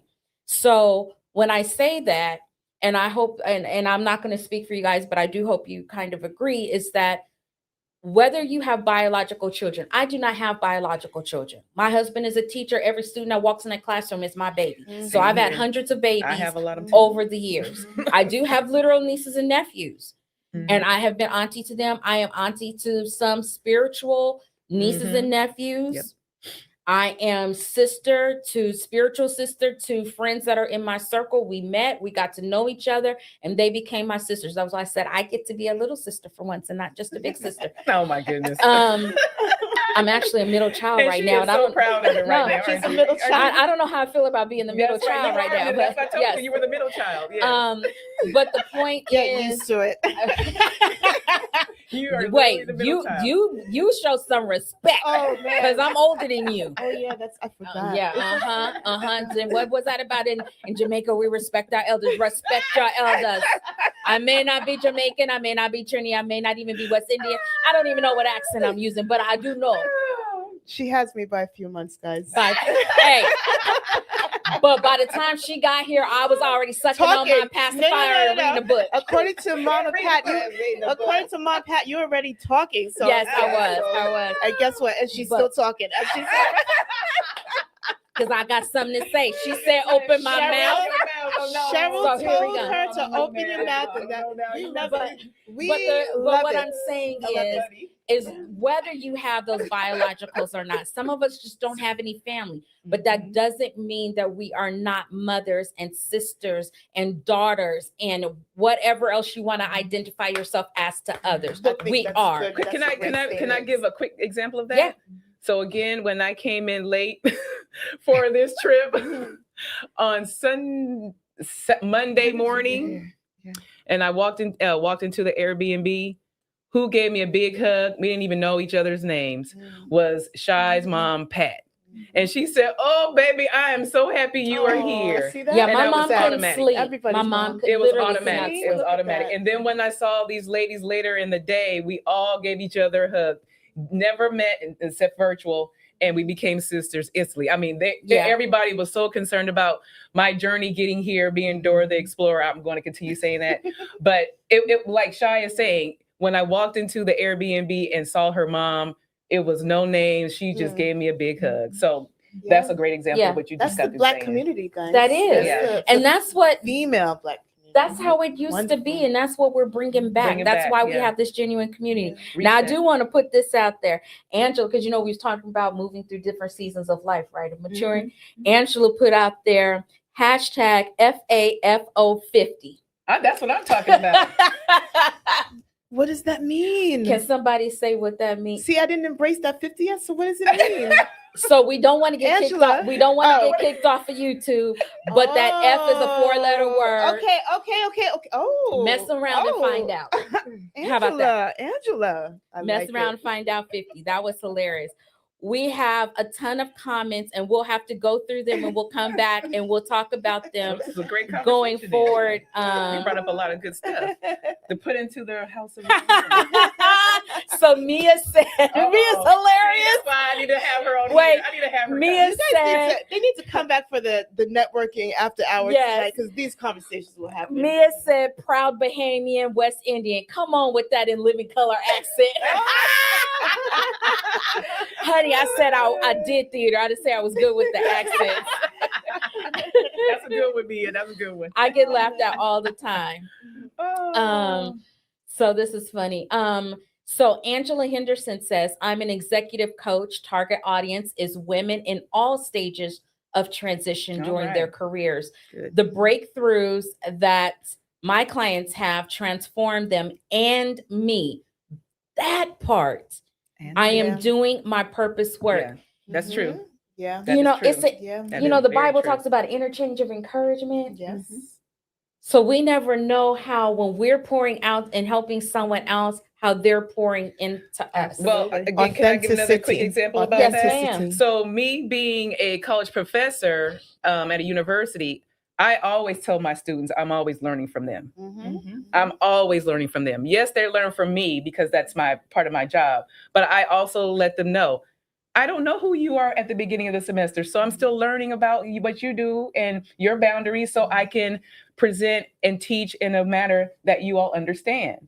And I think that is very important when I tell them that at the beginning of the semester. And then once I get to learn and understand how they communicate with me, there is no problem when it comes to teaching the class and, you know, moving forward. But I think that is very important And that we notice, learn yeah. from our customers, clients, students, or whoever we're working Yeah. with. And you're open to learning. Some people, I'm open to unfortunately, learn. Yes. are not, and they're missing out on so much. Yes. Yes, So they it's are. very good Yes. to be open to learning. I've been preaching that Yeah. all Yeah. week. You have Exactly. to learn. I mean, guys. even this past 3 days, I've been learning a lot. Show you them your know. notebook. Same. Oh man, I got so much stuff in my notebook. Show them your notebook. And she got this straight old school Yeah. composition I type got the notebook too. composition book. That's right. Straight. She went to school. 1900s. 1900s. That is That's Michelle being her authentic self, Exactly. right? Yes. So she doesn't need a Exactly. leather-bound journal right now. Child. She's using her composition Yes, book. notes That's in my right. phone, notes on I got Why would you know post-it that? notes, everything all over the place. Because we're working the schools, we understand that. Mia brought out a really good point. So remember how we talked about that you have a mentor, you have a coach and a sponsor. This is a really interesting point. My dad told me this. He's a sports attorney, and he said, just like athletes have a head coach, position coach, a ballet movement coach, especially football players, Yes, I know who she's Yeah. talking or about. trainer, teacher, a trainer, and an agent. And if they're smart, and an investment advisor, everyone needs a support or sponsorship team. And we should be cross-pollinating and sharing those resources. That's right. Lovely. That's right. That's right. Absolutely. She's Lovely. Right? She's right. Absolutely. So, and that is very true. I have asked my dad. Yeah, go ahead. They are at the top of their game, right? These Yes. people. But guess why? Because they have all of those Yes. people They have a behind them team. pushing them there. Mhm. Right? So Exactly. that was a great comment. That Well, was you a know, great they say comment. great leaders are also great followers. So That's correct. even That's you correct. know, we talk about even as coaches, as those who are at the height or reaching the heights of our expertise, we still continue to have others that lead. That Warren Buffett is a perfect example. I don't know if you guys know this, so I'm gonna drop a little bit of knowledge here because I do have just a smidge. Back when the housing Don't sell your short. I was Back- like you told me. Don't Tell her, sell Michelle. yourself Wait, short. quiet for a minute and tell her, Michelle. Go. It's your turn. Go ahead. Tell her. Tell her. She needs to hear it. Why are you selling yourself short? There you go. Okay. Now you could go. Thank you. I was humble bragging. Did- No, I'm just kidding. I guess I didn't do it well. I gotta write No, that no, down too. Humble bragging. But seriously though, and Yeah. I'm not trying to dominate the conversation. I'm one of the people when stuff comes, it comes We out. love it, Shai. But Warren Buffett is, we all know, an extremely intelligent investor. He just left Berkshire Hathaway, the company Mhm. he founded. Yes, he sure did. Let me tell you how smart this man is in case you have any doubt. Remember when the housing boom happened around 2008, you know, that whole year, 2008, 2009, everything was going up in flames, Lehman Brothers, all that stuff. This man's stock, Berkshire Hathaway, did not trade below $1,000 a share. Now, mind you, cruise lines, I was working for one at the time, their stocks tanked down just to a few dollars a share. I should have bought some, dang it. But they went down a few dollars a share. Apple was tanking. Everybody across the board was tanking. Mhm. Berkshire Hathaway never traded below $1,000 a share.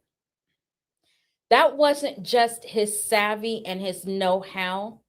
That wasn't just about the fact that they went in and they were buying other stocks. If you've never seen the movie The Big Short, you need to watch that's a good it. movie. It was Very good movie. fabulous. And it also talks about how that whole situation happened, but how people made millions off of that 2008 situation. Mhm. But he also had mentors himself. He had coaches. He had other people in the room that he can talk to. Now, they always say if you're the smartest person in the room, you're in the Get wrong you another room. Mhm. Go to a different Quick room. exit. That's why we have multiple rooms in the House of Lorenz, so Oh, you can keep yeah. moving through as you gain Hey, I knowledge. like it. Plug.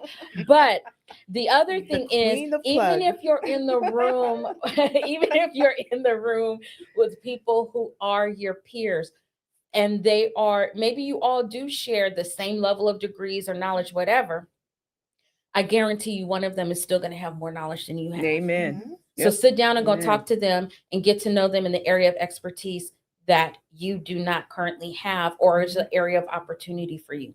I am not a math person. I can do money. I don't do math. I do not do analytics, statistics, and all of that. But I bet if I went over to Michelle and said, Michelle, here's something I've always wondered about probability or statistics or whatever. Can you explain it to me like I'm a 5-year-old? She will be able to explain it to me in a way that I can go, oh, now I see how I can use that. And now I can understand it. I may not be at the level she's at, but I get it. Dr. Cheryl talking about curriculum in schools and how that's impactful and the things that are needed. Well, Dr. Cheryl, what's one thing I can do as a business owner to help impact curriculum in schools? She's going to explain that. Maria, I already told Maria she's going to do my branding, but I can say, Maria, take a look at my website. This is what I'm trying to convey. I want to keep my brand colors, but is everything else working? And it's the message I have out there conveying. How about, because we know it goes deeper than that. Does this sound like it's connected to me based on your expertise? So we're peers as panelists, but all of these women have additional knowledge they can add to me. And we have knowledge we can add to each other. So I just wanted to say that's really important. In addition to those who are on, virtual. Exactly. Because that's what, again, I got all these notes, not just from here. You know. From the call. Ooh, that's a lot of comments. going Yeah, up. I'm Can you scrolling keep up through. with it? I'm trying. Yes. Thank you so much for being so engaged. Yes. we love Anita says, I have been a mentor, coach, strategist, and consultant.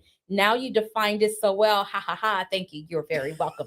She's been doing that for 10 years. She wrote ha ha ha. So I'm quoting.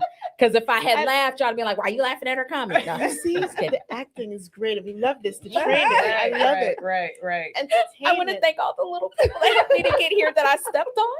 Oh, I stepped on a lot of them. Can I come off From camera the for a land, minute? from the land of Mayo Nation. No. She said for 10 years and forever the student for my next mentor, coach, and that have more knowledge from me. I love this being a sponsor too, I was being this without realizing it. So she had been what she thought was all these things and was like, wait a minute, I've been a sponsor. We're all sponsors here. We're all opening the doors for each other, baby. Let's just go on and keep it real and keep it pushing. Yeah. That was great. That's a good comment. Savannah, come through, Hey, girl. Savannah. Our Elite Circle member, she came through and this is what she said. I got to share this. If for nothing else, you are the expert in your lived experience. Absolutely. And that Yeah. certainly matters. That got to give it quite a few Right? snaps. Yes. Come on in, Natalia. Come on in, girl. Natalia said, I don't know if y'all can see Natalia's skirt, but this skirt is everything. Leather. Whoa. In my living color accent.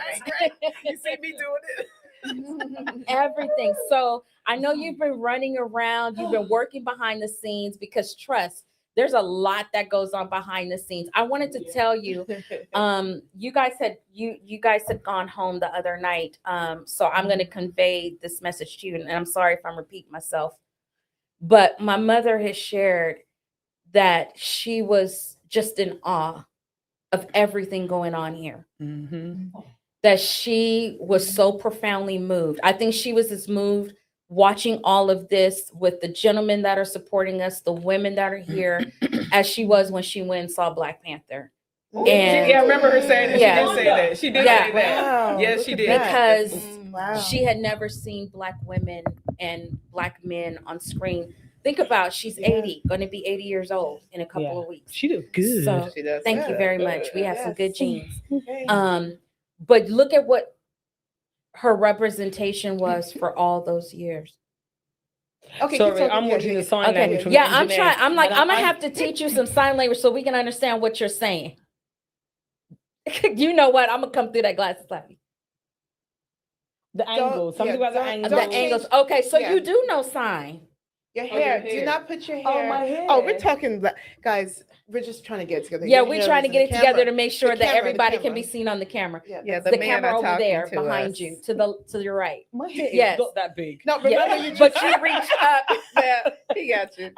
Yes. So, and then that's your Just trying to camera find you there. on camera, yeah. But she was really giving. She was very overwhelmed. Like before we went to bed, she was walking in the room, and she was just. My mom doesn't get very emotional easily, but she was just like.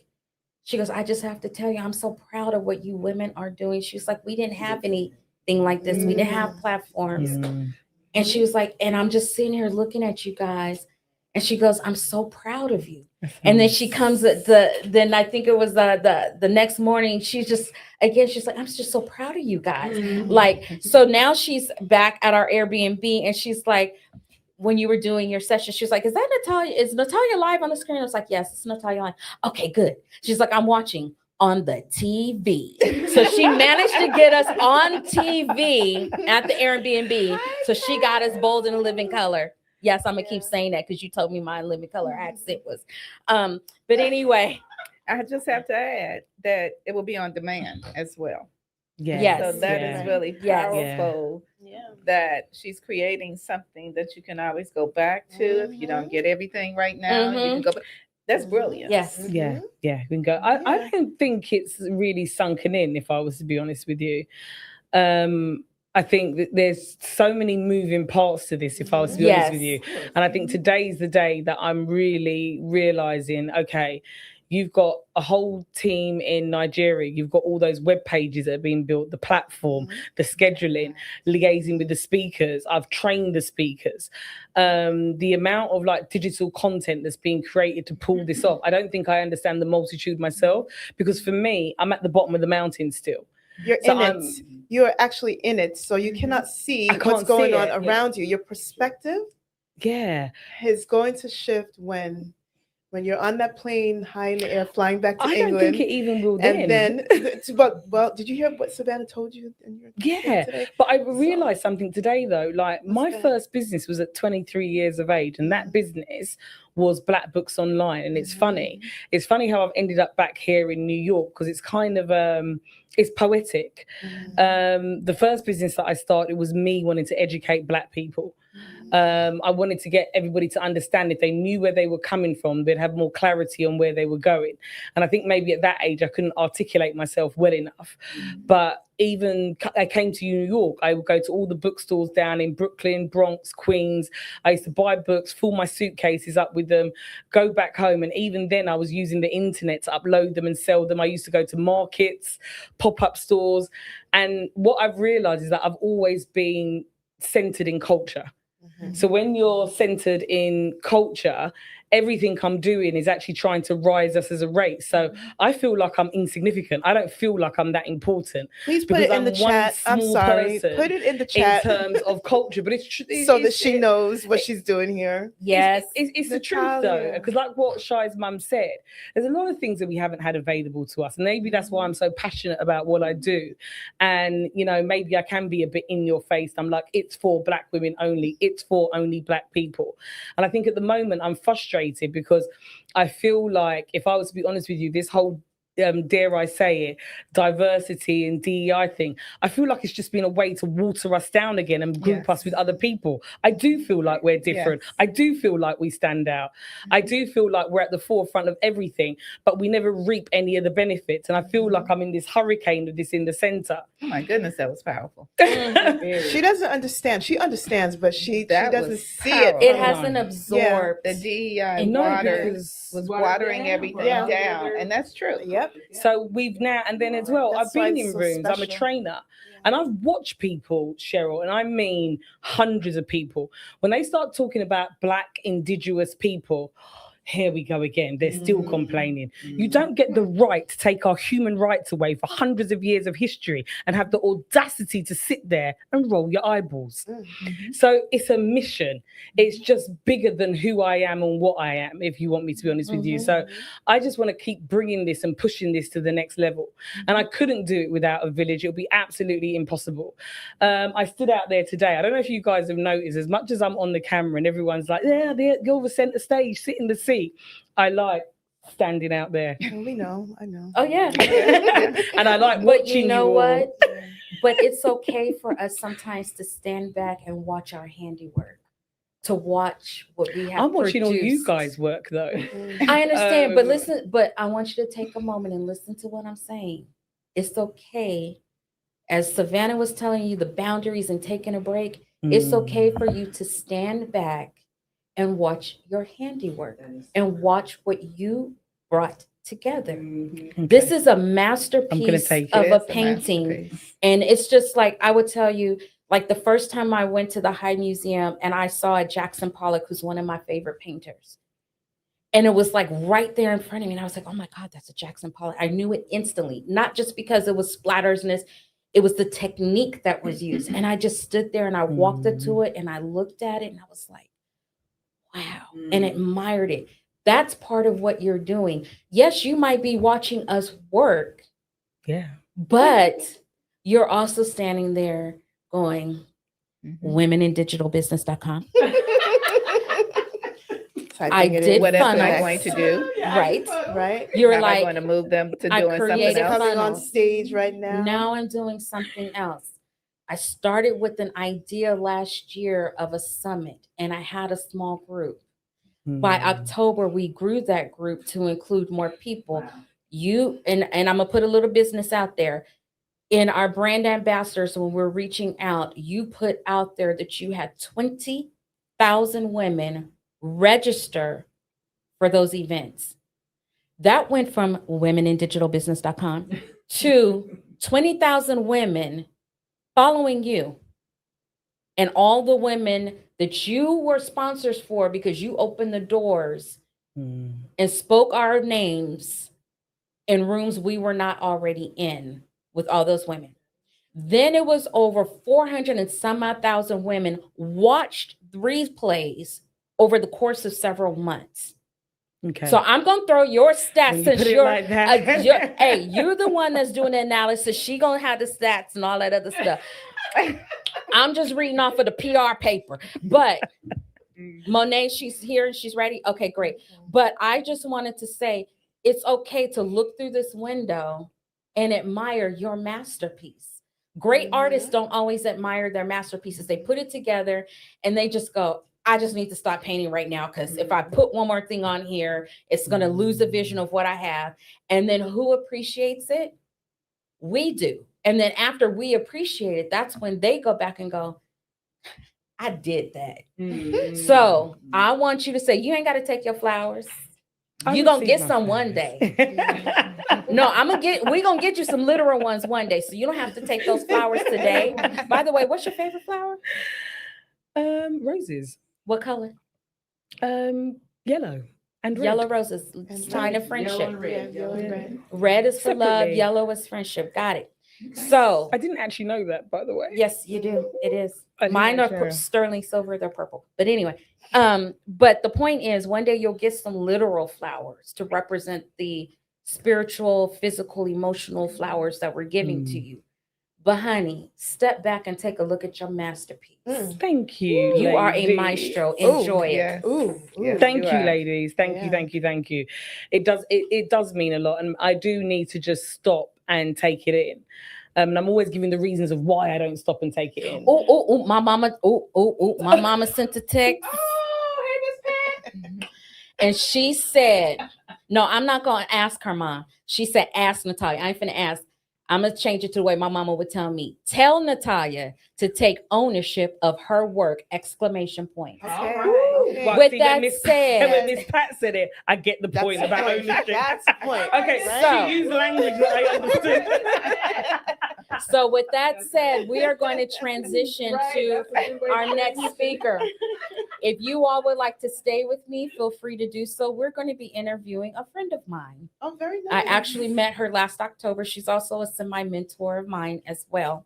Now she done gave me this whole bio to read, and Lord have mercy, Oh, are I you ain't got all of interviewing that. her now? Uh-huh. Okay, no At 1:15? problem. I had a schedule in, but we can. No, that's fine. That's all good. Oh, okay. But here's what she would like for me to share with you. Her name is Monet Everett, Monae. Don't twist it with Monet, the artiste, even though she is one. Monet Everett is a cultural strategist, public speaker, and educator whose work sits at the intersection of identity, influence, and opportunity. With a background in mass media, sociology, and PR, she has spoken for Intuit, Girl Scouts of America, Shop Bop, and beyond. She is the founder of Celeb Gigs Academy, the author of 2 books, and one of the most honest voices working today on access, credibility, and what it really takes to build something that lasts. So without further ado, let's bring my dear friend Monet Everett to the stage. Hello. Thank Hello, you so much Monet. for having me. Oh, we are glad you were able to make it. Now, let me tell you, ladies, we were getting a little nervous here.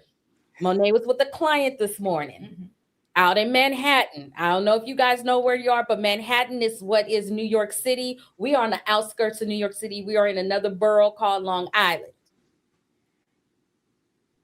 Man, don't be correcting me about my New York mapping and all that stuff. Yeah, I called you out. But basically, she had to get home from Manhattan. She literally said, It's okay, "Are you Samari. gonna say you need to?" Oh, I need to go. okay. Yeah. All right, go ahead, No, ladies. Monet, we'll all be listening to you out there in the other room. So this is your private conversation. Okay, you Monet, gonna stay or right? you gonna go? I gotta go. Sorry. Everybody leaving me. We're not But leaving you. Nice to meet you. in production. I I'm not understand. going anywhere. We're Well, on I'm the gonna other switch side of the seats so I screen. can see the screen from Yes, time to time. yes. So hold on one second, Monet. We getting our Okay. like Cheryl. You left her. Okay. Okay. All right, Monet. So we all gonna make a quick adjustment. Okay. You bouncing too? Or you stay? Okay. So can I go over here? And Oh, yeah, you can get the camera and get pointed the camera directly over at you. here so Yeah. then I can see Okay. Monet as well while I'm talking to her. Nice. Perfect. Very love nice. it. Love it. Thank you so much. Okay, good to see you, girl. Once I get my glasses on, now I can see you. Hey, boo. Hey, boo. I'm sorry. I didn't know I was texting you while you were running the world. Thank you Girl, for it's all having right. me. It's Hey, all right. Natalia. It was so funny. So, like I was saying, Monet was actually working on a client this morning. And one of the things she said was, "Oh, I got to hurry up with this client so I can get home and do what I got to do to get ready to be on camera ready." So, I'm glad you were able to make it. And I'm glad that I get to have this time with you as well. Thank you, Monet. Yes. So, the ladies are saying thank you. We have a couple of them that are preparing for some of our other sessions. So, I'm glad to get to be one on one with you. Yes, even better.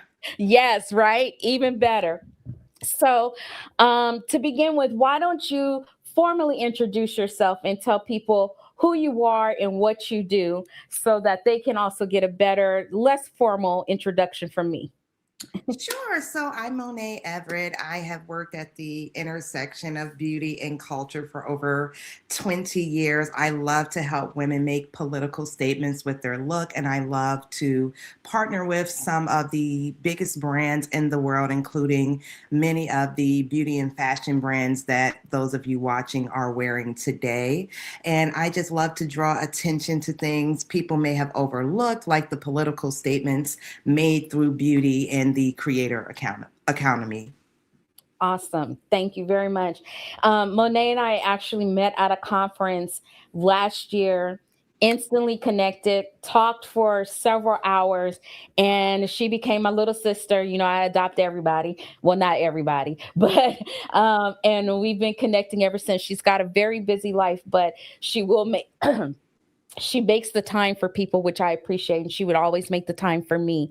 So I have a couple of questions because I wanted to make sure this wasn't solely a personal conversation between us. So I will dive into that a little bit, but I want to talk a little bit more about your career and some of the things that you've done. So I'm sure there might be some people, some women that are watching right now that know you from the beauty world because that's where you've primarily been doing primarily hair, but you also have done makeup and things like that. But as I mentioned in your intro, your background also includes mass media, PR, and sociology. How do all of those different identities actually live together in the work that you do? You know, there are so many different identities, so many different worlds that we all have to live in. Sociology has taught me that the world works via systems and that there's a lot of reasons why we do the things we do and why we want to look the way that we choose to look. Mass media and PR has taught me how my message travels throughout different communities and how people may receive me. So I use a lot of different frameworks, and I also like to make sure that everyone in the room feels seen, represented, and like they're able to go out and look their best. You know, so many people don't realize how we judge people based on their looks. You know, within like less than zero point 0.3 seconds, many people decide if the person they're speaking with is worth connecting with. Exactly. And I realized you weren't here on here earlier, but some of the conversation that we were having earlier was about using our voice to make sure that we're representing ourselves and telling our own narratives, and so someone else doesn't control that. And we also got into body language as well. You know, body language is important in conveying confidence, in conveying the knowledge and intellectual capital. It adds credibility, I guess is the word I'm looking for. And so you're talking about something very important. Maria's been talking all week about our branding, and you're taking that to a whole nother level. And you're saying how we represent ourselves physically with our clothes, our makeup, our hair, whatever we choose to do is really important and part of that communication process, communicating who we are in our branding beforehand. And I think that's a really powerful thing for women out there to realize, because a lot of times we walk into these rooms and we're wondering, why is the door already being shut? Why nobody's connecting with us? I'm a very strong proponent of always represent your brand. And once you know what your brand is and you know who you are and what you represent, wear it and wear it well. And that's what you're talking about. So before I get to my next question, going into some of your celebrity guests, celebrity folks you've worked with, when it comes to being comfortable in wearing yourself, wearing who you are. What tips do you have for women about how they can do that? Well, when you feel your best, you tend to promote yourself your best. So God doesn't make any mistakes. However, God made you is the way that you look best. There's nothing wrong with adding more to it. I'm specifically speaking to my women with natural hair and very short hairstyles. Natural hair can be styled to look beautiful. Curly hair can be styled to look beautiful. You can have a short, sassy style and still be amazing. Exactly. I totally agree. Um, yeah, many people don't know because I've been wearing a wrap all week. But if you were to go and see pictures and images of me, I wear a very short afro. I didn't intend to start off that way. For medical reasons, I had to do that. And now it's become a signature look. So when people see me, they go, one of my friends said the other day, because my hair is about an inch long right now. And they were like, oh my God, you have hair. I've never seen you with hair. And I'm like, yes, I do have hair. But it can make a statement, like you said, and we should be comfortable in that and learning how to wear what we may not necessarily vocalize at the outset. So Absolutely. The way you show up is the way you want the world to receive you. exactly, exactly. So let's talk about a couple of folks that you've worked with. I'm just saying. So I'm just going to drop a couple of names, but I want you to tie that back, not just to brag about who you are, what you do, because I could do that all day. I know you've worked with the Obamas, you've worked with Viola Davis, Taraji P. Henson, some powerful women, Yara Shahidi, and a whole generation of Nickelodeon and Disney talent as well. So a wide range of ages, hair textures, and everything. So what does working across that range of different backgrounds, because you also worked with Brenda Song as well. I don't know if a lot of people know who she is, and Lilamar. So when you're working across that range of backgrounds and platforms, what does that teach you about identity, image, and how people want to be seen in the world? Absolutely. Every person, every gender, every culture, everyone consistently has to question how do they want the world to receive them. Every culture has kind of their thing that they are concerned about. Some cultures it's about light or dark or loose curl versus tight curl. And that is in every single culture. Sometimes it's about does this person have red hair and what does that mean? So I really love working across different communities to help clients to create their best image. I have helped so many celebrities like Dominique Fishback and Ryan Michelle Bathe who enjoy making political statements with their hair on the red carpet. There are It's a pleasure to work with clients who want to reach their community and give young ladies who look like them something to look forward to. When I grew up, we didn't see very many people, Black women on the red carpet showing their natural curls and coils. So many of us grew up thinking that hair extensions are for formal occasions or straightening your hair. So it's so beautiful to be a part of the story that says your complexion is beautiful, your natural hair texture is beautiful.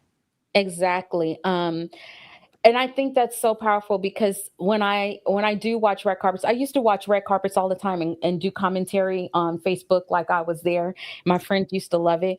And I kind of stopped because I felt like I was saying a lot of the same things about a lot of the women that you would see coming across. And then we started having this transition. And I don't mean about Black women, I'm talking about others. But you saw this crop of young and more mature Black women coming through. The Uzo Odoba, I can never say her last name right, but Uzo. You also see Viola. You saw Mhm. the Haley and Chloe Yeah. coming through, and even Kiki Palmer, all these different ones, and my one girl, Marseille Martin, Yes. We come love Marseille. and they're making statements with their hair. Zendaya did it, and they talked about how she looked like she might be, smell like patchouli oil and all this. Is not right. We ain't gonna go Yeah. into that because that made me mad. But my point is, we started seeing this crop of women being extremely expressive with their hair, making statements, standing firm in their hair, whether they chose to wear it, as a silk press, whether they added pieces, whatever the case may be, and showed us variety, just like the variety we have. So I appreciate Absolutely. that you also love working with that and what you've learned from that as well. Speaking of which, because we're talking about our cultural identities, we're talking about our hair. DEI is a hot topic right now. I want to talk about something that many people may not have been aware of, but a lot were. And it has to do with an interview you did with Oprah Magazine. Um, and I got my notes here because you were actually interviewed about DEI in beauty. So let me ask you a question and tap into that really just quickly. You were talking about discrimination and what it means when Black women show up on set Mhm. and there is no one qualified to do their hair, which is something that is constantly being talked about. No one that can do their hair, no one that can do their makeup properly. And that whole piece that you wrote, if I recall correctly, went viral. Like a lot of people were feeding on that and commenting. So I'd like to know from you and your perspective, like what were you really thinking and feeling when you saw the responses and you saw that this particular interview, which touched so many of us deeply in ways that we couldn't have imagined. What was your thought and process about that, knowing that you've been living inside of that industry for, 20 plus years? Yeah, so I did not realize how systematic and structural it was. There were so few people who could cater to curly and coily hair textures and darker skin tones. And I'm being very strategic by saying curly and coily because we have been made to believe it's strictly a Black thing. But trust and believe there are many white women with curls who don't have people who can take care of their hair. There are many dark Latins and Asians who don't have people who can do their makeup, but we allow them to make it a race thing, and not enough people care about the plight of the Black man and woman. Mm. So we've been dealing with this for many years, and I was really outspoken about so many times I would show up on major sets and be the only Black person there. I remember doing a music video for an international pop icon with 300 people on set. I was the only Black beauty professional out of 20. There were 300 people on set, and I'm going to drastically round up to say there were 5 Black people. So this is not new, but it's very new to speak up about it because you're always concerned about the backlash. So when this interview went viral, it was wonderful to see so many people piping up about it. Gabrielle Union, the young ladies from Insecure, so many other people spoke up about their experience, and we started to draw attention to the fact that people who are qualified are kept out of the industry. They're being gate kept. This industry is not like any other where there's just degrees you can seek out and they will get you job placement. It's really about the right people knowing you and knowing that you can do an amazing job on set. So when it went viral and so many people, celebrities, producers, casting directors, talent, hairstylists, and makeup artists were speaking out, I was really proud to help to lead that moment, though it led to me getting amazing opportunities like being flown out to work on set in New Zealand. It also left me with a bigger hole where I knew I needed to do more than speak out about the inequalities and inequities. I needed to make some really large changes in the beauty industry, and I have strived towards that ever since. Yeah, and I appreciate that very much. I have some other friends who work in the industry mostly as makeup artists, and yeah, they've talked about how challenging it can be to break into the industry. That it's often who you know or having the right break at the right time.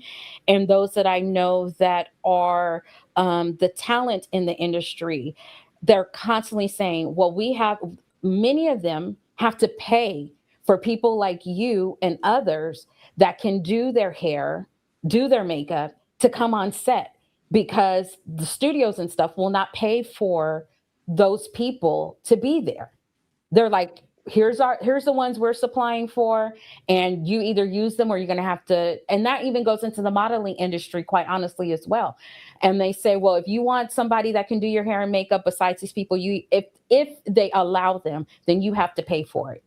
So before I move further, that is something that I fight against. I educate my clients on their rights and how they can get qualified artists on set with them. There's a such thing as union and union work, and I work outside of the union on the print and digital side of things. So I work with those clients on how to get proper people on set, but most importantly, I work with hair and makeup artists who would like to work at a higher level so that they are not solely sitting around waiting on their one big break. That's not exactly true. People who work with one big break are the people who were not trained on how to get out there and find the work that they want. And it's a really tough existence thinking that one day somebody is going to come and pluck you out of obscurity. The way I work, instead of waiting for one egg to hatch, I teach you how to fill up that basket with multiple different eggs so they all start popping at the same time. Yes. I appreciate that. And to that, you said the education part, and it's taking me back. And I'm glad you're at the forefront of that, very much so, because I remember when my cousin was in cosmetology school. Okay. This was way back in, as we keep teasing, the 1900s, but it was late 1980s, early 1990s. And I would go to her to go she always did my hair growing up, and now she was going through the license. So I would go to her school to get my hair done, right? It was cheaper, it was better, and it was somebody I knew. And every time she would press my hair, you know how it is. We got the grease on our hair and all that stuff, and the steam and the smoke go up, and it smells like burnt hair or whatever, and all these people, the head of the school would come running over. What are you doing? What's going on with her hair? Because they were from the land of Mayonasia. And they would come over and be like, what's going on? Da, da, da, da, da. And my cousin was like, I'm just doing her hair and pressing her hair, because they didn't know those skills and weren't taught those skills, right? And so then it got to a point where they said, well, if you want to do her hair, then let her come in. And they wanted to use me as their teaching mannequin and dummy for these other people who are not properly educated in hair texture and all of that to do my hair. And my cousin then said, stop coming here, because I had long hair at that time. And she's like, they're going to break your hair. I'm not going to let them do this. And this is a snap. So I noticed that you have fought and are now featured in, and I'm not sure if I'm going to say this right, Milady Cosmetology. Correct. Which is the standard textbook that is used. Okay. First of all, props to that. Thank you. And if I recall correctly, and based on the notes that I was taking down, was that you were the one that actually pushed for textured hair to be included in that standard textbook as a actual foundational skill and not just an additional add-on. Did I get that information correct? Is that? Absolutely. There have been a few of us out here fighting that battle. I was really proud to partner with Milady because they are the cosmetology education standard. And I partnered with them on some courses that feature different ways you can be successful with a cosmetology license. I featured about 30 different jobs one can have. And one thing I made sure to do was include textured hair as a standard. It's not just an add-on. It's not a specialty. It's not something you get around to. I was it's very specific about the text needs to show things like Black people styling Asian hair, Latin styling white hair, and so on and so forth. Without knowing it, that book was teaching people to kind of stay working with the hair texture that they are familiar with. And if we are professionals, they should know more. So textured hair is not something to have fun with and get around to whenever you'd like. You can have a very successful career in multiple different fields with your cosmetology license. The beauty industry is a $750 billion industry. You don't even have to stay in your salon, which is why I teach success beyond the chair. And I teach that being proficient in all hair textures will help you find more success. That is so true. I'm going to circle back to that in just a second. I just want to interject this. So everybody here knows that I'm into Korean dramas and K-pop and all that kind of stuff. There are salons now popping, not just popping up, but I should say there are cosmetologists even in places like Korea, which does not have a Black population, that are learning how to do Black hair, from braids to natural hair care, blowouts, all of those sorts of things. Because what many people don't know is even over there, their hair texture is so different that some of them have super naturally curly hair, much like ours. And so they've had to go and find ways to take care of their hair because they didn't have anybody to do it. But because a lot of these countries, Black people are everywhere, and Black women are traveling all over the world, whether they're by themselves or with friends. And so they're always looking for people that can do those things. So that was, having that as a standard in our textbooks here and going abroad is fabulous. What I like to know from you, though, is you touched on it, but let's go a little bit more deeply. Excuse me. Why does the distinction of having it foundational really matter? You touched on that some. And what does it say, more importantly, about institutions that have historically treated Black beauty? What does it really say about them? So there's only 4 hair textures: straight, wavy, curly, and coily. If you are not able to style curly and coily, that is half of the hair texture. 70% of the world's population has hair that would be considered textured. So what it says about those institutions is they are not properly preparing the workforce to be able to take care of the vastly changing world community. And as beauty professionals, we cannot stand for this. If you can only style 1 or 2 textures, you are a hair enthusiast. You are not a hair stylist until you're able to style all 4 hair textures and take care of the great majority of people who sit in your chair. I appreciate that. Tell them, sis, tell them. So I want to go into a slightly different direction because, and first let me circle back to say I really appreciate you talking about your experiences. I'm seeing some comments coming into the chat, so I'll get to those in just a moment. But I really appreciate you talking about the level of experience that you have and how that has driven you to bring about changes within the industry, because a lot of people don't feel like they have to make, I shouldn't say have, a lot of people don't always feel like they are the ones to reach back and continue making changes within their industry once they reach a certain level, or just because they got there. It's I got there, I pulled up my bootstraps, or I did whatever to get there. You figure it out. And you're saying, no, we're reaching back. You're being, as we talked about earlier, ladies, she's being a sponsor in those rooms for the rest of us.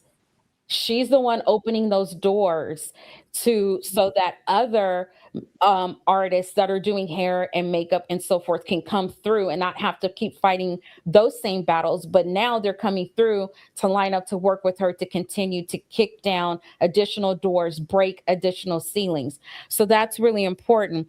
But I want to switch and talk more about the influence that you have built, because that is what's allowing this to move forward, allowing these changes to take place.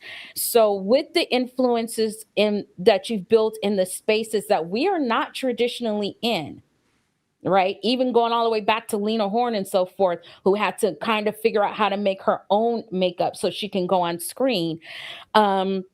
So being in those spaces, Here's a question we don't always ask. We always ask, well, what did you learn? I want to ask you, what did you have to unlearn in those particular spaces so that you can continue to walk into those rooms as a confident Black woman? I had to unlearn the thought that everyone is here to make you successful. That just simply is not true. I had to learn that there are so many different ways of going about things. I believe that I'm able to have broader reach through communication than being an actual technician. So when I do stuff like I am the spokesperson for Sally Beauty and the spokesperson for America's Beauty Show, I do that with the understanding that one, I am very capable of these positions, but I'm opening doors for others. I learn to work with different people across the table and across the board, and I do it with the weight on my shoulders, understanding that I am representing many people who look like you and I who were not given these opportunities.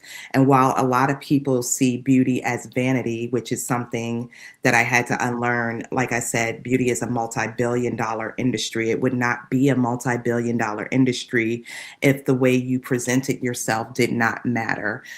Beauty transcends feelings, it transcends marketing, and it computes to multi-billion dollars. I also had to unlearn the deep understanding that I felt that clearly we were represented at every level, and I found out that that's not true. So I worked to bridge the gap while we're not represented at the highest levels, especially in beauty. What I realized was so many of us had no idea how to get in those positions. Mhm. So rather than being someone to simply complain about it, I created Celeb Gigs Academy to help people get into the positions in the beauty industry they want, whether that's working with celebrities or being an educator for a brand or getting brand deals. I love that. I love that very much. And because you've done that, you've actually, you said something that was powerful and it ties into the gatekeeping, which is one of the things you had to unlearn is that not everybody in the room is there to help you succeed.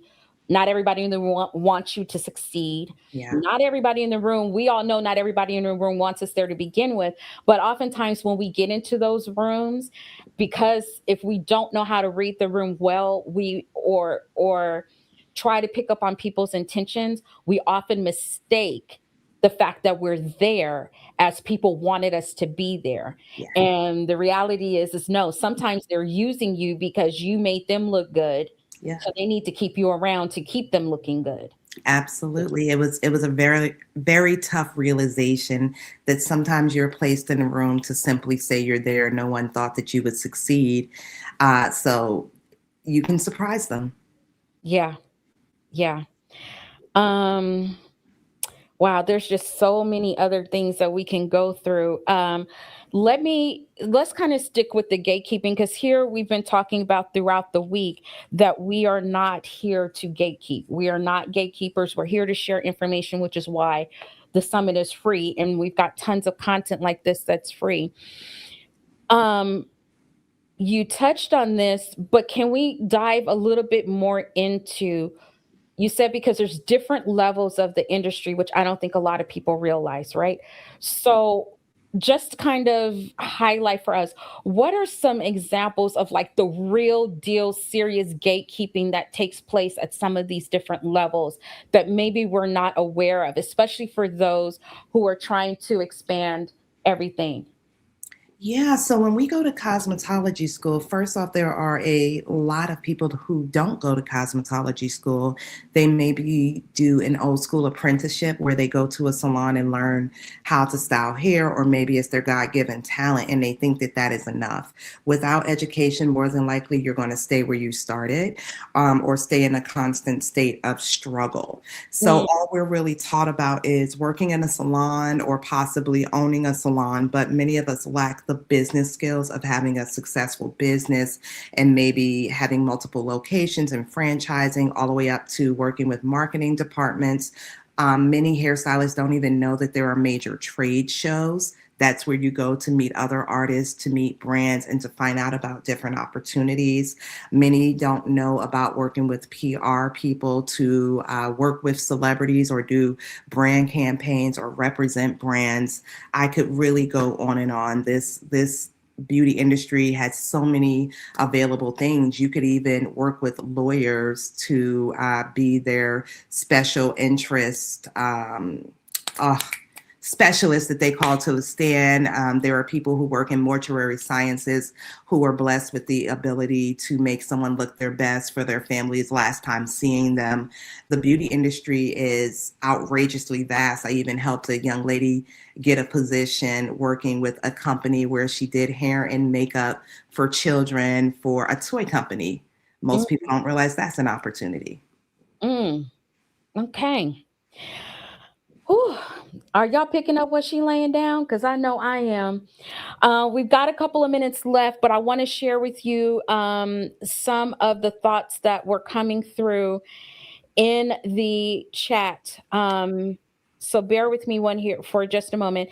Anita was like, wow, political statements with our looks. That's awesome. Yes, we can do that. We don't always have to wear a pin or a button. You can make a very simple statement just in, how you're wearing your hair, an outfit that you're wearing, your makeup, things like that. She also says, always represent your brand. Love this. And help women through knowing their identity and their voice combined so it's natural embodiment. Love that. Love what we said about wearing yourself. So thank you for bringing that up as well. And she says she's an Indian brown girl. So she understands the mixing of the cultures and so forth and why it's so important to make sure we're representing all of ourselves in every way and the challenges with doing that, especially with our hair. People are also agreeing with you. Our hair is our crown. That not all the people that are YouTube hairstylists are the ones qualified to even teach us and help us. So they appreciate your input and how you're changing the industry. And there's a lot more comments that are also listed here. I'm sorry, ladies, I don't have the time to go through all of these right now, but here's one. Somebody had a question for you as well. She says she loves the thought of the influence that you built and the spaces of celebrities, etc., that we are not usually in. She wants to do this and have the door open for psychology, healing, and energy work that she does as a coach, and the identity work that she does connected to marketing and publicity.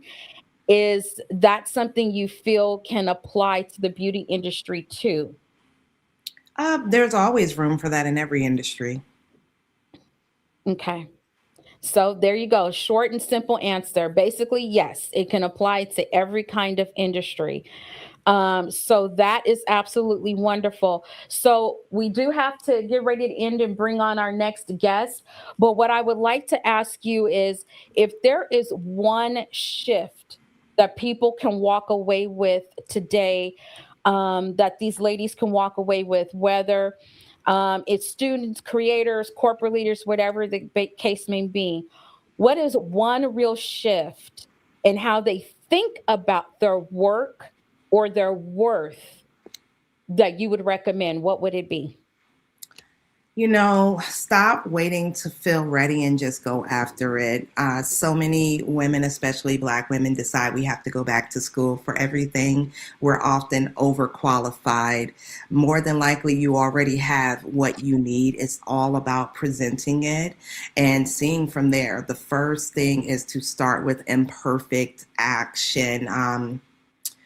Build through consistency and show up, be willing to say the hard thing that maybe other people are not willing to say. That is the way that you build your community, which is absolutely vital because we don't want to stay depending on these apps. Your story is not a liability and it's an asset that most people are scared to use. Yes. And we were just talking about that before we came on the air, and it was about open your mouth and use your voice. That's basically what we said. So, with that being said, I want to thank not only the ladies for paying attention and being here today. And yes, I said paying attention because you guys were dropping some great gems here in the comments. So, we'll probably get back to some of those a little bit later on the air. And Anita says thank you. She appreciated your response to her. So really appreciate that.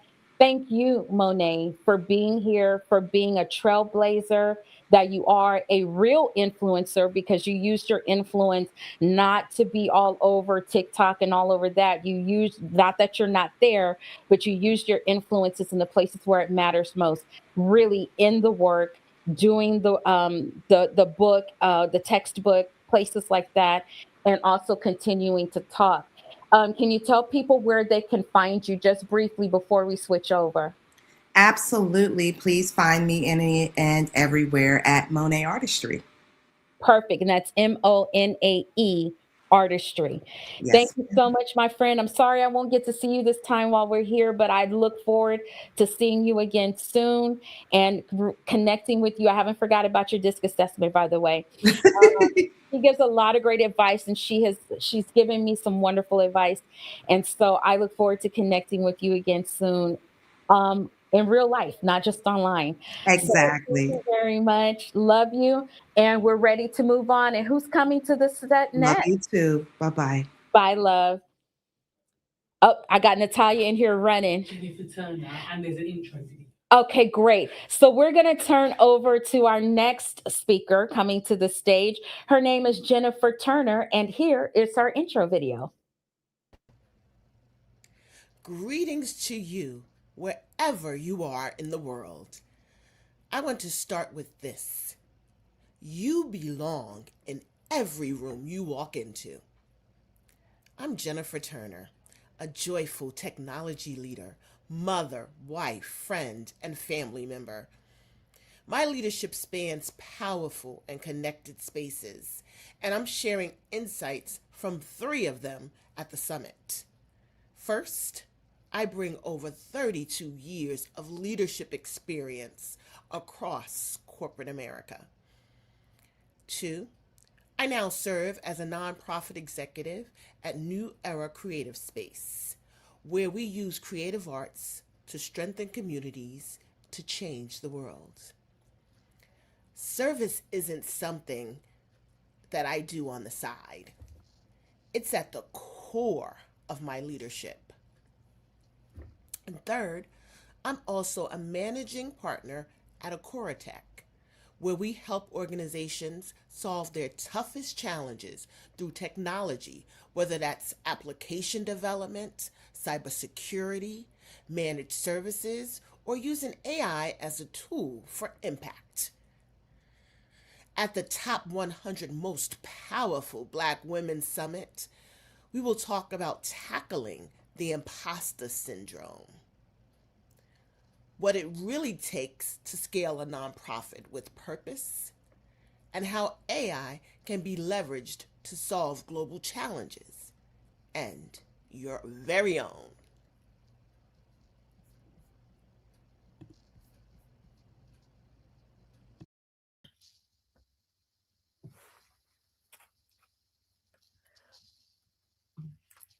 Wow, thank you for sharing that. That's great.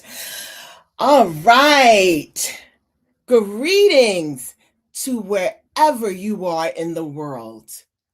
This summit is over the top amazing. I am so full. I'm really enjoying it and so happy to be a part of it with all of the fabulous people experiencing it today with us. And I'm going to start here.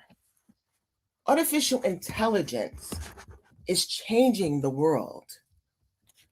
But the real question is, who is it actually creating value for? And who is being left out? At Acoratech Technology, we believe AI should create impact, not just innovation. I'm Jennifer Turner, a managing partner at Acoratech Incorporated. And I am here with some of my partners who are here and answer your questions in the comments. And I will talk about AI for impact. Build what matters, ignore the noise. So this is our agenda. This is how we're going to go through this today. I'll start with my introduction. Then I'll talk about what is AI, who should build AI, what is worth building, where AI creates impact. Then I will shift to when to implement and how to implement it responsibly. We're going to have a great time today. Are you guys with me? All right. So I'll start with a little bit about myself. I'm Jennifer Turner. I'm a proud mother, wife, friend, family member, and motivator. I'm a servant leader, an inspirer, an innovator, a connector. And I was born in Brooklyn and raised in Queens, just like LL Cool J. And if anyone doesn't know who LL Cool J, he's a famous rapper and also an actor. And he has a song where he says that he was born in Brooklyn and raised in Queens, and so was I. So you always remember where I'm from. As the video said, I have many years in corporate America in many different organizations. I am a radiant, award-winning international speaker, and I have had the pleasure of speaking on 5 continents. I love to volunteer, and I love to volunteer because I love to help people.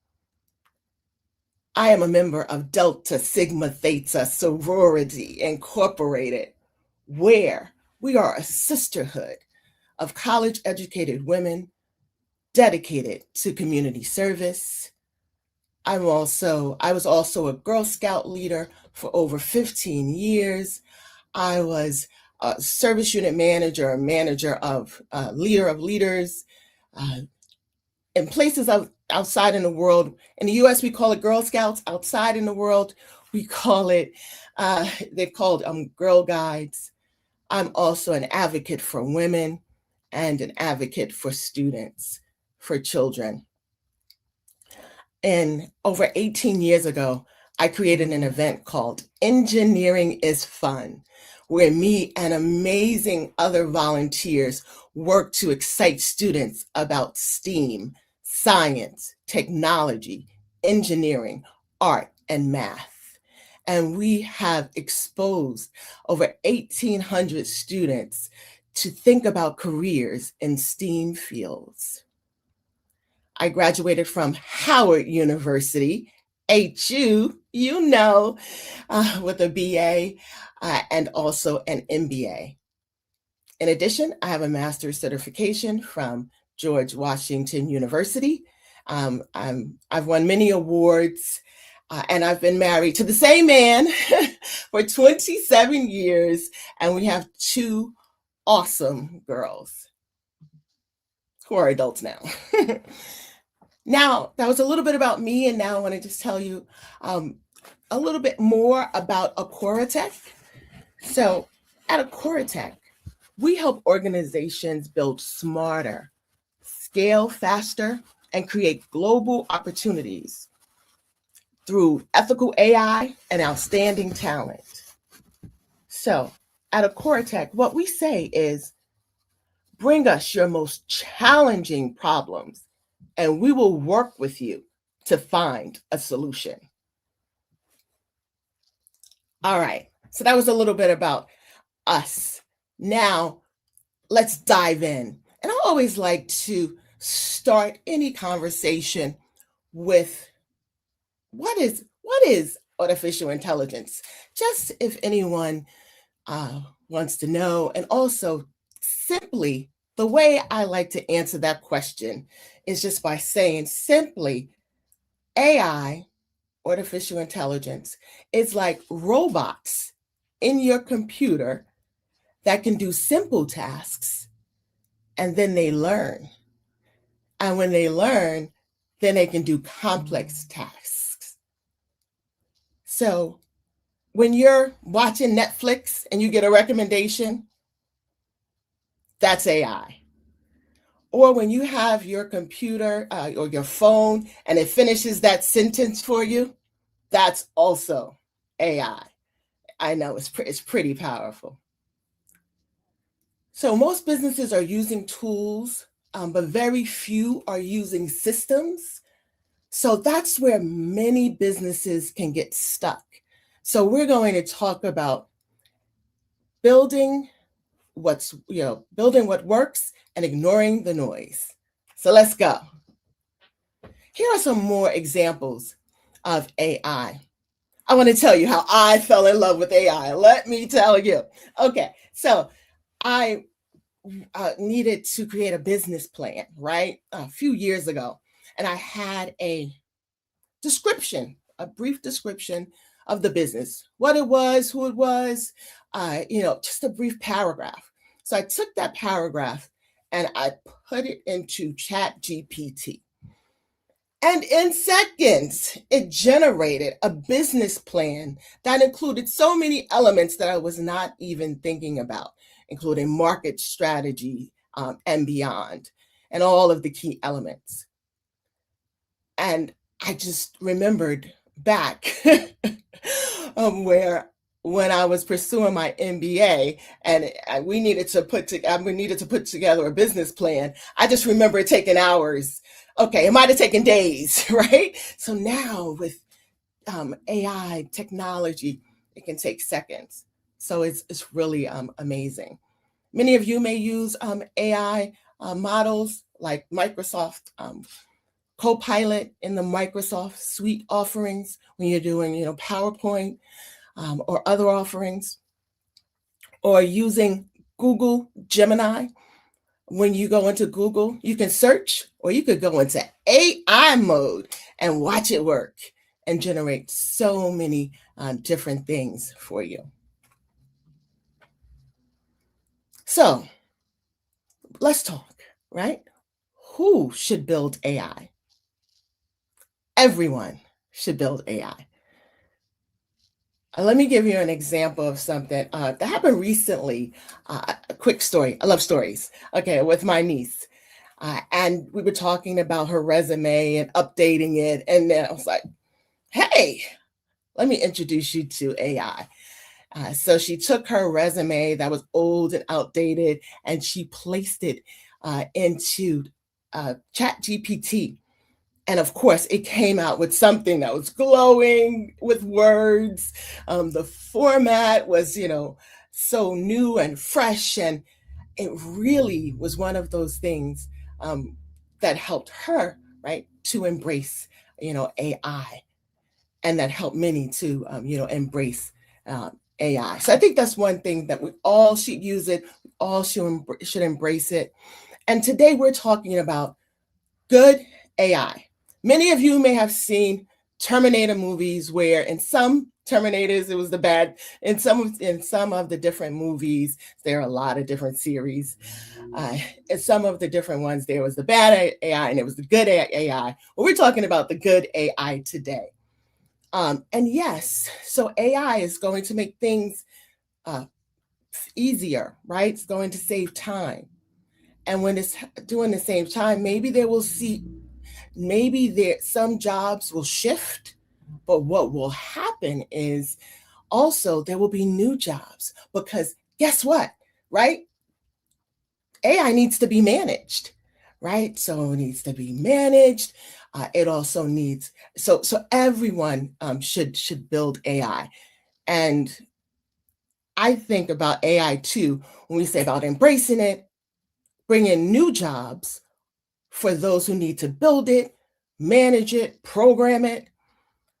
And with the efficiencies, now I can't say this is my original idea. I was at a talk and I heard this, but what if AI takes us to a 4-day work week? What, right? Like, let's think about good AI doing that. And all of us should build it. Leaders, people who manage governance, engineers to end users. And we have to really think about what is worth building. Prioritizing and automating. If there are any manual tasks that are being done, a goal will be to automate them, minimize them. Matter of fact, eliminate them. And that would be worth building AI for, to eliminate those manual tasks. Identifying, tracking, and monitoring key data point trends. So key process indicators, identifying 3 to 5 metrics, and identifying, tracking, and monitoring them. Always about, it's worth building to elevate the customer experience and to optimize it. And then on the other side of it, we have the build, and then we have the ignore. So what should we ignore? Okay, so anything that is tracked and measured gets done. So we should ignore any kind of AI that does not have measurable outcomes. Also, there is a lot of hype about AI. You hear it, the latest in AI, the latest trends. Well, we don't want to follow trends. We really want to use our AI to help us with our problems, our pain points. So really identifying a pain point. So we should ignore technology that is just searching for a problem. We have enough problems. We want to solve them. We don't need to go find ones that don't exist. Where AI creates impact. AI creates impacts throughout all businesses, from the end-to-end supply chain. When we think about operations, AI can make things better, smarter, faster. Thinking about clients, we're always thinking about the clients in mind, right? We want more clients, right? We want to serve them well. So what AI can do is helps to identify issues, works to solve them, and then to deter them from happening again with that client, and then also with other clients, right? Deterring those issues, and then supporting them throughout the process, 24/7, supporting them throughout the process, right? So we, as people, we need to sleep. I've heard some great presentations during this summit, and sleep is a focus because we're all busy. So it's very important, but AI doesn't need to sleep. So let's use that, right? When we talk about money, AI creates impact in bookkeeping, in accounting, anywhere in the business. And also it can help protect us, particularly from like hackers and people like that who want to do us harm. Okay, I'm going to share another story, right? Because when we're building AI for impact, we want to ensure that trusted information and comprehensive information goes into AI. So I want to tell you of a story where that didn't happen so well. I was at a diversity conference in 2024. So it wasn't that long ago. And it was sponsored by 2 Fortune 100 tech companies. And they did a fantastic job. And one of the companies, the Fortune 100 companies, they were demoing their AI. So I was walking around wanting to see it, and they said, "Hey, come try it out." I said, "Okay, let me try it out." So it was generative AI. So what would happen is you would give it a prompt, you would tell it something, and then it would create an image for you. And so they asked me, "Well, what do you want to see?" And since I dabble in boxing, my boxing girls and friends are out there, I said, "Okay, I want to see a woman boxer." And so they put in women boxers, and it generated women boxers, and they were all white. So they looked at the screen and they looked at me and they were like, whoops, you know, and then they were like, oh my goodness, they were trying to make up for that. And they were like, oh, let's try female female boxers.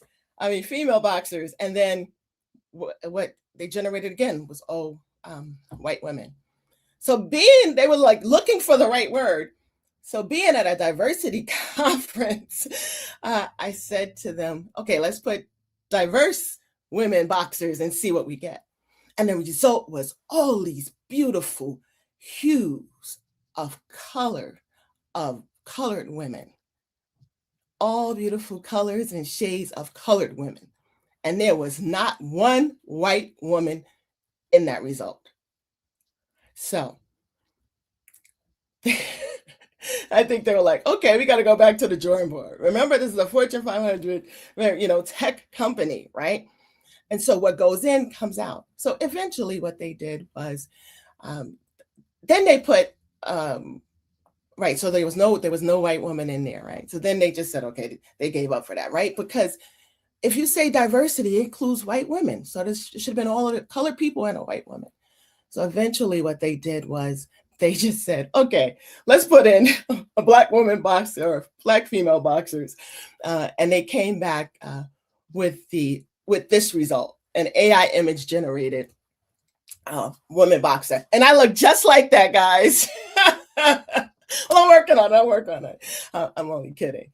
But the point of the story is maybe they should have had more, diversity in the people who were programming the AI, right? To generate diverse women, including white women and all the other colored women when you have that prompt. And so what should go in should be trusted. It should be comprehensive. It should be diverse as well, so that you can get reliable results. So when should we use AI? AI should be used when a clear problem exists. And that's like when there's reliable data that's available, when it can be measured, particularly the impact of what you're doing, and when you can get leadership to align and support what you're doing. And absolutely, timing matters more than even the technology. And I've talked a lot about AI in general and when we should use it and why it's important. And now I want to talk about the Akora AI model. First, we work with you to find what is the friction. Find what's slowing you down. What are your pain points? What are your problems, right? We want to look at the problem because the idea is to solve that problem.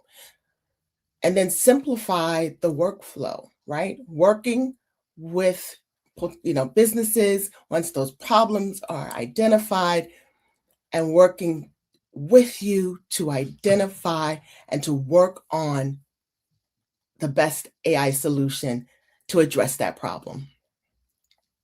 And keeping humans in control, which is so important. And come up with a solution, and then you iterate with that solution over time. So what that means is you come up with a solution, and you iterate, and you make it better, and then you continue to see what else can you do to improve the overall challenge. I want to say that, keeping another story. I want to share another story with everyone. Keeping humans in control is very important. So I heard about a story of someone who was using an AI tool to manage their email. Great, right? We all want something to manage our email. And he had the email agent. So the agent was AI, was reading the email, summarizing the email, drafting a response to the email, and then deleting email that was not, used, right? That was not important. And the AI, remember, the agent starts learning the tasks, right? And it was doing a great job.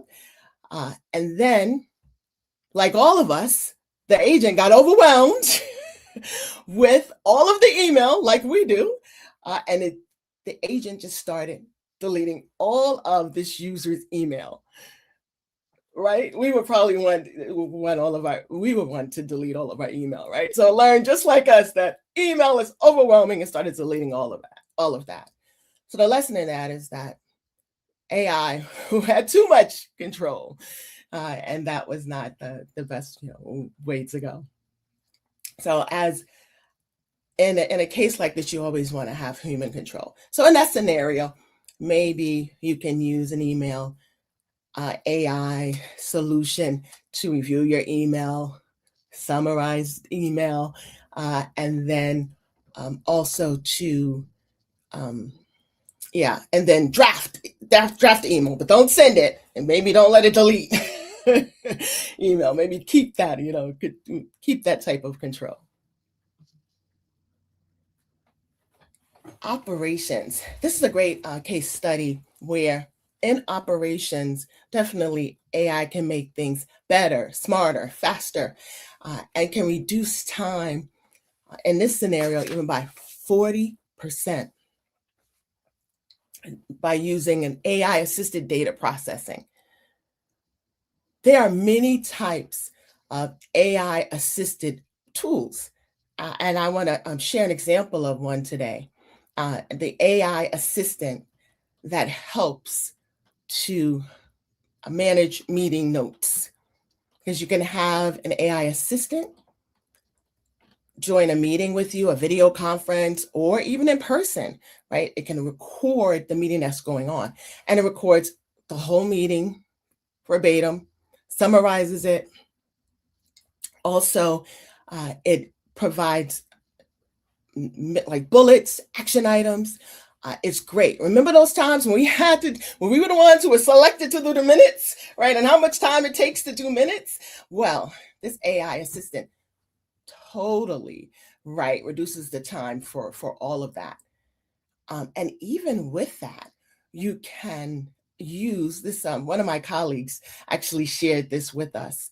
He said that what he does in all of his meetings, he lets AI record them, and then he takes the actual verbatim recordings, right? The words that the AI captured, he puts them in one of his, AI tools, maybe like, Gemini or Chat or other. And over time, it summarizes it for him. But also think about all of his meetings, maybe personal meetings, maybe business, meetings, different things that you're involved with. Now the AI is really learning you, and it's learning, how to help support you even more. So great way to use an AI assistant to really save time in operations.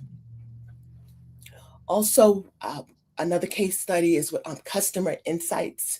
So there are many ways to look at what's going on with your customers, looking at the data and finding a solution. So in this case, there's a major food retailer, and their customers were not purchasing a product. They were purchasing a product. It was a new product, and they were purchasing it in one region. Let's just say it was a burger, but in the other region, the sales were terrible. They just weren't up, and they could not figure out why. So they deployed an AI solution to figure out what is going on. Why is this product so good in one region and not another? And this was all in one country. So what they found that in one region, because the AI was a customer, they deployed a solution, customer analytics solution, behavior analysis, and it looked at data they received inside the company. They looked at data on the internet, other external data sources, and put it all together. And the AI was able to determine that in a region where the products weren't selling was because they just really didn't like mustard. It was like mustard. It was a condiment that made all the difference for this. And how long would it have taken a company without AI to determine that? But they were able to determine that. by using that solution. I want to ask you a question.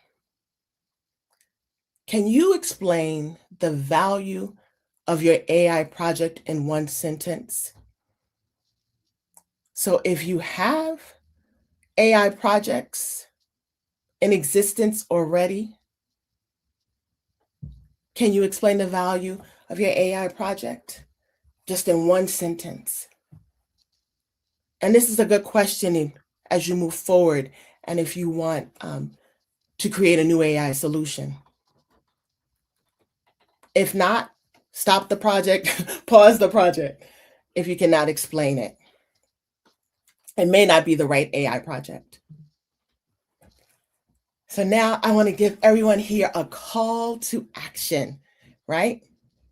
I would like everyone to write down, identify and write down if you have a real problem that you need to solve.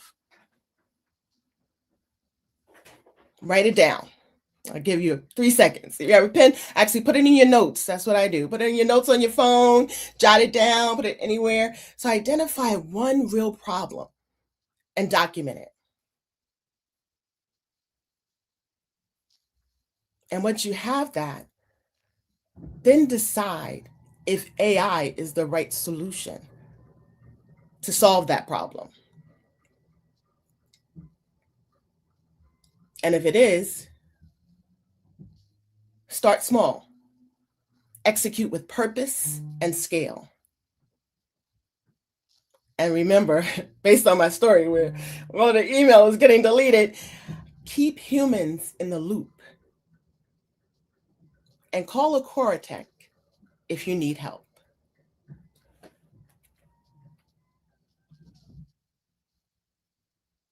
Two companies invest in AI. One chases tools. The second one solves a real problem. Who do you think wins? Of course, the second one wins. The winners in AI will not build the most AI. They will build the right AI.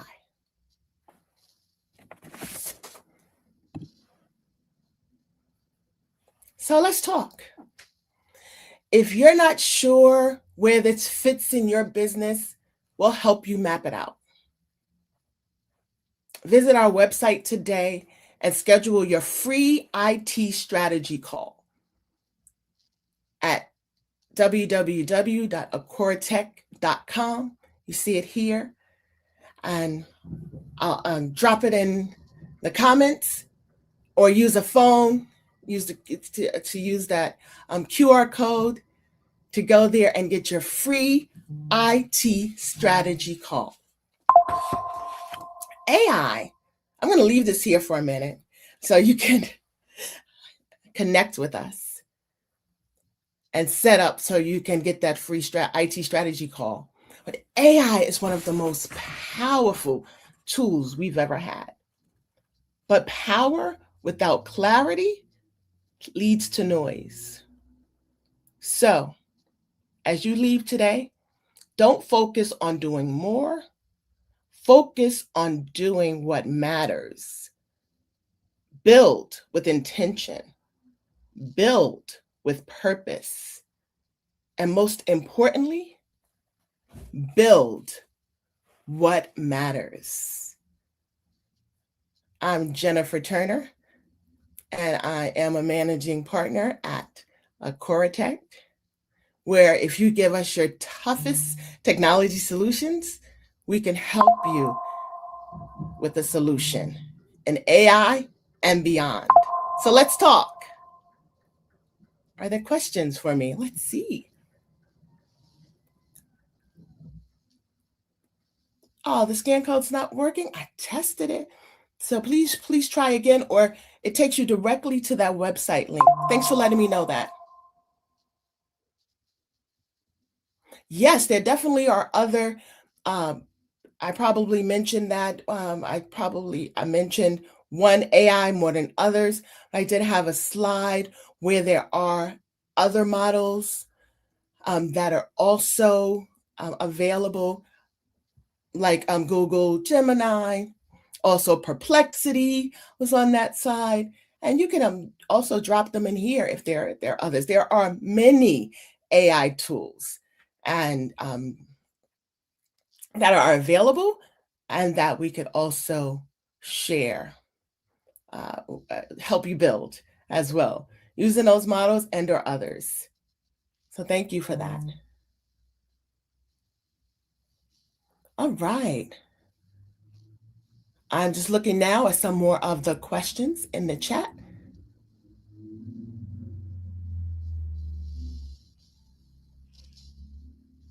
Jennifer, I thought, let me come on as you are wrapping up. That was an absolutely insightful, wonderful session, Jennifer.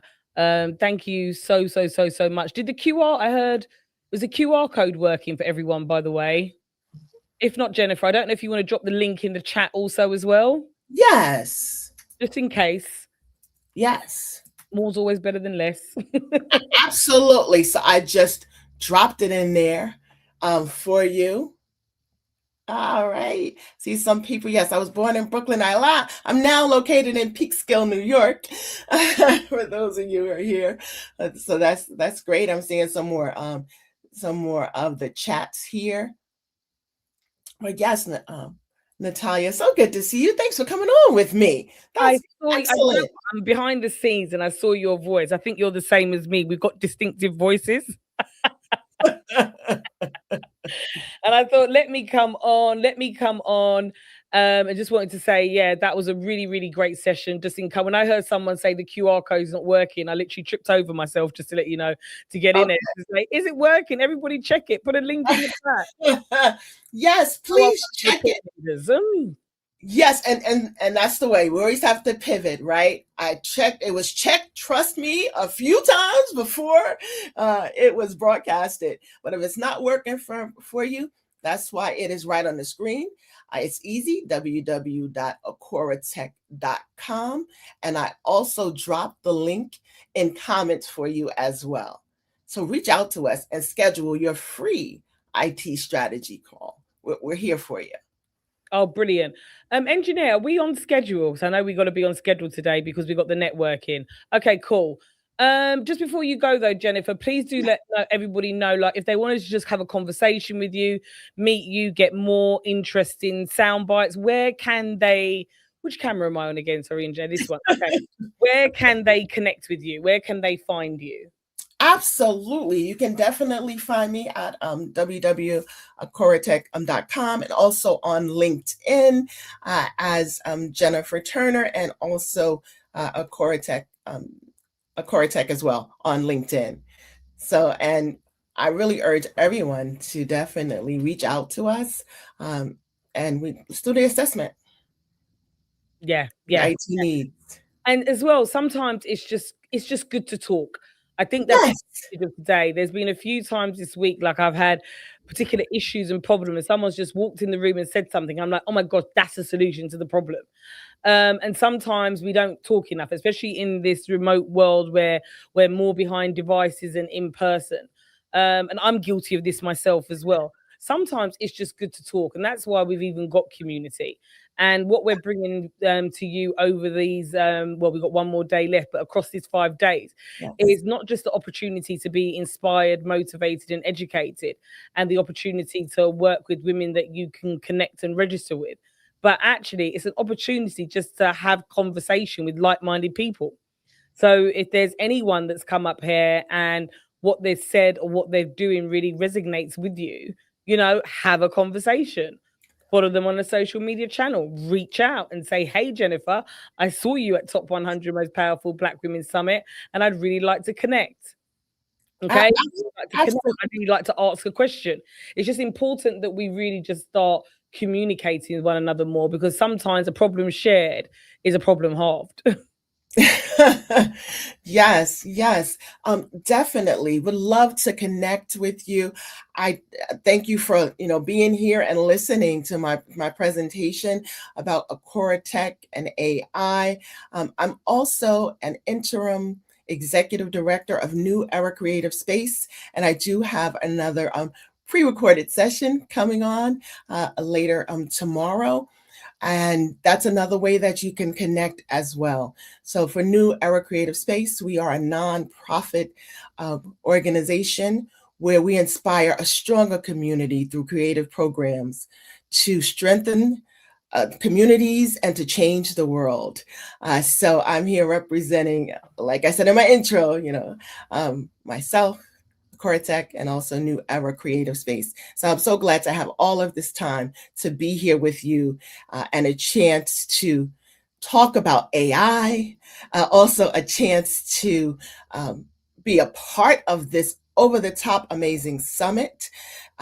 I'm so full with listening to so many of the awesome speakers. If I tried to say names, I'm sure I would forget, but just really, and I did mention how it's really important for us to take care of ourselves as women, because there is so many things that we need to do, get done, and we have to prioritize ourselves. And I remember one speaker talking about sleep, and I was like, that's one of those things I didn't think I had to prioritize, but now I know that I do. And then the speaker right before me, who was talking about hair, stylists, and wow, so many opportunities. I didn't know that. So we've had a whole bag full of speakers, Jennifer, from so many different topics. And even me, even here in the studio, people are writing notes like, oh my gosh, I didn't know that. It has been absolutely amazing. But Jennifer, we've actually got another amazing speaker who is about to come on now. Tracy Collins. So please do make sure you stick around and watch her session with us. But it was an absolute pleasure having you here. And we hope to see you at the next summit, because that was absolutely amazing. So thank you, Jennifer. I'll be there. You invite me back. Most definitely. Most definitely. Thank you so much, Jennifer. So the next speaker I have coming to the stage now. When I met this lady, if I was to be honest with you, she was giving off boss vibes. And I literally felt the first moment that I met her, I thought, I want to be like you when I grow up. Even though I'm a grown-ass woman, I'm probably older than Tracy Collins. The next lady who is coming up to stage is just someone who is very well accomplished, someone who's very astute, very polished, very focused, very intentional. She knows where she's going. She knows what she wants. And that's exactly what she helps other women do. She helps bring them to a whole nother level, a level that we dream of and we don't really think about how is it that we're going to get their attention. So without further ado, I would like to play the intro video of Tracy Collins, and then Tracy Collins is going to be coming onto the virtual stage. Take it away, engineer. Hi, my name is Tracy Collins. I'm a business strategist, a speaker, and an author. I help founders and leaders build businesses that are structured to grow, make money consistently, and become a valuable asset. A big part of my work focuses on helping people turn what they already know, that means your expertise, your methods, and your big ideas, into actual intellectual property that can generate income beyond trading time for money.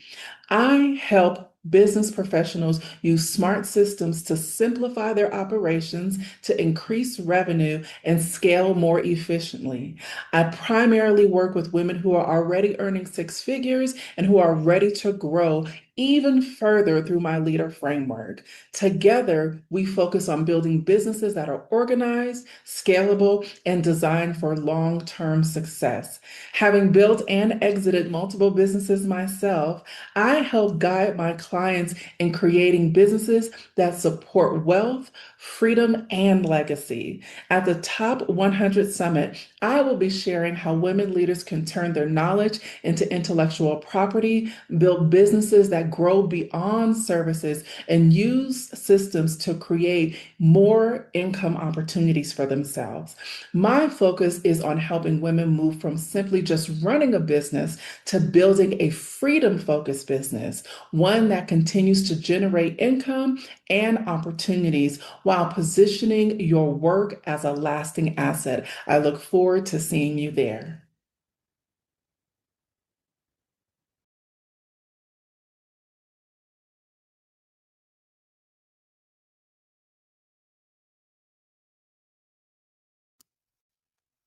Oh my God. Thank you so much, Natalia. And the team has been amazing. I'm so honored to be here and to share with you guys what I know. Thank you for the wonderful introduction. I think if I was nervous, Natalia just warmed my heart, so the nerves went away. So just to get into what I'll be talking about today, I'll be sharing how to take your knowledge and to really get to the bag. Let's just talk about it. That's why everybody is here. Everybody wants to get paid for what they know, but there is a way to get it done. So without further ado, I'm going to share my screen. Hold on, there we go. All right. Hopefully you guys can see this. Please let me know if you cannot.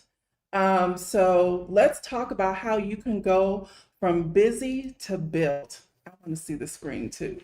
Please let me know if you can see. Okay, got it. We can see the screen. Okay. All right.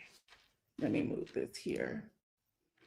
Okay, how you can go from busy to build. And so what I do is I help mid-level women in business scale without burning out. And there is a reason for this. I am going to share my story. I think what we get so accustomed to as women leaders and women in business, we get so accustomed to talking about what we do that it takes away from who we are and why we do what we do. So I'm going to share my story. So just a little bit about me. I am a business strategist, which I absolutely love. I did not start out that way, but I'll get there shortly. I am a speaker and I am an author, and I specialize in helping women who are earning six figures and beyond to turn their expertise into scalable, sellable assets through ecosystems and understanding how to leverage what you know so that way you can get paid time and time and time again off of one to maybe two simple things that you put in place. So I'm so honored to be here. I have worked with major corporations to broker deals. I have licensed out my content, my strategies, and my frameworks to major institutions, and I have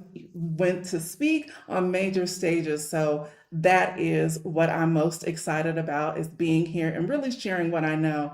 Also, I am the founder and the former CEO of one of the largest companies in the United States. I currently live in Mexico, but that is also a part of my story. But I was the founder of, or am the founder of, the National Black Doulas Association.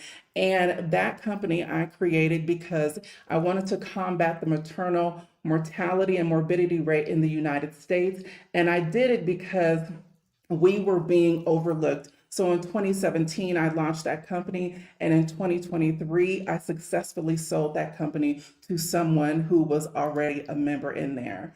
Here are my credentials and just a few publications that some of you guys may recognize that I have been featured in. But more importantly, here are the companies that I have created myself. But I'm going to speak specifically about, oh, also, this is something I forget, you guys. So someone had mentioned their mayoral proclamation. So I do have my own day in the city of Oakland. I'm originally from Oakland, California. And in 2015, I was awarded Tracy Collins Day, and this is me receiving my mayoral proclamation. But let's talk about this company I created. And I created this company, and I would always tell people that this is not for me. My job was really to fill in the gap where we as Black women were being overlooked. I created this company to answer and to solve a major problem, as we know what it is in the United States. And many of you, I'm sure, have heard the stories of Black women dying as a result of childbirth. But not only did I create the company, I created an ecosystem within this particular company that had a database, and that I created curriculum that I eventually licensed out that is still being utilized today. But the MBDA did something more than that. It made me exhausted. I was exhausted, you guys. I created a company, and I hate to say it like this, but I can only speak the truth. I created a company that I began to resent. I was being pulled on not from just the company itself, but I was always the only Black girl. And I'm sure a lot of you guys can relate to being the only one in spaces. I was the only one brokering major deals with corporations. So when I looked to the left and looked to the right, I was the only Black woman sitting there. There were white men, white women, and no one that looked like me trying to solve a problem or who really understood what I was experiencing and things that were coming across my desk. So not only was from a major media standpoint, even media publications wanted my voice and my input. And you guys, I was exhausted. I was so exhausted. So in 2021, I knew I was ready to sell my company. And a lot of people talk about building businesses, but no one thinks about the exit. And one of the things that the exit taught me is that you have to have your exit in mind, even in the building phase. And when I met with my attorney, who is even still to this day my friend, my mergers and acquisition attorney, she said, Tracy, it takes an average of 2 years to sell a business. And y'all can see I already don't have no hair. But if I could have pulled every follicle out when she said that, I mean, I would have. And the reason why was because I was so burnt out. I was exhausted. I was exhausted because I had did all the things. I had accomplished what I was supposed to accomplish. I was making comfortably multiple five figures and more a month. I was making that level of money. And when I tell you guys, I was exhausted. I could not put into words the level of exhaustion I was experiencing. There were days where I would lay in my closet on the floor and just cry. I had all of the pretty things. I had checked all of the boxes that society said to check. But what was I neglecting? It was myself. And when Natalia did the session when she spoke about her lack of rest, rest is one of the ways that you can absolutely prioritize your well-being. That gives you clarity moving forward. So one of the things when I met with my attorney, she said, Tracy, she said, I want you to visualize the kind of life that you want. And I want you guys to do this exercise with me. I want you guys to put your hand on your heart and on your stomach. And in real time right now, I want you to do this with me. And I want you to take a deep breath, blow it out. I want you to close your eyes. And I want you to envision the life that you wish you could lead. Where would you live? How much money would you make with ease? And I encourage that dollar amount to be in the mid five figures. And I want that mid five figures to be monthly revenue that you do not have to physically always show up to generate. I want you to envision what you would be wearing, where in the world you would be living, and what your day would look like. And hopefully you guys have envisioned that for yourself. Take another deep breath in. Blow it out. And now I invite you to expand your capacity to receive more. Knowing that you are absolutely deserving of everything that you just envisioned.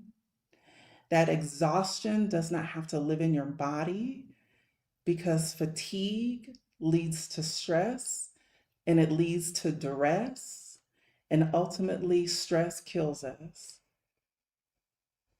And then I want you to think about what you just experienced.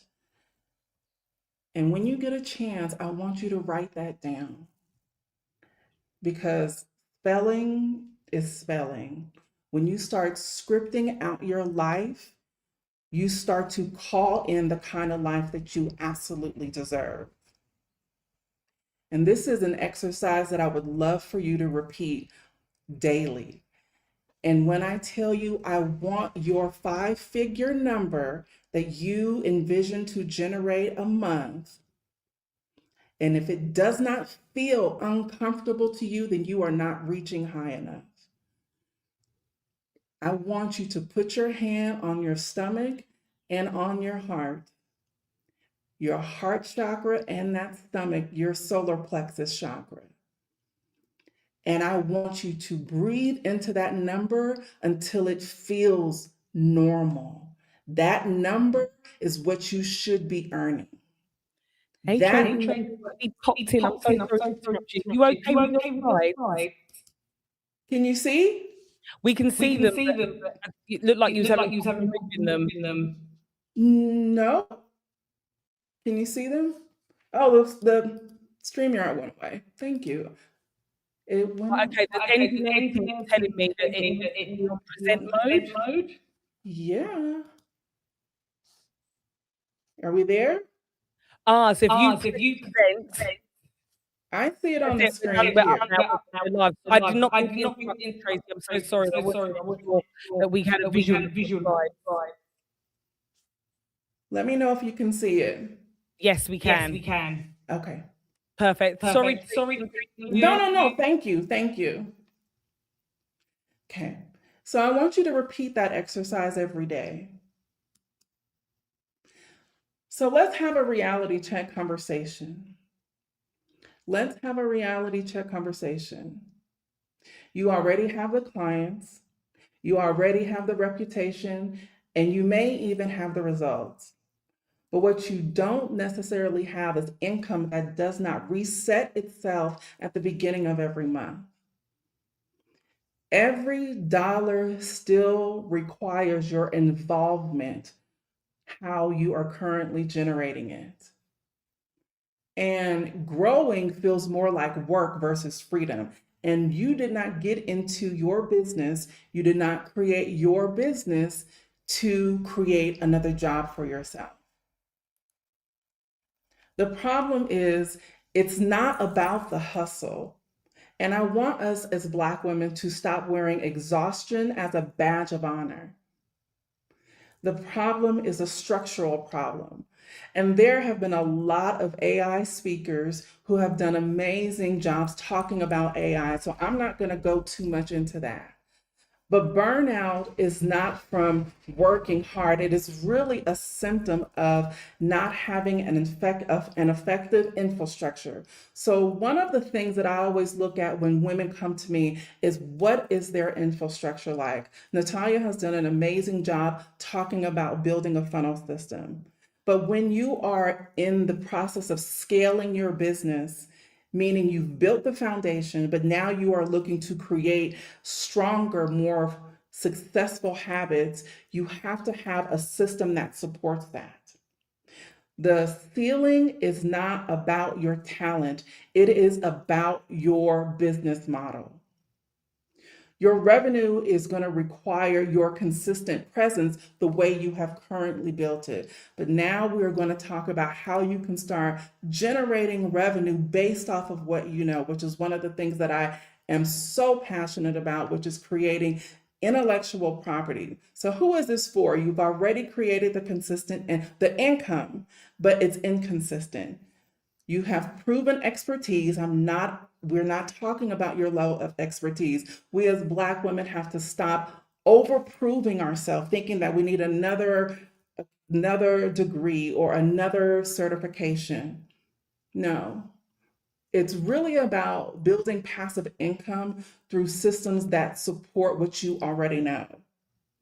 So some of you may have tried it, but because it may seem overwhelming, you get exhausted and decide to quit.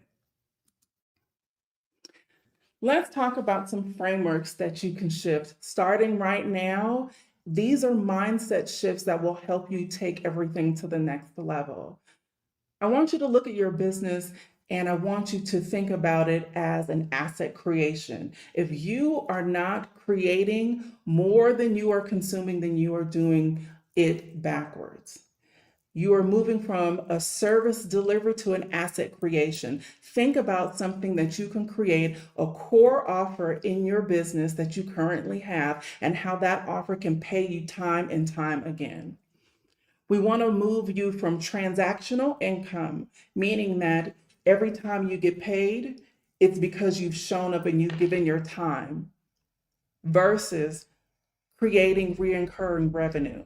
How can that one asset continue to generate money that you have created? The next thing is moving from operator to architect. Shifting that mindset is I'm no longer just an operator in my business. I am an architect. That means I am building something that is going to withstand and that is going to be evergreen. Look at your current system in place that you have.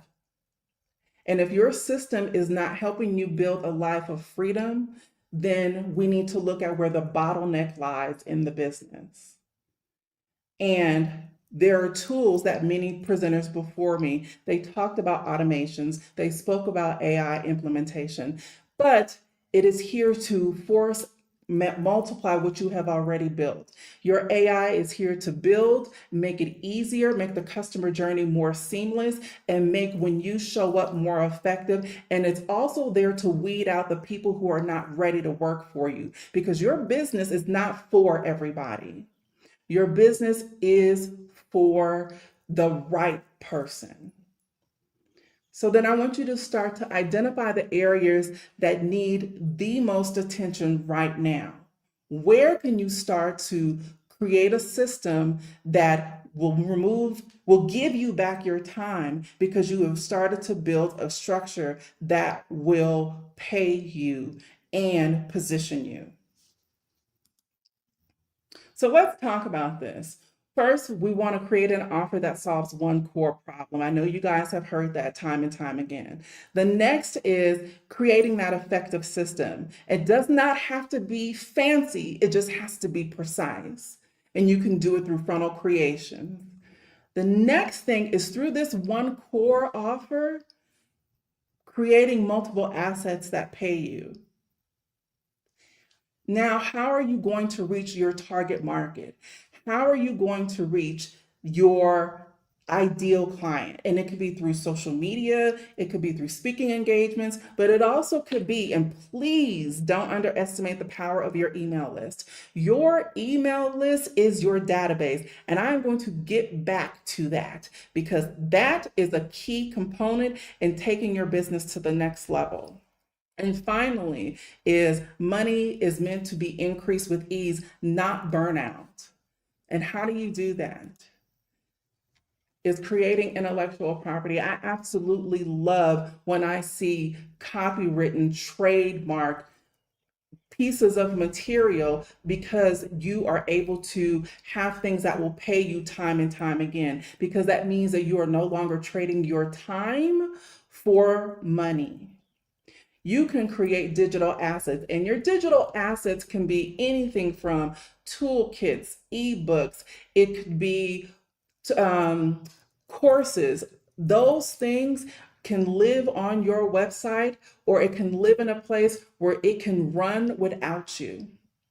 The next thing is a membership community. And in my leader community, we have business women who are moving and scaling and building their businesses to the next level and understanding the power of intellectual property and how to create assets that will pay them time and time again. So if they do show up, meaning if they have clients, these clients are paying them 5 figures and more. I just had a meeting with one of my leaders in my community, and she was in the process of getting ready to secure her next 5-figure clients. And this was based off of the system that we have built together. I had shown her, this is how you can leverage your expertise. And I am so proud of her. The next one is pre-recorded webinars. You can do a free webinar one time, make sure it's recorded, let it live on your website, and attach a paywall or a fee for everybody else thereafter to pay to access that. And then from there, you can have a funnel to upsell or downsell them to the next level of offerings. Write a book. You see, one of my books is behind me, and I just submitted my second book for publication this week. Writing a book, putting your knowledge into a place where it will pay you time and time again, all while helping somebody else. And I really want us to think about how we can make money that is not only going to put us in a better position, build generational wealth for our family, but also helping and teaching somebody else along the way to do the same. And finally, licensing out your framework. When you begin to license out your framework, it is about real ownership. You can transform your expertise into scalable, sellable assets that will generate income without your constant involvement. When I have licensed out my information, my frameworks to HBCUs, I have licensed my framework out to other corporations and also other individuals. And the way licensing structures work is they will pay you for that either one time, or you can have a renewal in it, an annual renewal every year. So it will continuously pay you off of one core framework that you've created because you've solved a problem. Subscription-based, meaning your membership community, creating digital sales, digital assets, your courses, your webinars, ebooks, toolkits, and also licensing out to corporations, institutions, and other people in the field that can benefit from it. And the reason why this is so marketable is because people don't want to do the work. People don't want to build frameworks. They don't want to build them, or they don't know how to.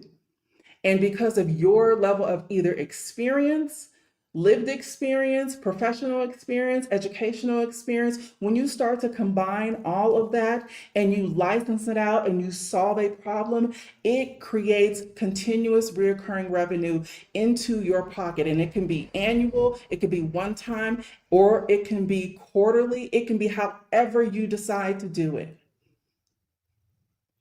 So when you start to position yourself as an owner and as an authority in your industry, which is something that I help women do, you start to increase your power, your level of influence.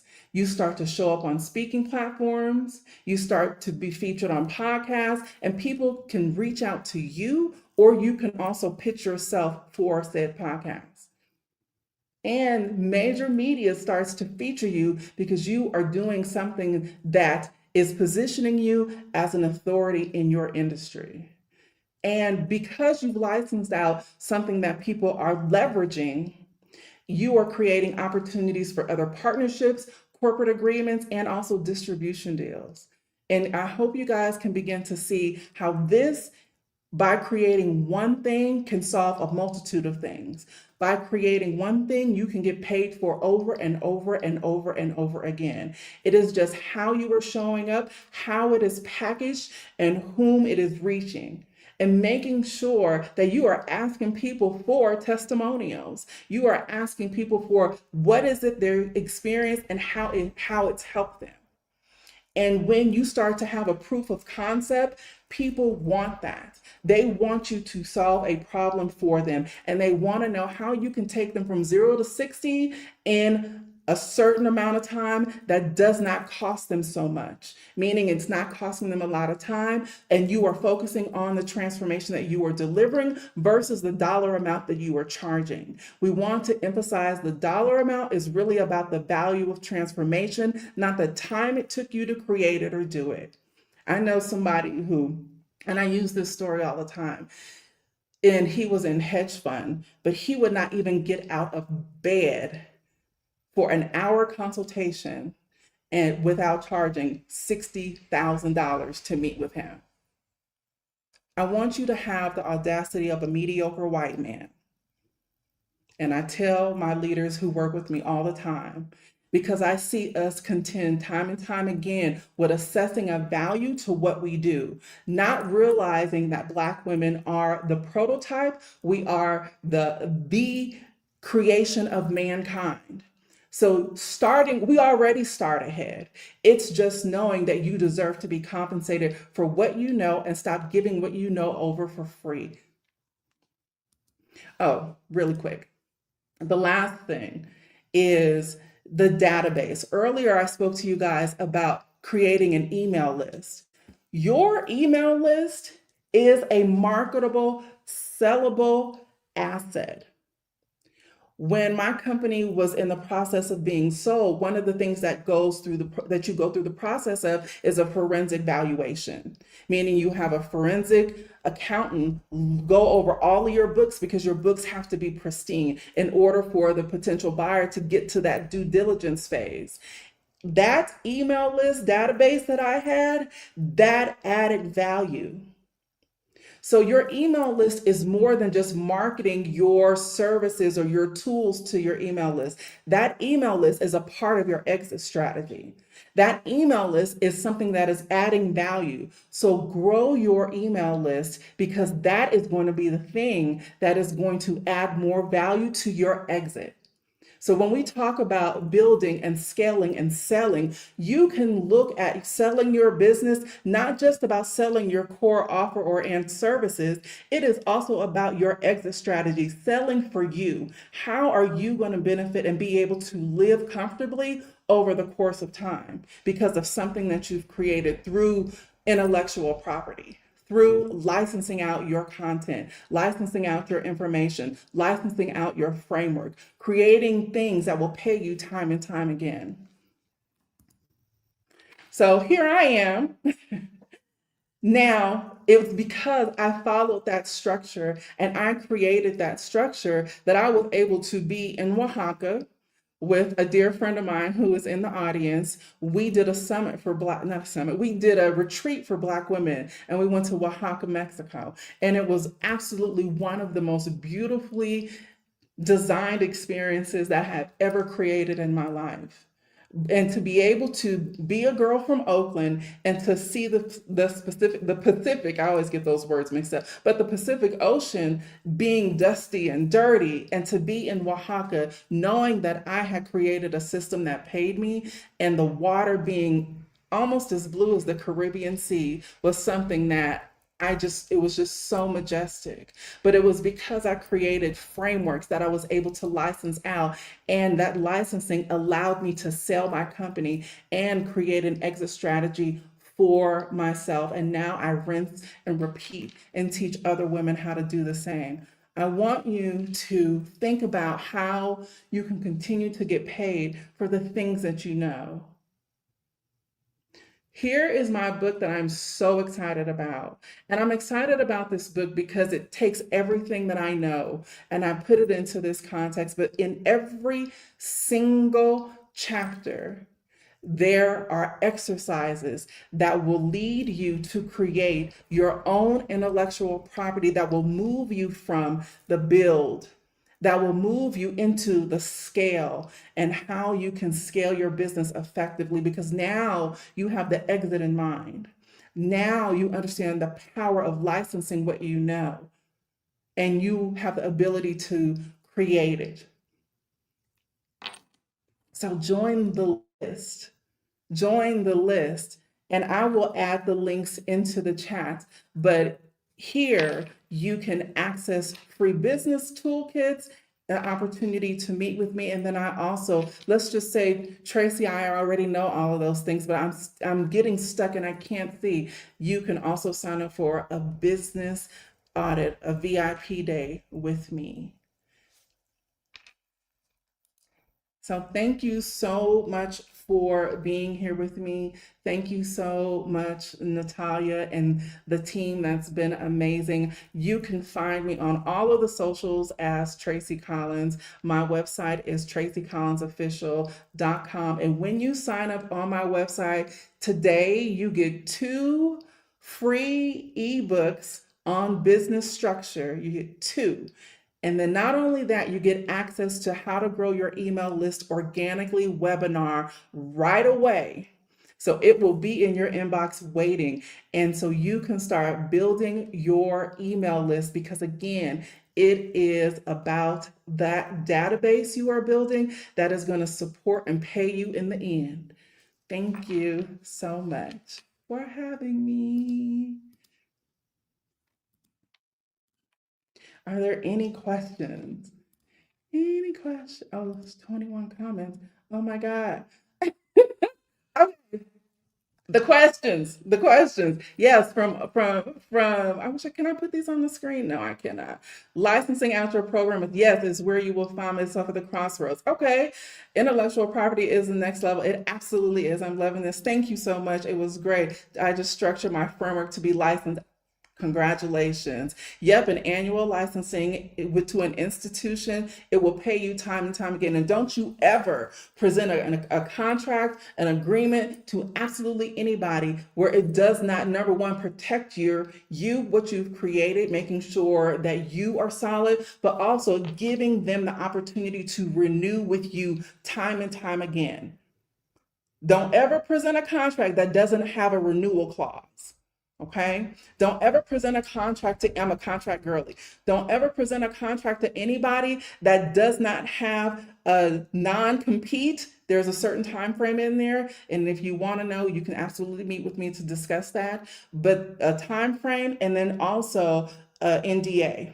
So when we talk about presenting things, especially to corporations and institutions, be cognizant of that. Even if you are licensing out your frameworks to other coaches or other people in your industry, because it protects you in the end. When we talk about NDAs, we want to talk about non-compete simultaneously. And meaning that they are not competing with you, creating a like-kind system and within a certain time frame and a certain geographical range. Okay, so think about that.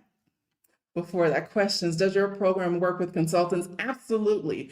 That's the primary core. I mean, granted, all of the women that I work with in service are in multiple industries, and that's the beauty of what you do or I do or why I love it. And even though I was in the health and wellness space for women, because you can't tell me that Black women, we the best. And the reason why I say that is because of everything that I've seen and experienced from a health and wellness space, but it was the business infrastructure that set me apart from everybody else. Is because of the business acumen. And all of the women that I work with are in various industries. They are in tech, they are coaches, they are consultants, they're in education, they're in maternal health, they're in real estate, they're in all different sectors, and they're global. So I'm so excited about that. I have for-profit and nonprofit. And for people who are in the nonprofit space, I'm not here to bash you at all, but we have to put a corporate entity level of protection in there. I just did, if you guys want to follow me on LinkedIn, it's Tracy Collins on LinkedIn. I just did an article there in my newsletter, Why Every Black Woman Should Own a Church. And I love the title, but what it is about proper entity structure.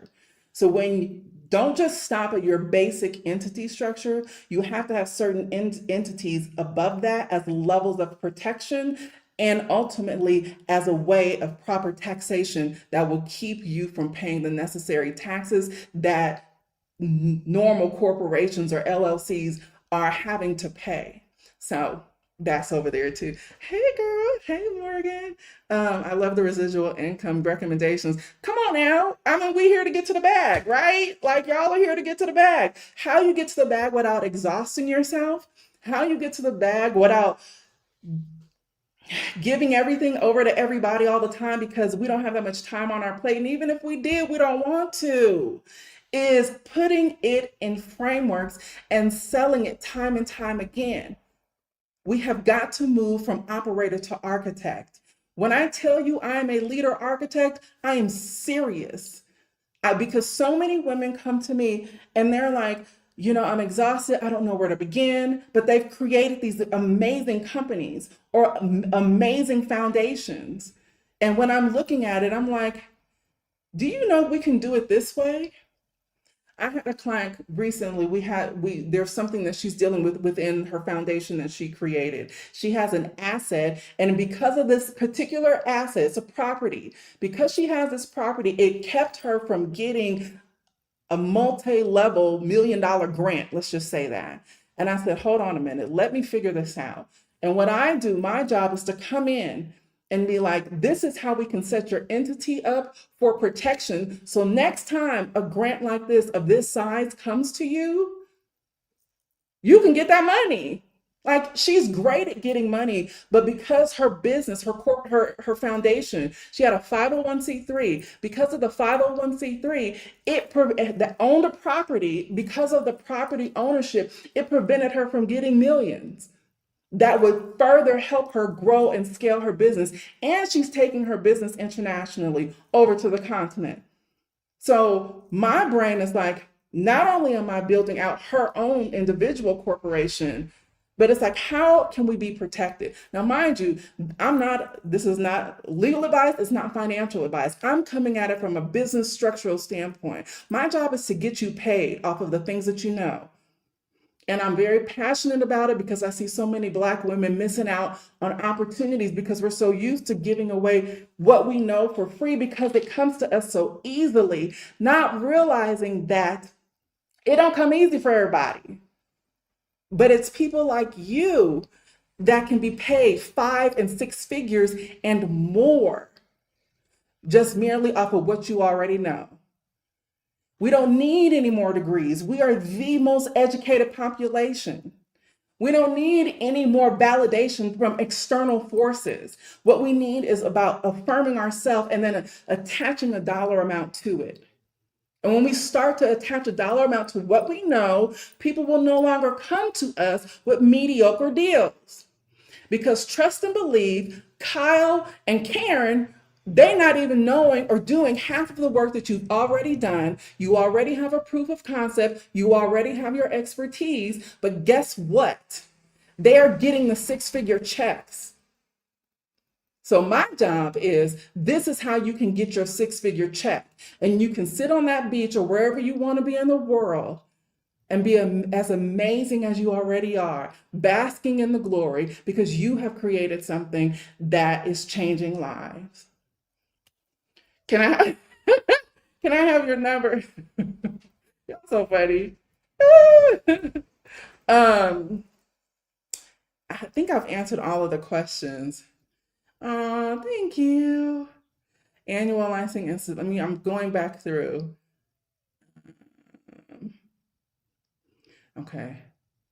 Oh, thank you I'm sorry, you guys, about the slides. I'm gonna see if I can get you guys the slides so you can have them. And then also, if you want to get on my email list, and get access to those ebooks and that grow your email list masterclass, there is the link right there. If you want to meet with me for a one-on-one session, here is the link. If you want that private one-on-one session, if you are serious about taking things to the next level, here's an opportunity to sign up for my VIP day. I am on all of the socials except for TikTok. My handle is Black Girl CEO in Mexico. But outside of that, anyway, y'all. And another thing, I want y'all to be Googleable. I want, when your name is typed in Google, it shows up. And there's ways that you can do that. One is through proper SEO through your website. The other one is making sure that you are showing up, because businesses that don't show up don't get paid. I want us to stop with the niceties, like we have to constantly present. I want you to put the check in the front. And the reason why we're putting the checks in the front is because it allows us to pour not only back into ourselves, but it allows us to grow and help more people. Because we cannot do effective work without leveraging money. Okay, I think I've answered everything. I don't know where Natalia is. I don't know what I'm supposed to do next. We can continue to have a conversation. I'm good with that. But I want y'all to start just knowing that you are deserving and you bring so much to the table. Okay. Thank y'all. There you are. Hey, Trey. I can see you growing. Hold on. By the way, engineer, I've got an echo in my voice. All right, it's gone now. Remember, it's my computer. It does that with StreamYard. So I always just put myself on mute when you talk. I'm gonna now while you read the chat then. Oh, I'm on. You can hear me. Brilliant. What we can do, Tracy, because I haven't actually got the chat here with me at the moment. If Maria's got the chat on her phone, it would be great. Yeah, if she could quickly come in here on main stage with me just to see what is going in on the chat. And thank you for that, Tracy. Just on point as always. Right, here we go. I can't see the chat from here. I can see it. Oh, I can see it scrolling. Regina says, great talk. Thank you so much. Thanks, Tracy. She's the truth, y'all. That's from Morgan. I love all the Can we gems. hear? Right. You're gonna have to have you is it on your phone? No, it's not on Maria's phone. I'm gonna have to. Okay, yeah. There we go. Good. How about now? Okay, I'll speak loudly. How about now? Yep, they just said thumbs good. up. All right. So, hey, Felicia says, I love all the gems that were dropped by Tracy that I had not considered as a comprehensive success strategy for passive income. Right? So that was an amazing bit of information for Felicia, right? Esther wants to know if she can have your number, Tracy. She can't find your page, so if you could drop your information at some point down there. She did it below, TracyCollinsOfficial.com, guys. All right. You have a lot of thank yous. That was phenomenal. Oh, everybody loves you, Tracy, because it was phenomenal. All right. Do we have any up top that we can see? I know sometimes there can be a slight delay on them, but I think the main thing Yeah. as well is please do make sure that you connect with Tracy. I know that information that Tracy just gave was absolutely off the hook. So I know for many of you, when there's not loads of questions popping off on the chat, Tracy, I get this as well. It's because people are digesting what they have been told. They're digesting and figuring out their next steps. So for all of you that found this masterclass amazing and really got you to understand about how to level up, get your income, Tracy's taught me a lot in the small time that I've got to know her about intellectual property. And as you all know, Top 100 Most Powerful Black Women is all about ownership. And if there was a queen of ownership at this masterclass, it's Tracy Collins. And I think today's session really got that at the forefront of all of your brains. But now we got to figure out, how do we put this into some type of plan or a framework that we can implement?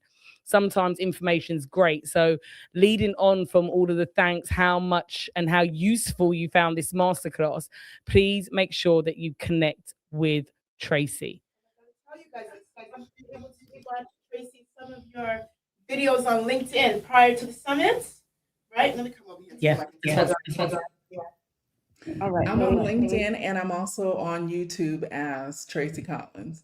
Yes. We're able to watch some of your videos on LinkedIn prior to the summit. And Tracy is always dropping valuable tidbits, guys. So if you're on LinkedIn, you can see some of the things that she's telling you. And it's just real talk. From what I saw and heard, you don't hold back. You tell them what it is, right? And I was nice. Yeah, so I was nice on here.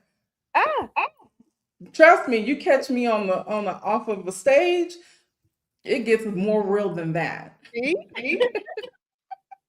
So please, guys, please go ahead and follow Tracy, connect with Tracy, and learn all that she has to offer, because it is valuable information that we're sleeping on if we don't pay attention to it. Okay.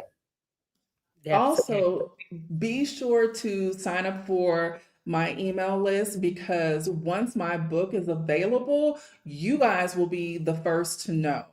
You guys will be the first to know. I want you to take and encapsulate whatever it is that's not only in the book, but what you have to bring to the world. And there are exercises at the end. So it's a book in combination with you working. So it's a workbook in a sense to get you to the next level so you can move your business from building to selling. So build, scale, and sell is the framework that I work in.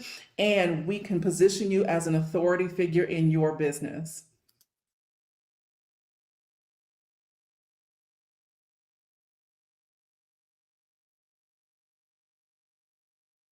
Success where we can have freedom and we can have time back and we can be in an environment that we love and we thrive in and we can travel. Tracy has actually done this for herself. In my opinion, Tracy, you are your own case study. So I'm not sure if these ladies are aware of like where you're actually located right now and the freedom and flexibility that you have in life from following your own rules and systems. Okay. So I started my process of knowing that I wanted to live a life from anywhere in the world. I did not want to be bound by location. So I started that transitioning in 2015. That's when I knew that I wanted to do that, but I built a system that allowed me to do that. And so that is absolutely what I teach women how to do now. So I am in San Miguel de Allende, Mexico, and it's in the center of the country. Most people know like Puerto Vallarta or Cancun, but we are in the heart of Mexico. Look at that. And she wants us all to join her, by the way. She gave me an invitation. So I think that can extend to all of you as well, Tracy. Yes, please. I mean, but there's so many Black women here who are business owners and who are creating a redesigned life for themselves. Can I say something?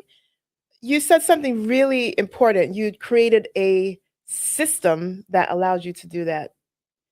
And it just goes back to planning and preparation and strategy. We can't willy-nilly things, right? So you had things that were put in place that was going to allow you to do that. So I really appreciate the value of that, especially as a creative. We like sometimes to wing things, right? But this you can't wing. You can't wing systems, but systems are there, especially built properly, are there to support you. I think, especially if I don't know how many Gen Xers we have in the building, Gen Xers and baby boomers are notorious for, especially the baby boomer population, are notorious for being change adverse because they're risk adverse. But if you utilize everything that you've learned in this summit, if you utilize the tools that are out there today, then you can absolutely change your life and do it from a place that creates a freedom-based business without burning out. The power of systems, the power of intellectual property, the power of leveraging what you know and commanding your worth. Love that. Absolutely, absolutely love that. And you're going to be seeing more of Tracy Collins. We had a conversation before this summit where we're going to be figuring out how we can work more together, maybe have Tracy in the community or doing stuff in and around women in digital business to really help you. So make sure you reach out to Tracy. But Tracy Collins' face is a face that I think you're going to be seeing around here quite frequently. So surprise. We love it. We love it. Right, Tracy, thank you so much for blessing the virtual stage with us. You've been an absolute diamond. Like I said, when I grow up, I want to be like you. Me too? Or maybe I'm grown already. I still want to be like you. Well, we're growing probably older than Tracy, to be fair, Maria, we are. I doubt it, but I want to say this. I want to give you guys your flowers. This is not easy to do what you are doing. This is very hard what you are doing, and it takes a lot out of you. But I want to say you can license this too, honey, and sell it. Let me just say that. And there will be corporations that will pay you handsomely 6 and 7 figures for this level of intellectual property that you have created. Tracy, I needed to hear that, girlfriend. I accept those flowers. And yeah, hopefully that day is coming soon because yes, it has been it's been a lot of work. There's a lot of work that goes behind the scenes that everybody speaks about. And we're going to speak about more about the whole financial part with Michelle, one of our elite members, when she comes on. But I really appreciate that, Tracy. I accept my flowers. And you're right. There's the work, the systems, the automation, the tech, the data, the operations, the logistics. I could keep going on that goes up, but you're right. Financing something on this level is huge. She must have been in the room secretly because we were literally having this conversation and we were encouraging our lovely Natalia to really speak to our audience just about how much is involved behind the scenes, not just physically, not just emotionally, but financially. So this is something that I think everybody should tune into because the value, the level, and the amount of information that we received this week alone, it's gold. It's priceless, actually. It's priceless. You can't really put a price on it, but we have to really, really give credit where credit is due, but also realize that it takes finances to operate something at this level, right? So thank you, Tracy, for reinforcing that to Natalia. And when I get back, Tracy, I'll be reaching out. I can't wait. I cannot wait. First, rest, because we know that's I know. rest is going to provide you clarity. Rest, and then reach out. She's not going to She's talk. not going to talk. Tell her that Tell you are her that not you are gonna talk to her until she has rested, okay? No, tell her so she can hear you. We ain't talking until you've rested. At Boom. least a good 2 to 4 weeks, because you have been planning this. It takes Okay, time Tracy, for your maybe- body to maybe I recalibrate. don't know about the 4. I don't know about the 4, Tracy. weeks Maybe is 2 good. 2 weeks. weeks is good. All right. Right, brilliant. We have got coming up to the stage next the wonderful Christina, who we thought might not be with us today, and she is. So I'm really super excited. If we could bring on the intro to Christina, and then after the intro, Christina will be blessing us on this stage with her presence. Christina Lisiaga. For more than 20 years, I've worked across global finance and with founders to build businesses and grow wealth. As a global banking leader, I built a wealth proposition for thousands of millionaires across the globe, from London to Hong Kong to the Americas. That gave me a front row seat to how wealth is actually structured for the top 1%. Now, I didn't come from wealth, so my career has been a masterclass of its very own. What I've realized is so many of us are taught how to earn and save, but very few are taught how the wealth system really works. The difference between income and wealth isn't effort, it's architecture. And for many of us, it's a blueprint we've never seen because we're the first. My mission is to grow financial well-being and wealth at scale for communities underserved and underestimated. So at the summit, I'll be sharing a wealth system built for the 1% and tailored for women just like you. If you're building wealth or simply want a blueprint for your life or your business, I would love to see you there. Hello, hello, hello. Oh, goodness. It's so wonderful to be here. Hi, everybody. Natalia, thank you. Thank you, everyone, for what you're doing here. I need to say, what a room. What a room. I just need to acknowledge, I think, before I start, where we are. Being in a room full of Black women who have built something, who have led something, who have really shown up, probably in spaces where there were only one of very few, maybe the only, and they did it anyway. So I see you. I am genuinely honored to be in the room with you tonight. As the video said, my name is Christina Lisiaga. For anyone who does want to connect, you can find me at herwealthos.co and also on LinkedIn under my name. I'm just going to check if somebody in the chat can just confirm, can you guys see me, hear me, and see my slides? Can I get some kind of reaction? I just want to make sure before I power on. So I'll just wait a moment for a, yes, we can see you, girl. Hopefully coming through in the chat. Yeah. Oh, wonderful. Thank you. Thank you. Thank you, guys. Okay. So what am I here to talk to you about? And, it feels actually like there was a plan. Clearly, there was a plan that Tracy went first and I'm coming second because I'm going to just pick up on what she's talked about around ownership and freedom and systems. And I'm going to talk to you about something that I believe is one of the most important and almost at times the most underexplored conversation that we could really have. And it's not about income. And it's not about hustle. We've had a lot of that. It's not even about ambition, because I know there is plenty of that in the room. It is about architecture, and specifically the architecture of wealth. So if we can go to, I don't know how I control this. Oh, I see. Okay. I actually have these on like clickers, but it's not gonna click. So you're gonna read, don't read the slides until I tell you what it says. All right, let me start here. So I don't want to start with inspiration or with a story. I want to really just start with reality, because before we can talk about any kind of solutions, we really need to name the problem. And I think the problem is that the system was not built for us.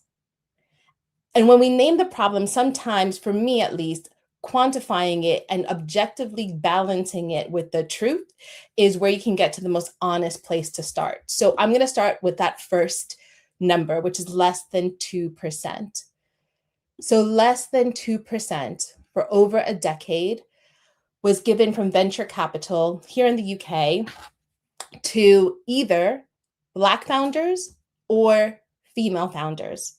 That's not a single year. That's averaged across 10 years. Now, the craziness is that if you were a Black female founder, that number dropped to 0.2%. So less than 2% for a female, less than 2% if you're a Black man, but it's 0.2% of institutional capital, venture funding that you're getting as an organization that's built from the ground up if you're a Black woman. Next numbers. So up to 10 times less wealth. Up to 10 times less wealth than white households is where Black households stand in the UK. I didn't pull the US stats, but it's similar. And that gap isn't closing. So we're asking Black women to build businesses, to generate wealth, but from a starting point that is systemically, measurably, demonstrably further back. And it's not only less access to capital and less access to inherited wealth, it's also less of a financial cushion if something goes wrong. And the final stat I'm just going to talk about is the 56%. The first two are what the system do to us. The last one is what we do to ourselves. So 56% of women leave long-term financial decisions to their spouse or their partner. That's more than half. And there's no shame in sharing the load, and there's no shame in trusting your partner. I actually think it's a beautiful thing, but there are hundreds of reasons why that happens. But I want us to sit with what that means structurally. Because if something changes, if a relationship ends, if your partner passes or becomes ill, more than half of us are not going to know what to do because we'll be left holding a financial structure that we might not even understand. And then the final number, which is an exciting number, which is $60 trillion. I mean, this is an entire country, right? It's bigger than countries. That is the wealth that's going to be in the hands of women globally by 2030. 60 trillion. And the question isn't just whether women will receive it. The question is, how do we make sure when it comes, we are ready to receive it? Because most of the women who will inherit or build or steward a share of that wealth will never have been given a structural system to do so. And that's not a personal failing. That is a systemic one. So I come back to the system wasn't built for us. And tonight I want to talk to you about what I'm doing to try to change that. So let me talk to you firstly about the problem. The problem is we are taught how to earn, but we're not taught how to structure wealth. So think about how we're educated, right? I don't know about you, but I went to school. I was told I had to get A's. B's were not even acceptable in my household. It was hard work. It was good grades. You get the job, you get the promotion. You manage to a budget. Everything was like, well, we can't afford that. We need to kind of scrimp back. You had to save, right? Even, my dad was great at this. He talked to me about actually saving for retirement, which is already a lesson that so many families just don't even know or learn, right? And for many of us in this room, virtual room around the globe, we will have gone further than anyone in our family ever had, or maybe is right now. So we have the degrees, we have the seats at the table, we're building the businesses, we earn, we know how to earn. But I don't know about you, but I wasn't taught what to do with what I earned once I had it. Nobody taught me how to turn that income into wealth. Nobody gives us that blueprint, right? And there are 6 things for me that I have found that most of us probably were never shown. The first one is how to build net worth, not just income, right? Net worth. And it's interesting for me, having been in the financial sector for so long. I'll tell you a little bit about my background in a moment, but wealth is categorized as worth in finances, right? And so how to build net worth is not something that we have learned how to do, or how to structure wealth across generations, not just for this generation, but for your children and your children's children and their children too. How to make your money work when you're not working. So making your money work in your absence. I mean, that is the dream, right? Not necessarily needing to actually put in the work because you've already created the structures to be able to support you. And then how to protect it once you've built it. And actually, there's lots of people selling lots of stuff, but how do you know if who you're getting advice from is actually any good? Especially in the financial sector that's built primarily for white men.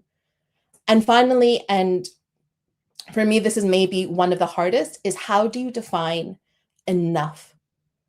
And then build deliberately towards it. Now, the wealth gap, and I want to be very direct about this, the wealth gap is not an effort gap. The women in this room are not poor at effort. You've never been poor at effort, right? You are some of the most accomplished, driven, capable, incredible, phenomenal women, Maya Angelou, to say, that I have ever heard or had been the privilege of standing in front of. The gap is not about effort. This gap is an architecture gap. It's structural. And structural problems require structural solutions. And that's my life mission. That is what I have decided, and I think I've been endowed with needing to do in this world. And I want to share it with you. Now, before I go any further, I talked a little bit about knowing who's talking to you. So let me firstly address who I am, so that you know who is giving you this information, right? Because I know that you are smart, discerning women, and you have learned, maybe the hard way, to be careful about who you let into your circle of influence, who you trust, who you let speak into your professional and financial life. That's not skepticism, that is wisdom. And it is so important for you to have it. So before we go deep, let me just tell you a little bit about me. I grew up outside the wealth system. I'm Caribbean rooted. I was born in New York. I'm the daughter of an immigrant and a refugee. They both worked hard. They gave me everything that they had. They came from poverty to create a middle class, which was a phenomenal accomplishment. But I didn't have a wealth playbook. They didn't have a wealth playbook, right? We didn't have one to pass on. There was no portfolio to inherit, no one pulling me aside to explain how institutional money actually works. I built that through learning and banking. I built what it meant to be wealth in my family lineage. And so, I did what I was told and what I could. I studied, I worked. I got myself elevated into rooms that many people who were like me were just never in.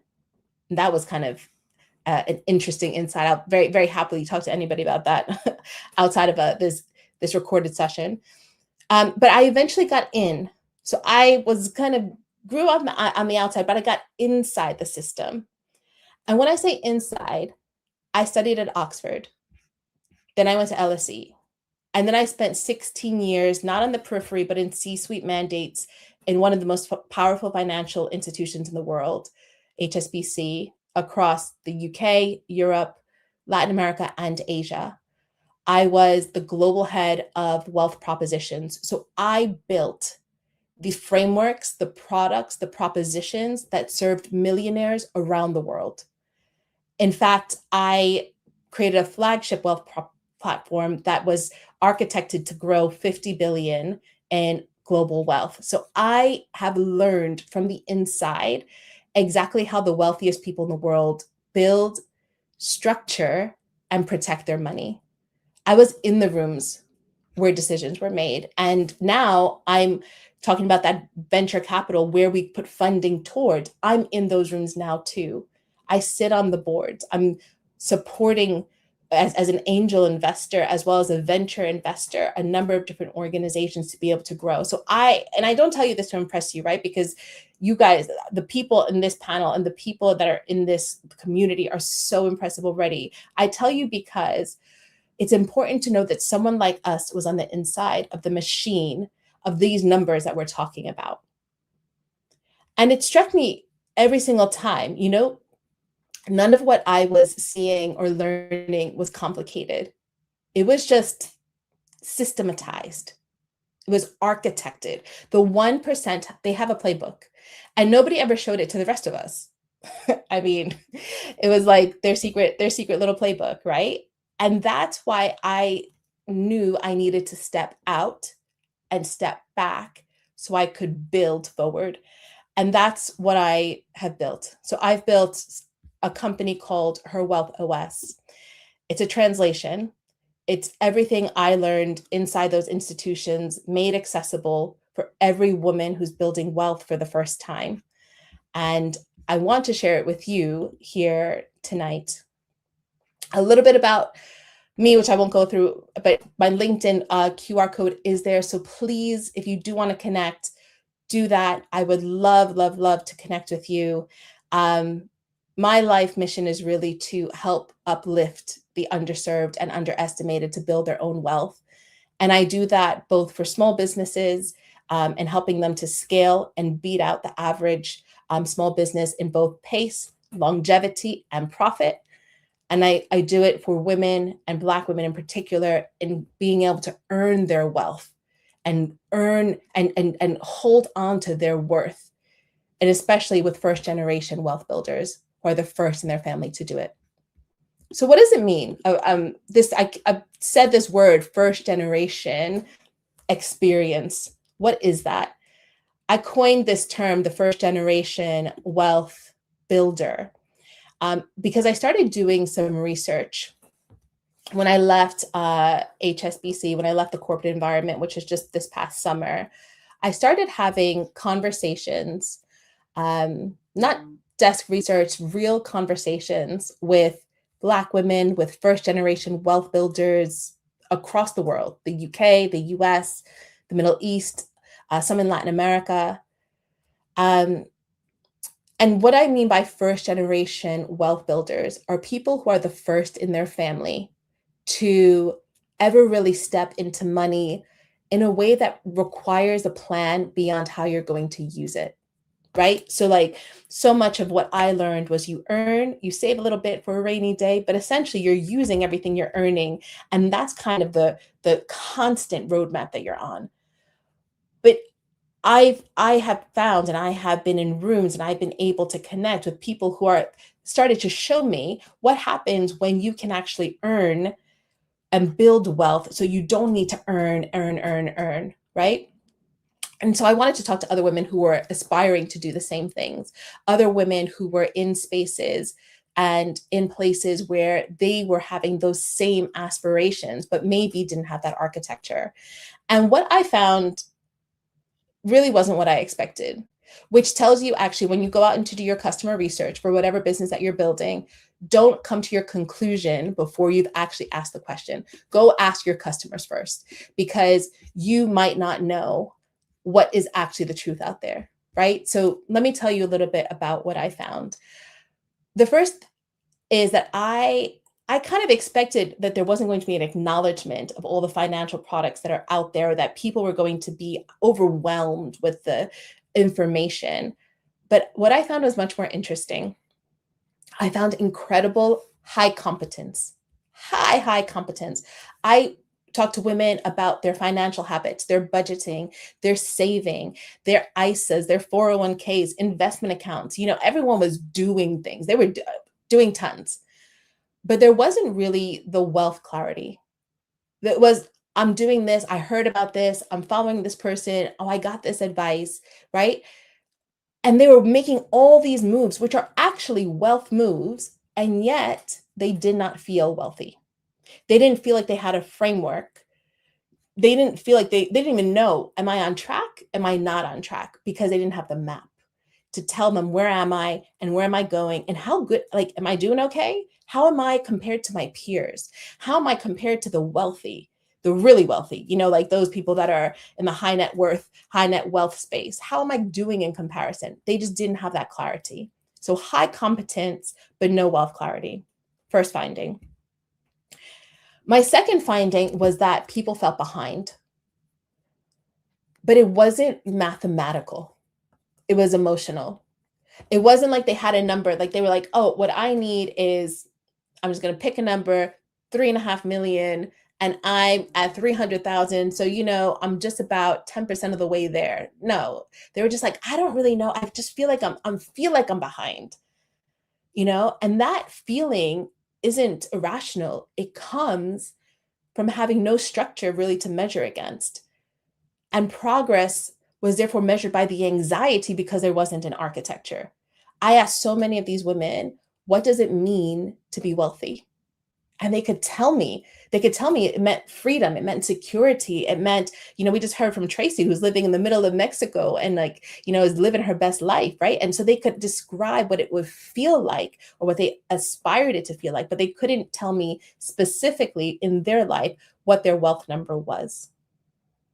Those are beautiful answers. They're full, they're spiritual, they're whole. But here's the problem. You can't build towards that feeling. You need to build towards something tangible.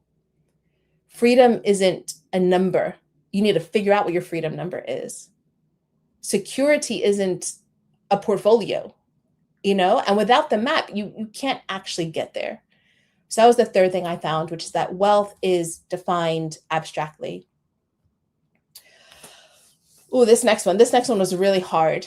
And I cried many tears with the women I spoke to about this, but it was that these women didn't know what enough looks like. Enough. And because they didn't know what enough is, security never actually felt secure. So no matter how much they were building, no matter how much they were grinding, the goalposts just kept feeling like they were moving. And so they didn't ever feel like they were getting there. And maybe I'll ask you this. You don't have to share in the chat unless you want to. But I want you to hold on to this question. Do you know what enough looks like for you? Not, well, just a bit more than I have now. Not, oh, I'm trying to be comfortable. I mean, a number. Like, do you know what enough is for you? Do you have a structure or a picture of what that looks like when you've gotten there? Most of us don't. And honestly, that's not our fault. We were never taught to define it. Last two findings was that firstly, advisors existed. There were lots of them, but they were not trusted. In fact, 60% of the women I spoke to were dissatisfied with their financial advisors. They were still paying them, but the advice was generic. It felt transactional. Felt like they were just kind of managing numbers. They weren't really getting the personal connection, and it didn't really account for their, first in my community wealth builder experience or the cultural obligations or the family dynamics. It just didn't talk about or connect with the fact that there wasn't a blueprint and they were trying to build one for the first time. And then finally, the final finding was that there were not very many people were thinking in the structure of entities. These women were optimizing their individual income, but they were hitting a ceiling. And because individual income can only get you so far, they kind of felt like, well, I'm again kind of going back to the enough bit, right? And nobody ever really showed them how to make that transition. So with all of that, what I started to think about is, well, what do I know from the inside that I could come back and share with my broader community? And so when I started building Her Wealth OS, what I thought was, let me be really clear what it's not before I tell you what it is, right? So what is it not? This is not a budgeting app. There are so many of them. They're super useful. They help you manage your money. They do not help you build your wealth. They help you get control of your spending. They help you build awareness of what you're spending on. Super, super handy, not wealth building capabilities. This is also not financial advice. I am a wealth strategist. I am an architect, and I'm not giving you regulated financial advice. It is importantly going to be the architecture that's going to help you to build wealth. It's also not generic. The internet is full of that. And I actually get mad at how many people are out in this world trying to tell people what to do with their hard-earned money without any credentials whatsoever. Whew. Anyway, I'm going to get off that box for a moment and just say, this is not generic content. What is it? So Her Wealth OS is a scored diagnostic. It actually tells you precisely where your wealth system is strong and where it has gaps. I've built it to be an institutional grade framework. So the same kind of logic that you would get if you were at a private bank or in the ultra high net worth community, which I know somebody just said, I used to think $1 million was like the enough number. Now private banks are starting about 5 or 10 million because that's the level of wealth that's abundant in this world, right? So you're not necessarily going to be able to get access to that. So I tried to give you guys access through Her Wealth OS to that kind of thinking and institutional grade framework. It's also personalized for the first generation wealth builder, for those that don't have a roadmap, who are the first to do it, and therefore probably need a little bit more of that personal understanding and explanation, and not just about the numbers, but about the being. Because we spend so much time doing, we sometimes stop being and knowing what it is in ourselves and in our core that needs to be changed. And when you're building wealth, you need to think about worth. I'll say it again. When you're building wealth, you need to think about worth and know that you are worthy of it. Whew, I'm just feeling all this. Oh, it's really hard to have these conversations, like not have I usually do this like on stage. So it's a little bit hard to not have the repeat. If you guys are in the chat, please give me some love. It gives me an understanding. I'm not just talking to a wall. All right. So let me, last thing is to say that, so an operating system. So many of us have operating systems. We use them every day, right? Our computers are operating systems. And an operating system framing is really deliberate, because when I think about wealth, I don't think about individual decisions. The 1% don't think about individual decisions. They think about systems. And an operating system governs how everything runs. It sets the rules, it creates the architecture. And if you don't have an operating system, you're just running applications in the hope that something works. And most women are managing their money without an operating system. It's like a collection of apps, right? You have a savings account here, maybe you got an investment there, maybe a pension that you haven't really looked at in a couple of years. You're kind of hoping it's going to like add up. So, Her Wealth OS really starting to give you the operating system so everything can finally work together, so it can be smooth. And it's constructed with 7 pillars, and it's broken up into 2 sections. So the top row, this is my trademarked framework, by the way. Whoever was talking about IP before, you're so right. What you know helps you to grow. So definitely trademark what you know. The top part of those first 4 pillars, foundation, flow, growth, protection, those are institutional pillars. They're the things that, traditional wealth management has always looked at. They're not secret.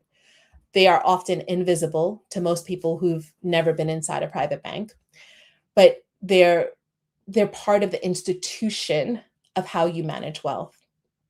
The bottom row, these are the ones that I'm so excited about, because I believe that they're the most important, and no other financial tool that I've seen has properly addressed them, which is about identity and ecosystem and relationships. I'm going to come back to all of these, but before I do, I just want to flag something first. When you look at this framework, you might notice that real wealth is so much bigger than your salary, your investment portfolio. It's so much bigger than the foundations and the structure of how you make decisions about your money. It's about who you are. It is what you believe about money, who is around you, how is your household structured. All of that is part of your wealth system. You might not have named it that, right? You might have named it something else, but like that is your wealth system, whether you've named it or not. And that's, I think, what's so important for us to score. Not just the numbers, not just the bank account, not just the investment returns. It is all of it. Now, the foundations of the wealthy 1%, this is what they have always had. This is what they've always known. So I'm just going to give you a highlight of what each of these things are. And then I'm going to talk to you about the other 3 pillars as well. So foundation, this is the bedrock. The questions that you would be asked here. So if you were coming into a private bank, a wealth relationship with me, let's say the firstly, you're probably talking to 4 different people before you get to talk to a private banker, because they want to make sure you are worth their time. And how do they assess if you're worth their time? It's based on how much money you have to invest with them. There's a quick aside just to say, many private bankers or many wealth managers or many financial advisors will only advise you if you're bringing money to them, because they charge you based on how much you're bringing to them. That is not the way that advice should be structured. And there's a number of changes happening in the financial system. The US is much more advanced around this than the UK is, and other markets as well, which is that you pay one-off fees, not on an AUM. AUM is the assets under management, what you actually have invested in. You pay one-off fees instead of an ongoing AUM fee, because if not, you're making somebody else rich on your hard-earned cash, right? So as an aside, but oftentimes for you to even start having those conversations, you need to have at least $500,000. And you get in at $500,000 really with like low-grade private bankers who haven't done very much work around this space, because they're just starting out and they're trying to grow you to at least $1 million, $2 million, because you start getting interesting at about $2 to $3 million. And the reason why is because your worth, your wealth will double every 7 years or so in a very traditional portfolio, right? So over 7 years, if you got 2 or 3 million, okay, now you're in 6 million. 6 million is a true wealth category. Another 7 years, you're doubling that again. So now you're at 12 million. 12 million is just around the space. It's just shy of the space of what the 1% is in the US. 1% wealth in the US starts at 14 million. It's insane, right? So for people who are like, oh, I'm just trying to get to my 7 figures, in this time, that's not even enough to get access to these private banking conversations. In the UK, it's slightly different. It's more like 3.5, 4 million, which is what the standard is for the 1% in terms of the high net worth. So it definitely depends on which market you're in. Coming back, sorry, a little bit of sidetrack. So the foundation really is, what do you actually own? So how you figure out your net worth is very simple. You look at what do you own, truly own, what is yours, and what do you owe, any money that you might have that you need to pay out, and you subtract what you owe from what you own, and that's how you get your net worth. Now, many of you may not have even ever calculated this number. I would encourage you to do so. It is confronting, but it is important. You need to know everything that you owe others so you know what is truly yours. And, I think many of us have always known our income, when our salary is getting paid, the day it's getting paid, how much the mortgage is, what the utilities cost, but do you know your net worth? If you don't, I will challenge you, please, please, please, go find out, do the simple calculation of what your net worth is, because you cannot build up if you cannot see what you're standing on. So you need to know first. Second is flow. So flow, this is just about how money moves through your life. It's not just income and expenses, it's the pattern of money. What do I mean by that? The question is, where is it going? Does it go towards assets? Is it just cycling through? Is it just coming in and being spent straight away? Is your surplus, hoping you have surplus, is your surplus being deployed intentionally? Or is it like quietly disappearing and you don't know where it's going? Cash flow is the heartbeat of wealth. And most of us will manage income, but very few of us will manage flow.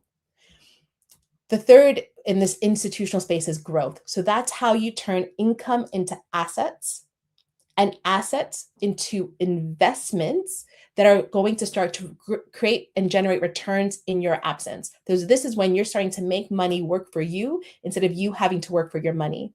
It's about investment, property, equity, and spaces where you don't have to be inside this business. You can be outside of it, and the business can just make you money without you necessarily needing to use your own energy and effort towards it. Income without assets is it's a treadmill, and you have to keep running to just stay in place. Growth is how you step off of it. And the 1% aren't wealthy because they earn more than everyone else. I mean, many of them do, but they're wealthy because they own more. So the transition is from earning to owning, and that's the game. And then the fourth one in this institutional space is around protection and tax. And this is one that most people skip until, honestly, they just can't. What happens to what you've built if something goes wrong? Do you have the right insurance? Do you have the right structures? The right tax planning? Is your estate in order? Is your will up to date? Do you have a lasting power of attorney? These are all the kinds of questions you'd be asked if you met with a financial advisor or with a wealth manager. But critically, are the advisors you're talking to, are they actually for purpose, for your purposes? Not just qualified, I mean aligned to you. Are they aligned to your intention, to your situation? I have met with so many financial advisors. I will tell you, I have not always been impressed. There are times when I have been floored by the capability, but there are other times when I have been aghast, just like, what? So make sure that not only do you know how to protect it, but that the people you're trusting with it are the right people. You can't keep what you haven't protected, and most women really find that out too late. So these four really synthesize the institutional wealth management piece. That's part of the diagnostic. The second part of the key diagnostic is what no other tool that I have found scores. And actually, if any of you guys do know another tool that does this, let me know, because it means I haven't done my research. But I have not found another tool that does this. These last three pillars, I'm just so proud of them because they come from my experience, the experience of the many women that I've worked with. I've worked with hundreds of women across the globe on their wealth. I have had individual conversations and research conversations with people, long discussions about their ancestry, the trauma that they've carried in terms of financial scripts and cultural money scripts. So these things are hugely important in terms of what it is that we're actually building and the foundation on which we're building. It's so important. So three truly distinctive parts of the tool that I think are really critical. One, which is identity. Pillar 5 is all about you. It's not your portfolio, it's you. How do your beliefs about money shape your financial decisions? What are your habits around spending or saving or risk? You know, I worked with somebody who realized that whenever they were really overwhelmed, they would just go shopping. And then their money would just disappear. And it was this script that they could just buy themselves into feeling better, which they learned from, not having very much. And so always using that little bit that they had to be able to buy in to making them feel good about that. That is a money script that comes with unspoken beliefs that were passed down, often without words. And some of the scripts that are passed down are actually beliefs that aren't true, but we have told ourselves that they are true because we've repeated them to ourselves. Things like rich people are greedy, or, oh, no, women don't talk about money. We don't talk about money at the table. Or if you have more, Your job is to share it with everyone who has less. Your job, not your generosity, not your gift to this world. It's your job. At one point in my life, I had a dozen people on my payroll, family members, people who just couldn't make it. And what I realized was at some point was that actually it stopped becoming generosity and started becoming a job. And it was not a sustainable thing for me and my family and that wealth. And also, it wasn't changing patterns in these money scripts that we had created in our family. So we had to address that before we could change it. These scripts are real, they're powerful, and they operate below the surface, and they make financial decisions without sometimes you even realizing it. I haven't, in all the advisors and all the banks that I've worked at, I have never had a conversation like this about my wealth, which is why I think it's so important that we do. The second one is ecosystem, or the sixth one, but the second of my special ones. The sixth one is ecosystem. So this is all about the world around you. Wealth isn't built in isolation. Anyone who tells you I did this on my own, nope. They are absolutely lying. It is who you know, your network, your community, your circle. That has a direct impact on what opportunities you are exposed to, what deals you see, the rooms you're invited into, the ownership opportunities that come your way. This is something that 1% understands so deeply. They build wealth not just through individual action, they build it through collective structures, networks, family offices, clubs, communities. And I am on a mission to unlock that for our community. I'm on a mission. I'm trying to do it individually with Her Wealth OS. I'm trying to do it through venture funding and A-Frame Futures, which is another company I have around helping Black founders across actually access capital and grow at an exponential rate, right? It is my mission to do this. And it's important because without that ecosystem, you fall short because you just don't know what you don't know. And you need to know where you are to start, to know what needs to change, but it could be that you need to be actively engineering your ecosystem. I'm gonna say it again because it can sound, a lot of us have beautiful friendships. Are you talking about money in those beautiful friendships? Are you talking about wealth and worth? Are you sharing opportunities, ownership opportunities with your tribe? It took me a long time to realize that I had to look even within my own community and say, I've got these wonderful, powerful women in my circle. I need to be using that ecosystem because it's strong, because it's powerful, because we're creating our own communities and cultures and offices that can actually unlock opportunity, right? So don't be shy about it. Make sure that you're sharing it. And then finally, the final pillar is about relationships. This one really changes conversations, and it's hard. This is a hard one. This is, how is wealth structured across your household? If you're in a partnership, do you both have independent financial identity? What happens to your wealth building if the relationship ends? Who actually makes these decisions?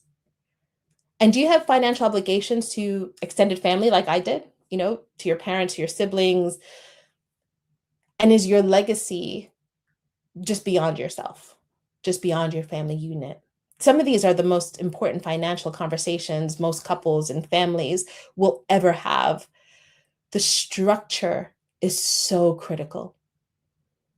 Our communities, they talk about spending. They talk about saving. They might talk about budgets, but structure,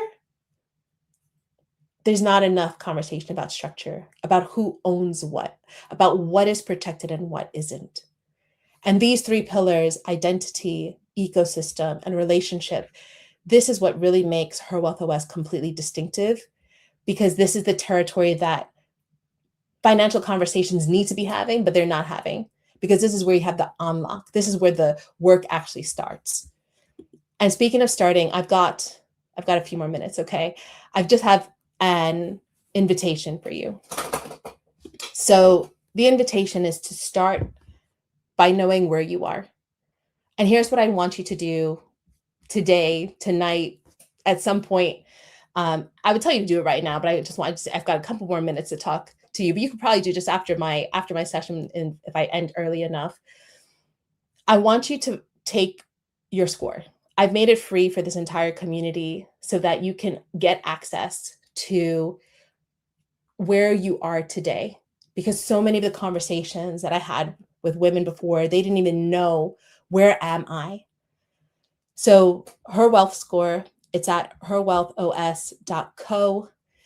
There's a QR code on my final page, and maybe the engineers can kind of put my QR code on my final page just up on screen so you can access it as well. It'll take you 5 to 10 minutes. If it's scary, because there's a few confronting questions in it, I'm going to tell you truthfully, if you're talking about wealth and you're talking about worth, then you're going to need to confront some things, and it might be uncomfortable. Stay with the discomfort, find out where you are. Okay? Try it. It's such an important thing. And when you end, what you're going to get is you're going to get your overall wealth score. It's going to be a number out of 100. I made it a score because I know how aspiring, alpha, capable people we are. And so knowing where you are and where you need to go, and that there's 100 is important, right? But it doesn't matter where you're starting. And it matters that you know where you are starting. You're also going to get your 7-pillar breakdown, so you can see where are you strong and where there are gaps, and the top areas for you to focus on. It'll be named and explained with a clear sense of kind of what to do next. Now, this isn't a quiz. It's not a BuzzFeed personality test. I've actually benchmarked it against research. I share the research with you. There's 1% research across it. There's my own proprietary research across it. So you can, whilst you're taking this, actually see and know, where are you today? I saw somebody saying it's not there. I will put the score just here into the chat, and then also the website itself, so you can take a look at both. And I want to just say something honestly. You can't build a system you can't see, right? Most of us have a general sense that we should be doing something differently with our money. We feel a low-level anxiety that something's missing. We know that we're earning, but income alone isn't the answer. But without clarity, without actually knowing where you stand across all of the dimensions we've just talked about, that anxiety, it just doesn't go anywhere. It cycles. And this score at least gives you something better than anxiety. It gives you clarity, right? It gives you a place to start from, where if you know where you're starting, you know how you can build from there. And that's what we're wanting to do. I'm just going to end on this, which is a little bit of a reframe. Wealth is not a dirty word. Y'all heard me? I'm going to say it again. Wealth is not a dirty word. It is okay. It is okay to be wealthy. When I spoke to Black women about wealth, when I sit and have these conversations in small and big rooms, and specifically when I use the word wealth, I notice something. It makes people uncomfortable. Not all of them, but enough for it to be unmistakable. You know, a deep sigh, or like a shift in posture, or just the thinking, oh, I don't need to be rich. I'm just trying to be comfortable. Or wealth isn't for me. Wealth is for other people. Or I feel guilty about it, especially because so many people have so little. I understand all of those feelings. I have felt every single one of them. But I want to offer you a reframe. Those of you that say, I don't need to be rich, you're right. You don't. In fact, no one needs to be rich. But what do you deserve? I think you deserve abundance. I think you deserve options. I think you deserve comfort and security, and the right to define what enough looks like for you, and to build towards it with pride and with agency. And that is rich. That is wealthy to have all of that. And that is okay. And not only okay, it's needed. For those of you that say wealth is for other people, I 100% disagree. Wealth is infrastructure. It's like a house. It's like education, like healthcare. I know people have debates over whether or not those things are infrastructure. They are. It is a structural resource that creates stability and possibility, and it should be for everyone. And especially for those who are building it for the first time in their family, in their community, you being wealthy does not deprive anybody else. This is not a zero-sum game. Having wealth creates possibility, not just for you, for your family, for the communities that you're part of. So wealth is for you. And finally, for those of you that are thinking, I feel guilty even thinking about wealth. That guilt is real. And for many of us, it's a story we inherited. It's a scarcity script that says our abundance comes at someone else's expense, but it doesn't. Your abundance is not theft, it is creation. And the most powerful thing you can do for the communities you care about is to build something sustainable. So please match your ambition with architecture. Allow yourself to be worthy and to make yourself wealthy. And please take the score, find out where you are. And I hope you found this helpful, useful. It's been an absolute joy for me to be part of this conversation. Thank you so much. I don't know if there's any questions that have come through. I finished on time, which is just unbelievable. Oh, yes, Regina. I'm just going to read through some of these comments now.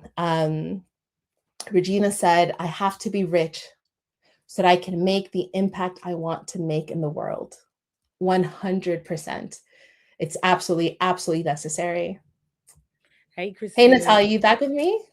We've been with you to let that, everyone in the studio has pretty much kind of stopped what they're doing and was fully locked in. That was a really, really great masterclass about wealth. And I think there are, if you look in the comment box, there might not be questions, but you can see there's a lot of feedback because you reframed our mind and how we think. And I think the points that you touched on, especially when you are first, second, and third generation, and you are not originally from the country that you're from, and you somewhat come from a struggle. I'm not saying that everybody's story is a struggle. Everybody struggles different. Yes. But at the same time, how you look at wealth is very different when you don't come from wealth. Yeah. We often talk a lot about the privileged. It's a phrase and a word that gets thrown around a lot. What we don't talk about is, okay, how about those who are the complete opposites of privilege and how we think and how we look at wealth and money? And a lot of times this is all stuff that we actually know, but our mindset still isn't where it needs to be. And I think many of us that are entrepreneurs, working in corporate, exec level, these are the small little voices that we don't share with anybody, what you touched on today, like our most personal and inner thoughts on wealth. So I think that's an excellent masterclass. And even me, this week, very much so, I definitely find it hard to accept my flowers and accept compliments. And I think what you've made me realize, well, I kind of realize it, Christina, but you've definitely brought it to the forefront of my mind, and anybody else, let me drop it into the chat, is the fact that I think the reason why I don't recognize it is because I'm not where I want to be in terms of the wealth ladder that I've created for myself. So it's almost like I don't feel like I'm successful. I don't feel like I've done anything great. Does that make any sense? Because it doesn't align with where I should be in my journey of wealth. Because I'm using wealth to be able to quantify to a degree my success, where they're two separate things. Yes. Yeah. I mean, so the first two things I'm going to say about it, I think the first thing is what a beautiful recognition in yourself and what a beautiful vulnerability to share that with us, because it's real to be able to say, listen, I'm on a journey and I don't really feel like I've gotten there yet. I'm on a journey and I don't feel like I've gotten there yet. But when I look back and when I see what I've been able to do versus everything else, like in my community, and I think you'll be similar, like it's leaps ahead. And so then the question is, okay, then what next? And how do I level up? And how do I connect in that? And how do I create that? Right. But it doesn't mistake where you are today. And I think that's why I wanted to create a wealth score that benchmarked against the 1%, because, you know, anyone who's trying to get beyond the 1%, you will have access. You don't need to talk to me. You know, if you want to be a billionaire, I'm not your person, right? But like, if you're trying to get to the top 1%, that is my dream, right? That we can elevate so many more Black women into that top 1% because they're not there today. And how can we start to understand where are we in comparison to that, so we can start make the moves? Whether or not we start at 17%, we make it to 34%, or like we get up to 70%, you know, then you could be like, yeah, I'm taking my flowers. Why? Because I fixed my wealth relationships. I fixed my wealth ecosystem. I've grown my wealth growth. You can actually point to the progress. And I think all of us are in that space of wanting to know, where am I benchmarked against others, especially if we don't see it or have the conversations amongst ourselves to know where we are really. And all of those things just need unlocking, right? Which is why I think it's so incredibly important. Yeah, I can't thank you enough for that. I feel like you're right. I would say you brought that vulnerability out in me. And I think that's what has been amazing about this space this week. You just get to talk openly and frankly about who you are or where you are without feeling any shame. And I think when it comes to wealth, sometimes, especially with the internet, and you know, we talk about visibility and having to show up. You know, social media is very much responsible, Christina, for me, for people to have to show themselves in the light of not where we really are in our wealth journey. So what that does is that puts you in a place where you're putting out something that actually that's not what you are, that's not where you're at. And I feel like what you've done today is really brought it back down to the grassroots of having an honest conversation and being and saying, okay, this is the percentage I'm in, but actually I want to be in the 10%, I want to be in the 5%, I want to be in the 1%. And thank you for the feedback that you just gave, because I completely didn't recognize that at least I'm in a percent. Yeah, 100%, 100%. I know we're wrapping up, and I just I'm seeing so many of these comments in this chain, which is so amazing that you guys have found this useful. I've just opened up a cohort to have a bit of a deeper dive around this. So if you do go through the score and you want to do more, I've also opened up a special cohort at a discounted price for anybody who would want to come through, given the score out for free for everyone. And I will also say, I was invited to open this and launch this with a completely different community. And I said, nope, I'm going to give this to this community first. Yeah. And actually, Natalia, when we spoke, and do you remember, for those of you guys that don't know, Natalia and I had a really it was just an ecstatic, it was an electrifying conversation. And I was just like, and we talked about all the different things I could potentially talk about. And then we said, no, you should talk about something about wealth. And I said, you know, I had this idea. This was like, how far ago? Not so long ago, you know, and I was like, I kind of have this idea, and I think I could really just be, I could really help the community in that way. And so I said no to tons of other places for me to share this with. So I will just say to this community, to everybody in the audience, you will be the first to actually get access to this. You're getting it access free as well. So use it. Intention without action is nothing. So make sure that you are matching your intention with action in this. And well done to those who have already taken the test. Well done. Brilliant. Thank you, Christine. Obviously, we go out on demand. So anybody watching on demand, it's available to you as well. When it goes out on demand, we'll make sure that the QR code is on your video, but the link is in the chat. But I've also got Maria here as well. Engineer, I don't know if we can stop a camera or you can kind of zoom in on her. Do not zoom in. Oh, okay. Do you know what? I didn't actually mean to say that. What was the word moving it? Like, I wanted it to pan over. To swing, yeah. Hey, girl. Hi. So, hey, Christina. So, you know what, guys? I just wanted to share something else. And you touched on it so nicely, Christina. When we spoke, you weren't sure what you were going to speak about, right? And the beauty of it is that we were talking about intellectual property and how valuable intellectual property is. And for all of you ladies who who are uncertain about your offer or what you have to share, you have something to share. You just have to know how to frame it, how to structure it. And that's what Natalia helped Christina to do with her amazing, valuable intellectual property. So thank you, Christina. And thank Oh you. no, thank you to you. We had the funniest experience. Can I share what happened? You can share. Feel free. So in my preparation for this, I listened to a few of the previous master classes, and I heard Maria's voice, and I was like, "Ooh, she sounds phenomenal. She sounds sensational. I need to have a conversation with her." Yeah, I mean, it's so central. Anyway, we set up some time. We had a conversation. Don't you know? My mom lives like 20 minutes away from you or something like that, like in Long Island, and we're like basically neighbors. We got so into the conversation. I had chicken in the oven. This chicken had been marinating for days. Yeah. And I had this chicken in the oven. If it was marinated for days, you know that was gonna be a good piece of chicken. It was gonna be so good. Don't you know I burnt the chicken? And I realized probably 30 minutes into our conversation that I'd burnt the chicken. I go, oh no. And I was in the same room and I ran downstairs. I go, Maria, you won't believe it, girl. I burnt my chicken. And let me tell you, that chicken looked really good, burnt and everything. Listen, that conversation was about, what was it about? Just concepts about branding and not even branding, but offers, right? And clarity, Christina. It was clarity, right? So we got so deep involved in the clarity conversation that you lost clarity in the fact that you were cooking a meal that you have spent days preparing. I felt very guilty, but the conversation was that good, right? It was so good. It was so good. Yes. Okay, so definitely. I've been in Long Island as well. So in October, Christina, it's dinner at your house, but the chicken won't be burnt this time. Maybe you can do it on my behalf because she's over in London, right?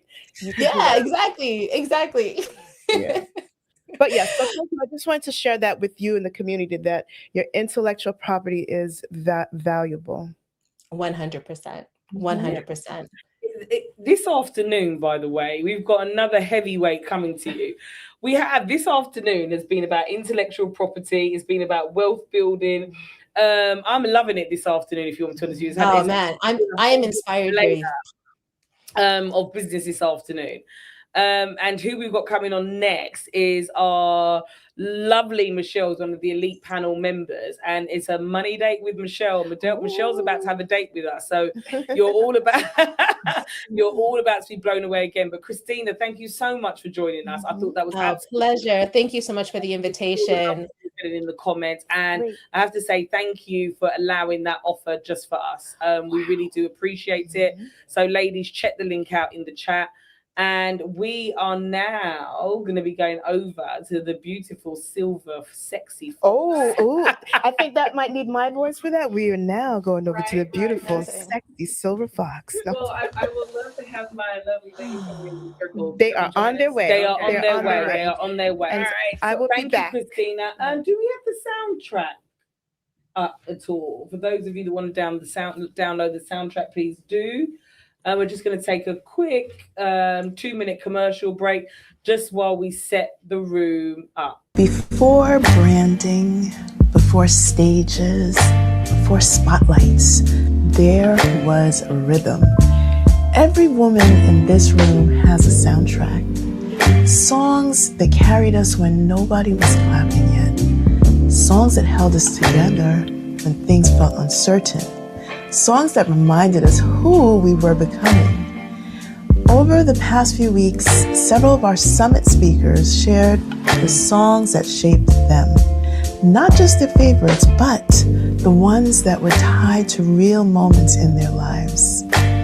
From those stories, we created something special. A living playlist that we are calling She Built This, the Legacy Soundtrack. These songs now live inside the hearth of the House of Lorraine, your women in digital business community, a place where our stories, our journeys, and our voices gather. So during the summit, we are shining a light on the women who contributed their songs and their stories. And we invite all of you to press play, because behind every powerful woman, there is a song that carried her there.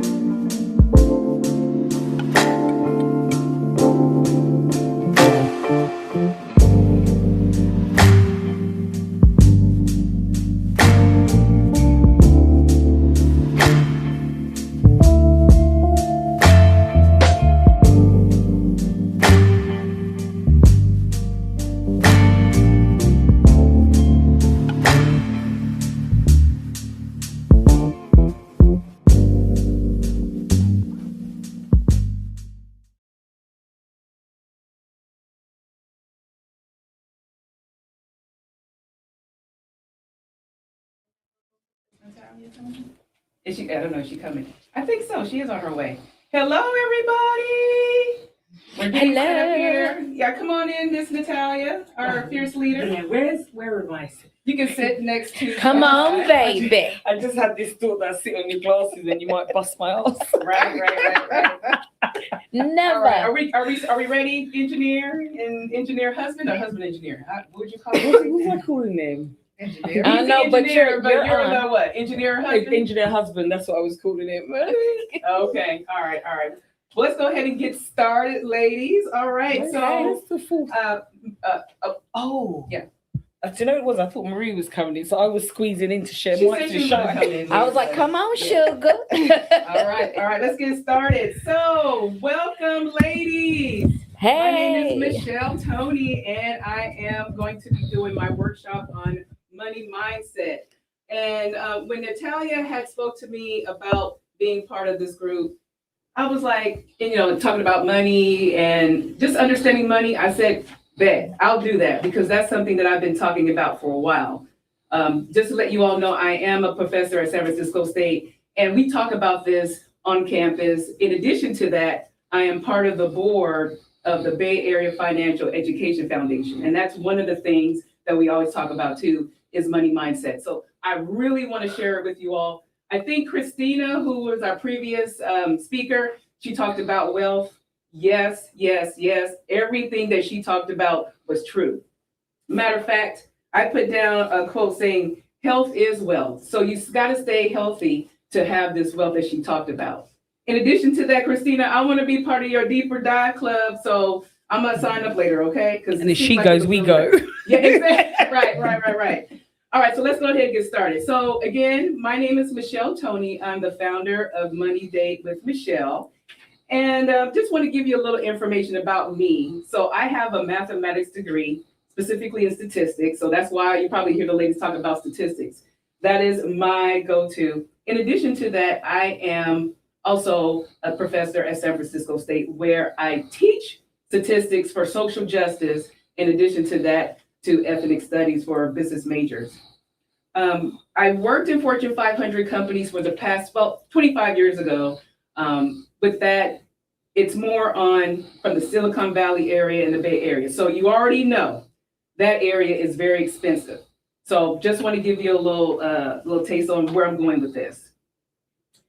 So before we move on to my story, I want to pay homage on a few Black women in the area of math.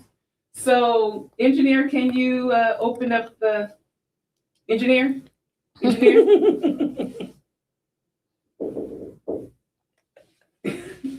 you start the present my slides? Yeah, there you go. The slides.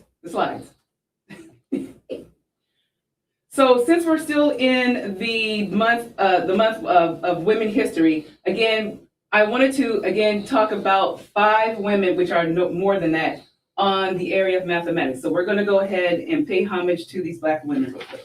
I think I'm going. He needs a couple of minutes. Oh, okay. He has a couple of minutes. All right. Well, let's just keep it going. We'll come back to that. Had all afternoon. Right. All right. So while he's getting that set up, let's talk about my story. As I said, I'm a current professor at San Francisco State. And I love the job to the point that I had to pay it forward with the students. Previously, I was a VP of an international bank. And just to let you know, I made great money. And when I say I made great money, I made enough, and I'm by myself. So I was, basically taking care of myself, and I was, I was living nice. However, I didn't manage my money very well. I made a lot of money, but I didn't manage it very well. I didn't realize you was a VP. Yeah, I was a VP. Yeah, yes. I was VP of International Bank. But the thing is, I was in debt. And how I got in debt was, and most of my friends and family know out there, I love to travel. I love to travel to the point that I was in $30,000 in debt. And when I was in debt, I realized I didn't feel well about that. I felt like broke, disappointed in myself because I work in the financial industry and I should know better, right? But no, I had to go ahead and take holidays, and I really had a good time. Don't tell me I didn't have a good time. I had a good time, but I had to pay for it. So basically what I did was, before I did that, growing up, I learned from my dad. He's a cash and carry person, and he told me always pay things in cash. So I don't know where the translation got lost between my dad saying pay for everything in cash versus me using credit cards. Digital world. Yes, digital world, exactly. And instant gratification, because I had to go on that cruise. So we all know what happened in 2020. COVID happened, right? So around March and April, that's kind of where I figured, hey, this would be a good time for me to start looking at my money. I was turning 50 years old, and I was going to do the thing about going to a cruise. I was going to go to Las Vegas. I was even going to go overseas to a friend's wedding. But I couldn't use my money for anything. So what I decided to do was plan to pay my debt off. And that plan was, or the goal was, to pay it off by December 31st, 2020. I was intentional. So yes, I saved some money from those trips, but I still didn't have enough to pay for it, right? So this is what I did. I hired a guide, something like what I'm doing right now, okay? I also read books. I even did deliveries. And when I said I did deliveries, I did Instacart, I did Amazon Prime, everything. In addition to that, I even tutored. I'm a math major. Although I was working on the side, I did some tutoring. And when I tutor students around the country from middle school to even college level. So I was collecting my money. So all the money that I earned, it went straight to that $30,000 debt because I was determined. I really wanted to get out of debt. So by the time I was debt free, it was February 1st, 2021. Although I didn't meet my December 31st date, the point was to get out of debt. And that was what I really wanted to do. So I want to pay it forward to those people who are in that same situation. You're in debt or you have some type of financial situation. I'm willing to help you with that because I lived that journey. I felt it. It was really to the point that I felt broke. I was like, but my dad told me to use cash, but I decided to go on a trip. But I learned my lesson. And through that journey, that's when I created my personal relationship with money. And that's something I would love to share with you all. So let's start talking about relationships. All right. So I have on the board already. You guys, ladies, you see this? We do. Okay. All right. To interrupt you, Michelle, we've just had word that the file's too big. Oh, that's fine. That's fine. I'll share the 5 ladies at another time. So that's no problem. No You sure? Because I can go and compress it for you if you want. No, we're good. We're good. Okay. If there are questions or you guys are interested on the 5 ladies that I was talking about who are in the math area, let me know and I can put that on to you another time. So, all right. So let's keep it going. All right. This is the good part. I want everybody to be interactive online and of course, you ladies here. All right. All right. So let's go. Let's get interactive. Oh, yeah. All right. So think, what is a positive relationship with a significant other or friend? What would you need to do to keep it positive or keep it growing? What would you do? Communicate. Communicate. I was going to say go out, but that really probably connect, if that makes sense. Connect, I think all that's right. what I mean, connect. All right. What else? You can think of anything else?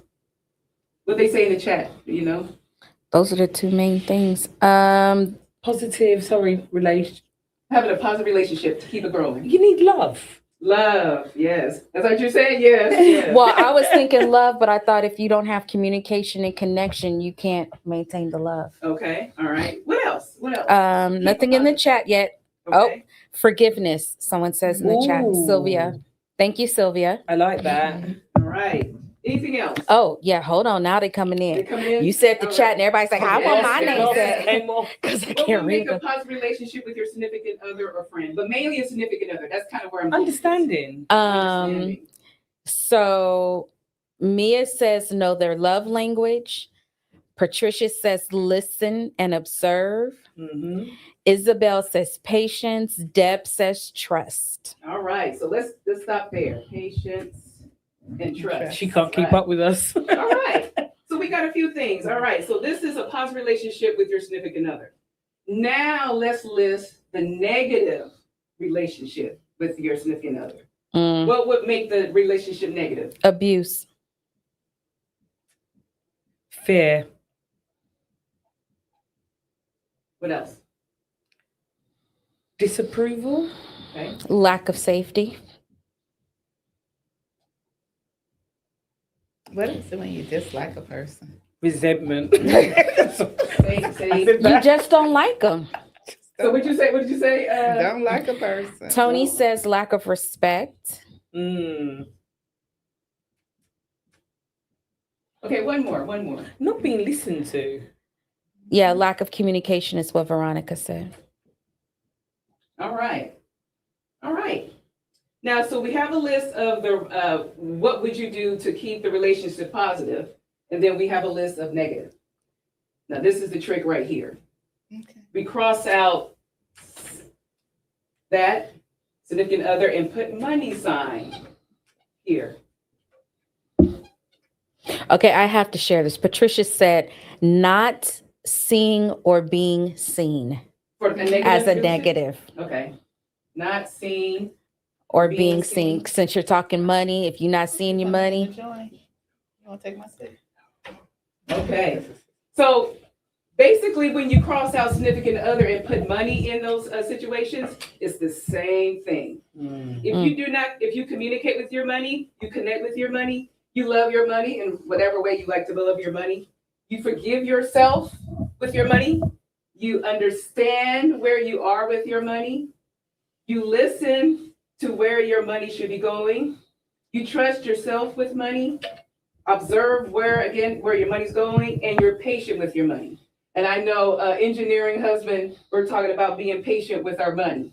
This is where you have a positive relationship with your money, okay?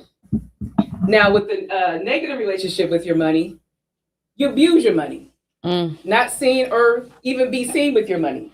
You're scared of your money. Your disapproval of your money because of probably how you use it. You're not safe with your money. Some people don't feel safe with money. You don't like it. But although some people like it, but some people don't like it for various reasons. Lack of respect, if you don't respect your money, and then not listening to it, meaning you're not listening to where your money should be going. That's also a negative relationship with your money. So when you have these different areas on having a negative relationship with your money, you're going to lose it. It's going to be sent away. All of a sudden, you have all these bills. Everything that comes on this list, that's when money starts depleting out of your pocket or your account. Where you have these areas, you will continue to love it, connect with it, talk to it. You'll continue to have more money coming in. So having a relationship with your money does matter. And that's kind of where I come in to talk more about that. Okay. So let's go back to when I was talking about how I learned money with my dad. Does anybody want to share their relationship with money or how you learned about money growing up? And this is also for the chat too.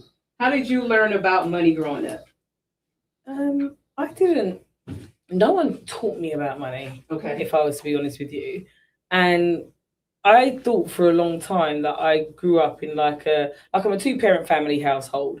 Grew up with my mum and dad. Like we would go to Jamaica on holidays. We would go to Florida. That's where my mum's family is. If I asked for something, I'd generally get it, but I wasn't really a child that asked for that much. So in my mind, I thought we were middle class. I thought And then back in those days, growing up, everything was a class system. You had working class, you had middle class, you had upper class. So I always thought we were like working class, middle class. At school, I would have, Clark shoes. Oh, yeah. And it wasn't until I was older that I realized that my mum and dad survived off of a credit line. So my relationship with money was like a slap in the face. Yeah. It was like I don't know, I didn't think much about money or where it came from. And finance just seemed really easy for me. So even after I'd had my first car and I got my second car, it was automatic to get it on finance. Like there was no other option. That's right. When I went to university, it was like, oh, just get a student loan. Then, when you go uni, you then start to get the overdrafts and you start to get the credit cards and they throw everything at you. Yeah. And I never forward thought. I just used these credit facilities to be able to purchase things that I needed in the now. So I don't feel like I grew up in an environment where I was taught about money. And what I didn't realize until it was probably too late is that I didn't have any respect for money and how I spent it because I was just following my blueprint. Right. Like I remember times that my mum would be like, oh yeah, and she'd get really excited and it's like, oh, the loan's been approved. And in that mind, it was just like, oh, we're going to go in England. You've got Marks and Spencer's. I don't know, some of you know Marks and Spencer's. Yes. I remember they used to have this like red chicken or Chinese chicken, and you always knew something happened in my house when you got when you got that red chicken. But now that I'm older and I reflect back on it, that would because, I don't know, maybe a credit card limit got increased, maybe a loan went through. And that cycle actually ran out when I was growing up in my early 20s. So at the time when I went bankrupt, around that same time, I remember the night I'd come home that my apartment was being repossessed. I also came home to like a whole bag of bills, and my mum had just been putting the envelopes in a bag and not even telling my dad or telling anyone. Yeah. I also grew up in a house where it was like my mum's responsibility. My dad would just work. And it'd be like, hey, it's down to you. So I wasn't brought up with any form of discipline, understanding, knew nothing about investment, knew nothing about savings. Right. So I didn't realize how poor my mentality was until literally bankruptcy at like that's when you 25. Yeah. And that's kind of when you figured out, okay, something's not right. And what you were telling is you were kind of more in this right here, especially when it came to the lack of respect of the money, because you kept on, using all these different ways of getting a loan or a debt, and then you ended up getting bankrupt. And it is crushing. It does make you feel like, you're like, it's humiliating. It's the most humiliating experience. That's a great word. And when you've got to open up to other people to explain why you can't do things or what's happened and you're forced into it, it's not nice. You feel shame to a level that I can't explain. Well, and I think that's kind of where we in this conversation right here, people need to talk about their voice in money, because before in these past 3 days, we've been talking about share your voice, tell your voice. How come we can't do it with money? How come we can't share, basically what you just shared with us about your situation with money, where somebody can come in like me to come and help you, be your guide, and you can be the shero on your money. And that's basically what I love to talk about is money. I mean, we don't have to talk about dollars and cents, but we can share how there are ways that you have a goal and share ways on how you get to that goal. In my situation, when I told you about my story. So, but thank you for sharing. That was great. Thank you, Natalia. Anybody else want to share, or anybody in the chat want to share? Yes. So we've had quite a few in the chat, and I think I can relate to that. Nkechi Vivian says, thank you for sharing your story. Yes. So let's see here. Went too fast. Patricia said from her mother, rob Peter to pay Paul. Yes. Yep. Victoria learned from her grandparents. Valerie said they didn't have any discussions or conversations about it at all. Yeah. Mia said it wasn't discussed. I knew my parents worked hard, but no discussion around management. Isabel says she was taught when it's there, use it. When it's not there.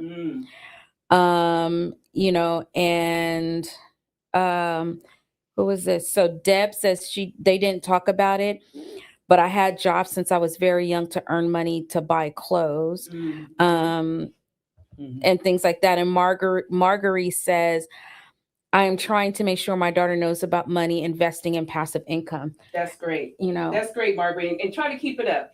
I mean, and I think that's kind of where most of us really have those challenges with our money, because we probably didn't have any information from, regardless if it was our parents or people that we grew up that we were safe. Yeah. And also, those comments have just made me realize, Michelle, it wasn't just my mum and dad, actually.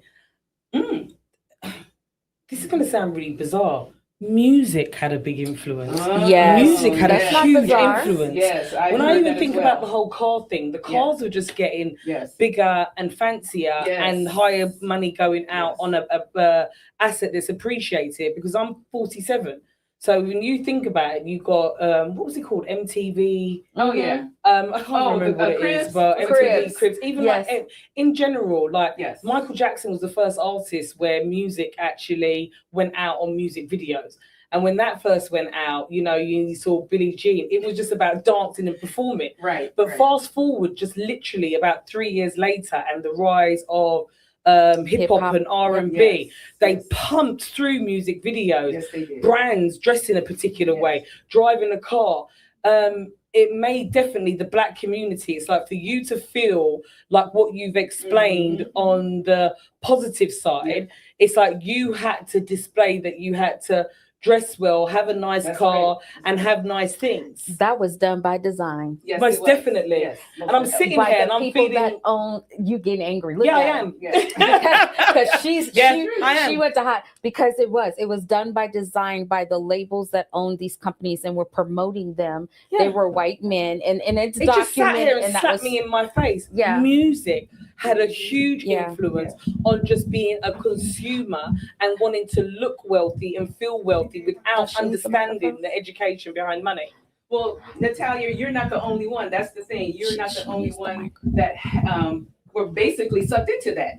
I mean, they're still doing it to this day, and it's 2026. To me, I think it's gotten worse. It has. And you know, some people are profiling anyway. You know that some of that stuff they're wearing or they're showing is probably not theirs anyways, rented or something. But what makes it worse is the artist never had no money anyway. We're only hearing their stories. Yes, that's exactly what Mia said. Exactly. If I may I wanted to say that my mother did take the time with me to show me. She showed me how to write checks. She sat down when she paid the bills to show me how to write checks, balance the checkbook, and write bills.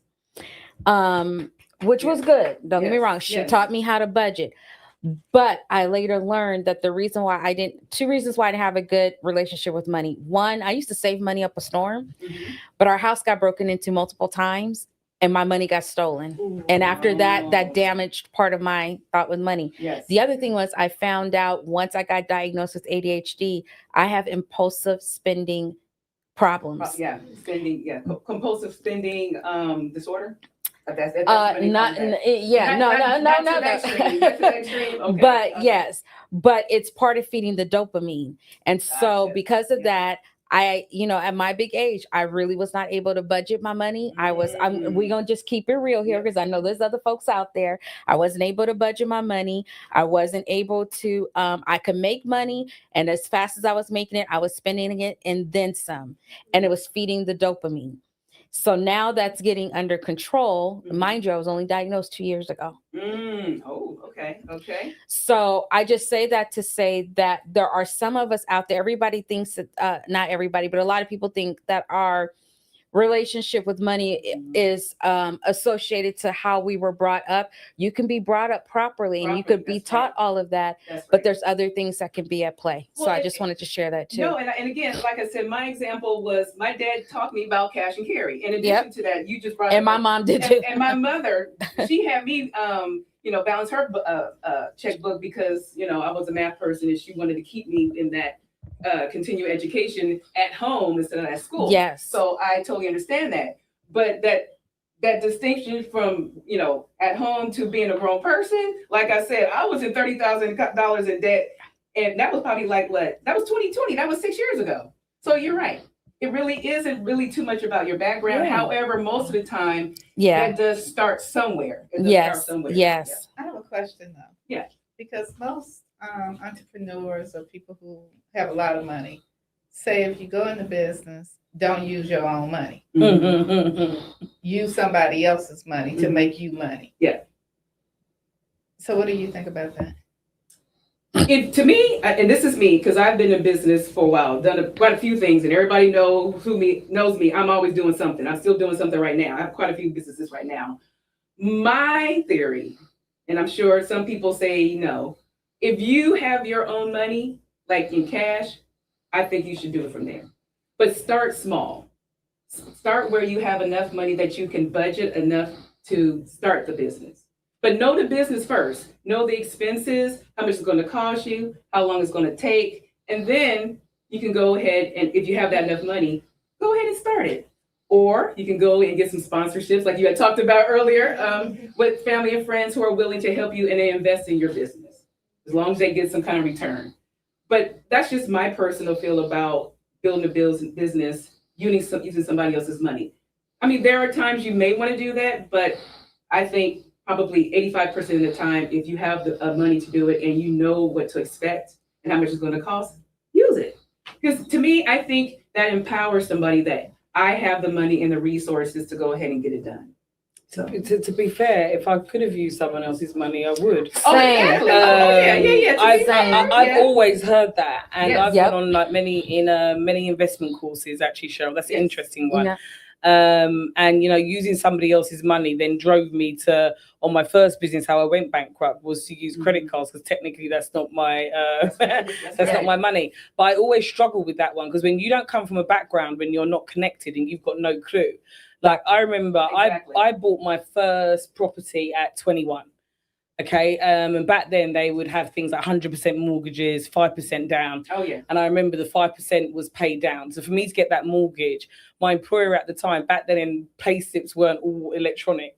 So he gave me the pay slip that I needed. That's all I say. That enabled me to buy my very first property, but no one explained to me about equity growth. This was now in like a zone 2 area in London. So you could imagine the capital growth that I had over the years. But again, I remember when I bought that property, I remember my dad was just like, oh my God, if you can't pay the mortgage, this is now going to become my problem. You're stressing me out. And at this time, I started to figure out, okay, well, if I've acquired a property and I can rent it and I can make that income, and I started to understand what capital growth was, I started going round to friends and members of my family saying, come on, I want to buy this 4-bedroom house in Peckham. Anybody that knows Peckham, that's almost like a Harlem. Okay, and back then, right, so you could imagine that would have been like buying in a Harlem in the 90s. I remember I went to buy this 4-bedroom house, and I remember everyone saying, that's way too much of a risk, that's ridiculous, what's wrong with you? Then there was an emerging area called Docklands. Any of you know that see Alan Sugar, Canary Wharf is like an extension of London City. And I remember there being 2-bedroom riverside apartments for £60,000, which are now worth in excess of £1 million. Wow. And I remember people telling me it's swamp land, it's just going to sink. Why would you want to buy that? So my answer to that is, when you've grown up in an environment that's like a goldfish bowl and no one understands the amount, anything that you want to do and support it, that option of even using other people's money, it's just not there. Right. So the only option I had to crawl my way out of the goldfish bowl into a bigger bowl. And I feel like I spent the last decade just going from a bowl to a bigger bowl to a pond.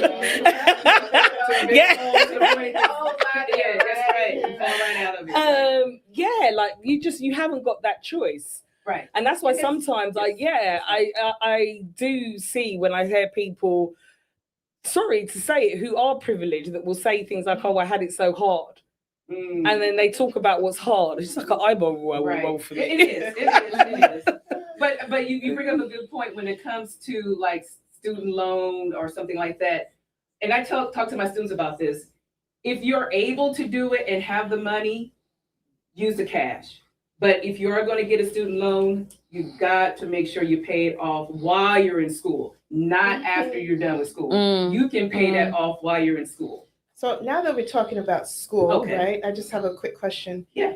The importance of training and teaching our younger generation the value of how to manage properly. Yeah. Because we can stop cycles dead in their track if we teach them our failings and all the things that we just discussed right here. Yeah.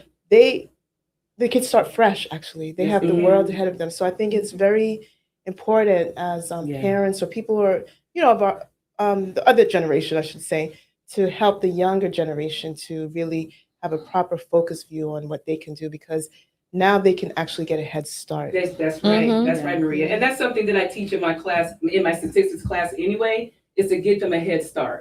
Although some of them are coming in with some type of debt or some financial challenges, I am helping them, guiding them in ways that they can start doing it now, little by little. So by the time they graduate, they're not in debt. And I think that's where some students or people who go to school, they get that student debt and they're already in the negative. And then now they got to crawl out of debt to, And you don't be up to even look par. at it as debt. For some of us, you just think that's a way of life.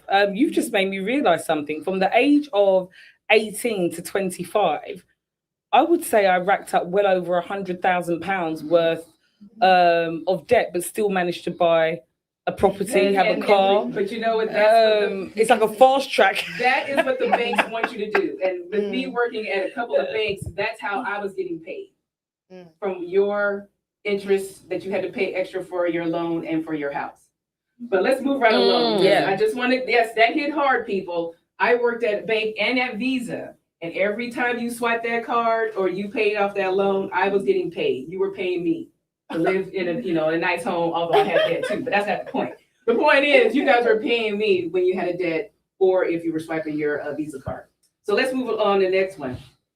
Now, well, you kind of answered the question, but how did you learn about money? Oh, I said already. Did it affect how you use your personal finances now? So the things we've described and talked about growing up, has anything changed, gotten better, worse now since you now are an adult? It's getting better. It's getting better. Yeah. Good. Good. I'm Anybody with else? Chai. It's Okay. getting better, and I'm also with Maria. Oh my gosh, with my children, I don't play. They are 8, 10, and 12. They will Yes. tell you what a credit card is, what a debit card is, what compound interest is, what investment is. Good. I tell them all the time, if you Good. cannot afford something, you do not buy it. I tell them that brands are here to rip you off. I tell them about the music that they listen to and the crap that they're going into your ears. I don't play. I think it all comes out in my children, but like Shai, I'm still learning myself because I'm an entrepreneur at heart, an entrepreneur. I'm a risk taker. Yeah, gum hustler. Right. As an entrepreneur, you're always going to be learning about where your money's going and where it's coming from. So it's always learning. I am a risk taker. Yeah, I am too. That's why I got about 3 or 4 different businesses right now. But hey. But let me say this too. Sure. Speaking of entrepreneurs, I firmly believe that if you don't have the best relationship with money, it definitely impacts your business because you're not going to have a good relationship with your business money. Pricing, you always second guess. You're going to struggle with pricing. When it comes to your expenses, and you're not going to do a good job of maintaining your expenses or knowing how much you have to spend to maintain your business. Some of us are buying different programs and online software and services that we just don't need. Some of us, I'm not going to plead the fifth, are very much addicted to buying tons and tons and tons and tons of courses that you don't even go back and take. You're not the only one. I think most of us, if not all online, have done the same thing. So yes. So I just wanted to point that out. So okay. I need help. All right. So let's keep it moving. One more question. How do you feel in your body when it comes to thinking of money? And this is kind of where I would love to have my colleague Sylvia, are you in the she's in the chat. She's in the chat. Oh, she's in the chat? Okay. Yes. All right. So real quick, Sylvia Doss is a colleague of mine at San Francisco State, but she also is an expert when it comes to triggers and emotions in certain situations. So if you all have some comments, she might be able to help you, but anybody have any comments online here when it comes to your body when you think about money? So for instance, when you talked about, being in bankruptcy, how did that feel? Oh, bankruptcy was absolutely awful, Michelle. There's a point before but it comes before even you going to actually, and I didn't actually even end up filing. Go figure, you needed £500 to file bankruptcy. Right. You need to pay for the bankruptcy process. And if you haven't got no money, it's not possible. So in the end, I didn't actually file, but I was bankrupt. I can't even fathom or put it into words. Like what happens is you live in denial for a long time. Yes, you do. And there's a day that comes where I think the day that came for me, I put my card into the cash point machine and it just got taken from me. I then spent about 4 days just visiting people where I didn't even really have any money to eat. So I'd just go, oh, I'm just going to pop around today. And then I think, I'd get up eating there. Then I got the date through where the bailiffs were coming to repossess my apartment. And at that stage, by then, imagine that I'd gone caught about 3 times by myself. So the whole time I'm living through this, I'm doing this by myself. I'm not actually going through it with no one. So you're not actually you're not living a reality. And then every January we used to do this penny sale and I used to go away with the girls. And I think I don't think I know, they were flying out the next day. And I had to make that call to 3 individuals to say, I can't go. Why can't you go? I just don't have the money. And then they do that, I'll pay for you. And it's like, no, because I'm not going to be able to pay you back. Then you go through this stage of I had to move out of the offices where the book company was, put stuff in storage, and I couldn't afford the storage. I had to end up throwing things away. I can't even. And there's some people even now, I think my mum was having a conversation with my brother and she was reminding him some of the things I've been through. And in his mind, he didn't know because I wasn't communicating this to anyone. Okay. So it's a big burden. Okay. It's a knot in it's a physically nauseating and sickening feeling. Exactly. It's like in your pit of your stomach type thing. Yeah. You feel sick. It does. We spoke about this week. Yeah. It makes you feel physically sick. It makes you feel like a big fat nothing. It makes you feel not recognized, not seen. You don't feel successful. Yeah. I feel like many people in this world quantify your success based on how much money you make.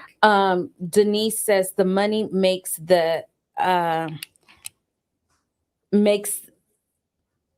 makes me sick. Not that it makes me insecure, but just the topic. I rather avoid speaking about it because sometimes people judge based off of what you make. And that's kind of where when it gets to that point that you're sick, you don't feel like talking about it. This is where the negative relationship of money comes into play. And that's when you start having these fears and lack of safety. You don't know what to do. That's kind of where I come in Money Day with Michelle. But I have Sylvia online. Can you give us a couple of things that you would do with these triggers that these ladies here and online had just got to talking about, just real quick? Yeah, absolutely. Love this conversation. You know, my background is in developing and implementing health strategies. And part of that is finances. Like, how do we have employees and people in our programs be able to really engage and do their work if they're totally stressed out about money? And that comes from a lot of things. It can come from health issues, taking care of parents, spending too much, ADHD, you know, it comes from all of that. And so one thing is it's all interconnected. And just ask people to remember it is all interconnected. And I too teach at San Francisco State and try to get my students to know that. And one thing I bring to them is breathing. And there's a lot of different breathing exercises, but I want to do a little bit on just box breathing. And I'm going to tell you right now, you can't just do it one time and say, oh, it didn't work. Okay. You have to really kind of lead into this and use it as a way to reduce stress. So I'm going to explain it and just go through one round and leave it to you to incorporate this into your lives, particularly when we're dealing with stress of money. And it just helps you kind of just move that much away from it so that you can engage with it. So box breathing is just like a box. You breathe in for 4 counts. 1, 2, 3, 4. You hold your breath for 4. You breathe out for 4. And you hold it out for 4. Okay. And if you are on when I do it, I probably do at least 3 rounds at any time. But let's do one together. I'll count you through it. So breathe in, 2, 3, 4. Hold, 2, 3, 4. Breathe out, 2, 3, 4. hold it out, 2, 3, 4. Okay, now you can breathe normally. All right. Build that in. Hey, if you're about to have a money date with Michelle, do some box breathing beforehand. Do it 3 times a day. I do morning, afternoon, and evening. All right. Thank you, Sylvia. You can stay on board for real quick if you anybody want to ask some questions later on. So let's get into what a money date looks like, ladies. So when you've got some of these issues we just got through talking about, and you have a negative relationship with money, this is where a money date looks like. So you first of all, you start where you are with your money. Gather all the information that you have with your money. You don't really need a perfect plan. You just don't need to understand. Don't need to know about money yet. You just need to start a plan. Also, try a set intention, a goal. I am going to have a positive relationship with my money. That's basically what you want to do. You want to go from a negative relationship to a positive.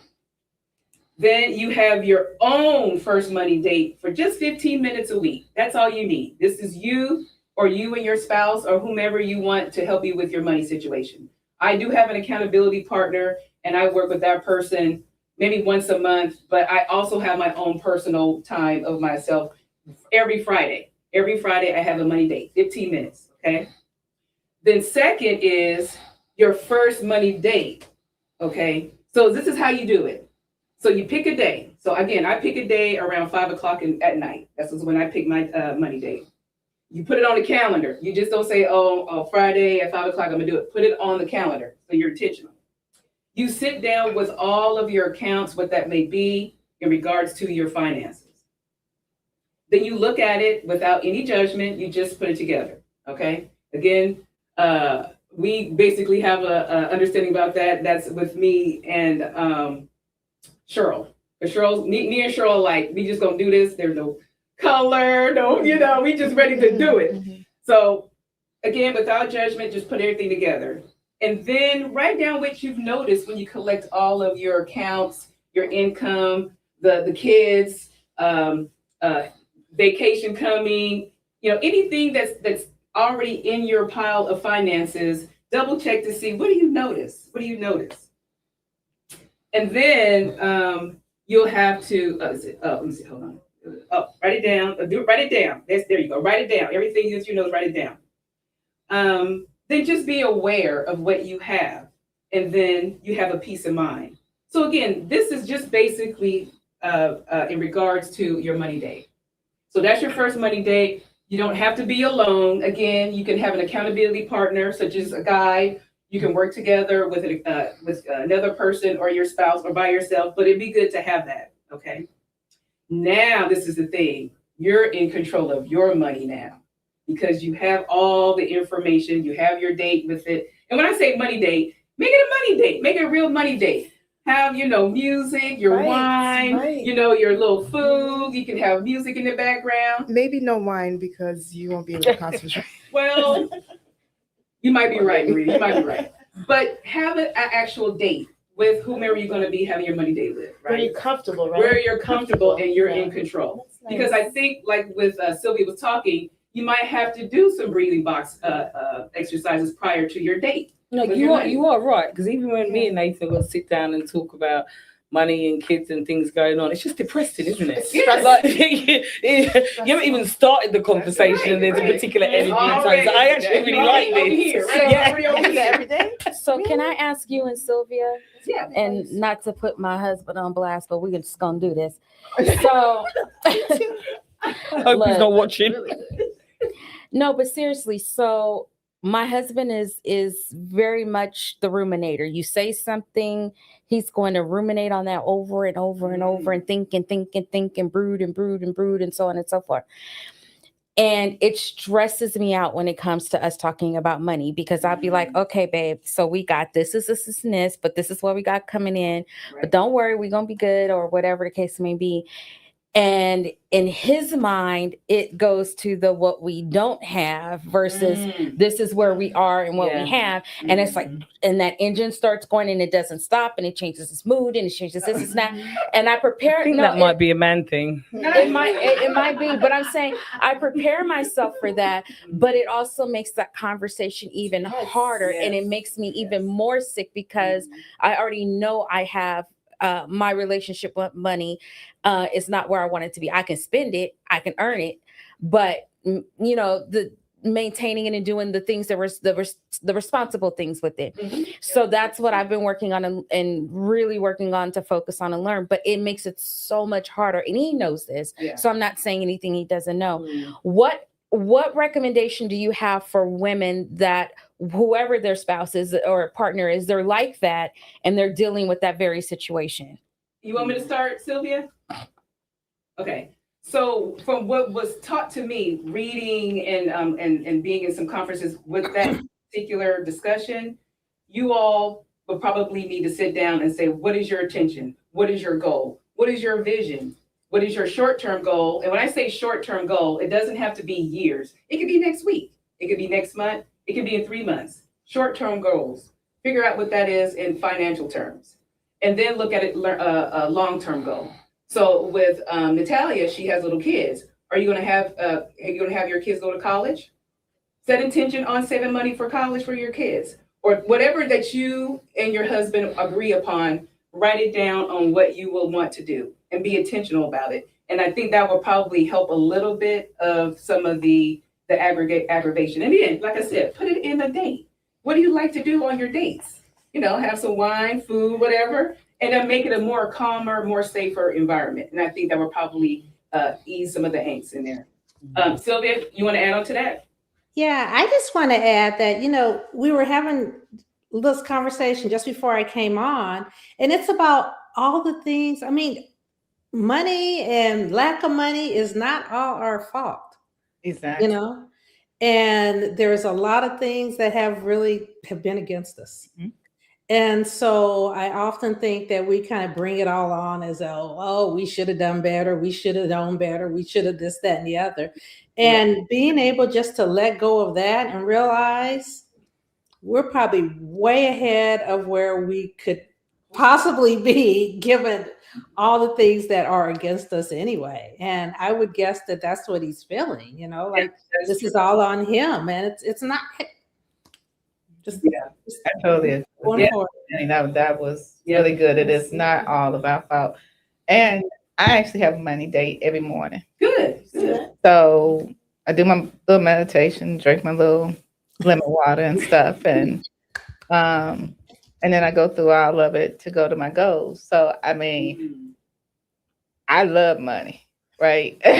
So the issue is that I just need more of it. Right, and I think that's probably most of us. I think that's what most of us are doing. Right. But with you though, Cheryl, at least you have a relationship with your money that's positive. That's the thing. Very close one every morning. I love it. Yeah, but I need more of it. But you know what? With you, I don't fear it. Yeah, you're gonna have more. I am. Yeah. And you know, we all know that for whatever reason, money takes time for us to get it. The other thing is that money begets money, so you kind of need money to get money. But to get money, Totally agree. You know, Totally you got to agree. spend some money. If you're an entrepreneur, you're going to have to invest some of that money into yourself, and so that may end up being sometimes looking like a negative. Right, you're going to have those dips. You're going to have those dips, but that's when you come back to your money date and figure out. You know, you have your goal or your intention to say, this is the reason why I invest. And I'm glad you said spend, because I think our words also impact our money situation. And so I learned this doing this journey, that using the word spend is a negative tone, and use it as invest. Cheryl raised an interesting point, actually. Yeah. Because regardless of what I've been through, you're right. Money does not dictate who I am. And going through bankruptcy actually gave me a better relationship with money. And I'll tell you why it's given me a better relationship with money. Right now, I could lose my house. I could lose everything. I've gotten from nothing to something before. You can can't do it take this again. away, That's you right. can't take Right. that You can away, do and it I'll do again. it again. That's point. Some of us don't have that old money. Right. We don't have old money. Right. You know, Yes. so we have to keep making and we have to keep creating and keep figuring it out. Yeah. You know, so but some of us internalize it and think that we are misspending or something like that. And I would rather spend money. To your point, Shar, you said you have something you spend money. I have impulsive spending. It's better than being an alcoholic. That's a good point. That's a good point, Cheryl. Who said that I'm not? Right. But here's the thing. Does Mama Pat know this? No. Oh, trust me, she knows. She knows now. But the thing is, and I get what you're saying, and I totally agree with you. But it's almost like having an addiction in a way. I'm not compulsive. But if my dopamine is low, like I literally at one point in time during COVID was shopping so much, not realizing I was using it as a coping skill. I was trying to justify, this is for the garden, this is for the this, this is for the that, and da da da da. And I was shopping so much, I was literally getting boxes at my house almost every day. And not really remembering what I was buying. And it got to the point where my mom was like, oh, the UPS truck just went by. They didn't stop for you today? And so it wasn't until I got into therapy and we started talking about these things and I learned that I had ADHD, that I learned that is a component of ADHD. And so I know Sylvia does some of this work, and I know, and this is what I was going to talk to you about. I will be perfectly honest with you. I don't feel that there's enough women, Black women in our community that are specializing in talking about money and money as it relates to those of us that have these challenges of like neurodivergence. They have to make more money. Yeah. That's Girl, why I'm we're trying. going to be very happy to have you in the women digital business community. Oh, well, thank you. Yes, In the House of Loren. Yes. Oh, yes, in the House of Loren, right? So that's going to be really vital, especially when you're building businesses, to have the foundation set, right? Yes. Well, and that's why this discussion is about money mindset. So you can switch that mindset to something that's positive and relatable for your money, you know? And yes, you're right. We got to have money to make money. And that's why I have multiple incomes. Like I said, when I was broke trying to pay off this $30,000 debt, I was out there hustling. To the point I'm still hustling and I'm making money and I enjoy it. So I totally get what you're saying. So let's go ahead and finish up. So basically, it looks like Natalia wants to go say ahead. something. Oh, no, it's just true. My mic. I'll tell you what it was, Cheryl. I heard the word hustle and I thought, let me draw my mic closer. Yeah, I'm gonna be hanging out with Cheryl after the summer more. Cheryl's my new mentor. Oh yeah. Of course. Okay. All right. So anyway, so let's go ahead and just say that now you're in control of your money. Once you've gone through your own money date, now you have some control of your money. However, if you're still uncomfortable, you still want to know where should I go ahead and get the tools for money, this is where you can talk to me, okay? This is something that I've done many times. Matter of fact, I have a client right now who was going through some legal issues that's related to the finances. And she feels that I'm like her life coach. And I told her, I'm not a life coach. She said, yes, you are. Compared to some therapists and people I spoke to, she said, you are a life coach. So I want to thank Angela, if you're on there. Thank you for having me be your guide. And that's basically what I am. I'm more of a guide and you're the hero. So I'm the Yoda and you're the, I guess Luke or Princess Leia. Yeah. So again, I'm here to guide you out of your negative relationship with your money. So I wanted to let you all know that I do have an offer if you still want to start talking about your money. So I am offering a free 30-minute money date with me directly. Yes. To talk about your situation and see how we can go ahead and plan something in the near future. So ladies, just go ahead. Do I have a QR code or do I don't have? No? I don't think they were able to get. Okay, that's okay. That's okay. Oh, they're on the slide. So yeah, is there one? He said he got the slide. He said there's. Oh well, but we're almost done now. Can you put it up if you can? Can you put it on the screen? Yeah, put it on the screen. And I know I'm running out of time, so I just needed to. No. There we go. There we go. We got it. We got it. That was my last page on my slide, but that's okay. So scan the QR code, and that will take you to my Calendly link where you can schedule a 30-minute free consultation. And you're in a safe environment. We'll talk about your finances. Again, I really don't talk about numbers per se. I just want to know where you are in your money and your goals, and then maybe I can guide you to where you want to be. So if there's any questions. We had a comment from Regina that said, working on my money wounds, I think that's a powerful statement, Yes. was one of the best things. Oh, shoot, come on. One of the best things I've ever done for myself. It's always about more than money. Once you work on that, you will see improvements across all areas of your life. I totally 100% agree with you with that. Yes. Yeah. And ladies, remember as well, I think someone like Michelle's really needed to have an honest, frank conversation with, where you don't have to feel that shame. You don't have to feel that embarrassment. And I actually think it's a good thing that you're not diving deep into the numbers, but what you're doing is helping someone unpickle themselves. Because before you can even dive into the numbers, trust me, you've heard my story. I'm speaking from experience. You got to unpickle and untangle yourself first. And most of the time, the people that you would trust and speak to about money, you feel judged. So you need someone that, isn't going to judge you and know that has got your back and is going to help untangle you. Yes, I agree. Yeah. Yeah. That is. So I love again, unpickle. if like Natalia had mentioned, if you are having some challenges with your money and you just need somebody to help you and guide you, at least get it started, let me know, make a money date with me, and we can go from there.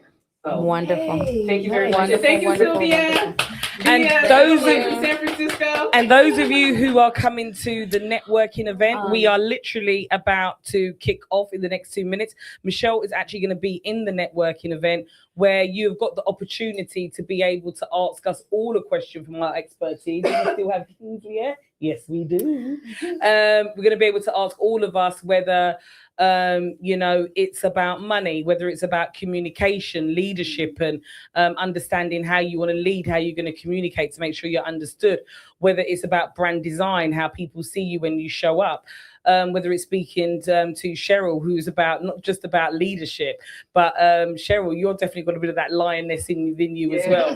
If you want to, especially if you want to ask Cheryl any questions as well about anything mission-led, non-profit, just asking, how do I get ahead?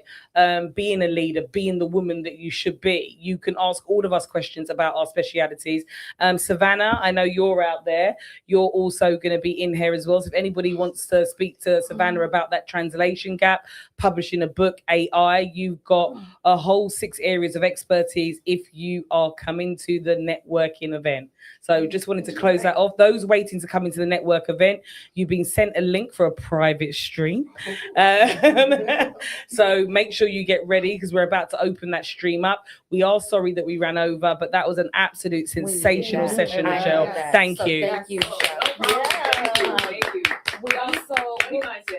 I was just going to say, we'll get the proper links out to you. That QR code actually went to your summit appearance, evidently. Oh, okay. So All we'll right, get that all Appreciate adjusted. Michelle will get that taken care of, and we'll make sure you have the proper And actually, information. what we will do is let's go out now and put the link in the chat before we swap streams, please. Okay. All right. So those of you that are on here now, let's quickly, literally 60 seconds. Those of you waiting for the networking event, we're coming. But I feel like that was really powerful. And I feel like we should honor Michelle by making sure that link goes into the chat. Can you put a deck in the chat as well or no? Unfortunately, it was the file was too large. Did you download it? Yeah. Did it download? Michelle, are you okay with that to put your decks in? The only thing is her QR code's incorrect. Oh, You're okay. gonna Maybe later, because that was phenomenal. There we go. Are we getting the link in the chat?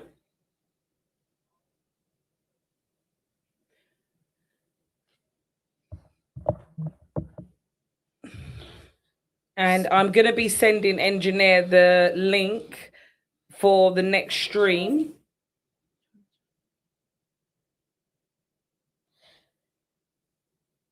So while we're waiting for all of that, just I think the one thing that we can all agree upon, and somebody pointed it out in the chat, I think it was Mia, it's a great community.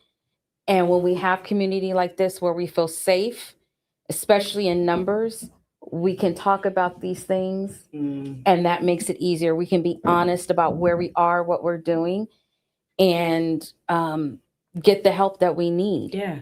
And I'm a firm believer there's so much power in vulnerability, ladies. And I know you might not be able to see us, but I'm sure you can hear us.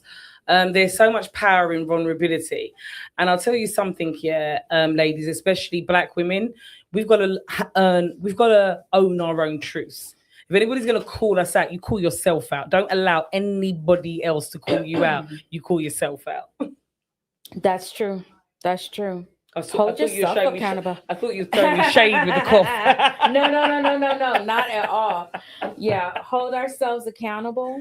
Brilliant. I think was that the link in the chat? Oh, let me look. Sorry, shut. Okay. That's the link to her summit speaking. Okay, I think that's it there, the Calendly link. Oh, I see it. Yes, the Calendly link is there now. So make sure you book that call with Michelle. You're not going to get this amount of value. We're going to wind it down now. Those of you coming to the networking event, we've got entertainment, we've got panel discussions. We're going to have some fun and educate more. So we shall see you over at the networking event. Everybody else, please continue to listen on to the summit. It continues at 7:00. There's a whole load of other masterclasses, and we will see you tomorrow morning for the last day. See you. Peace out. Bye. Are we off stage?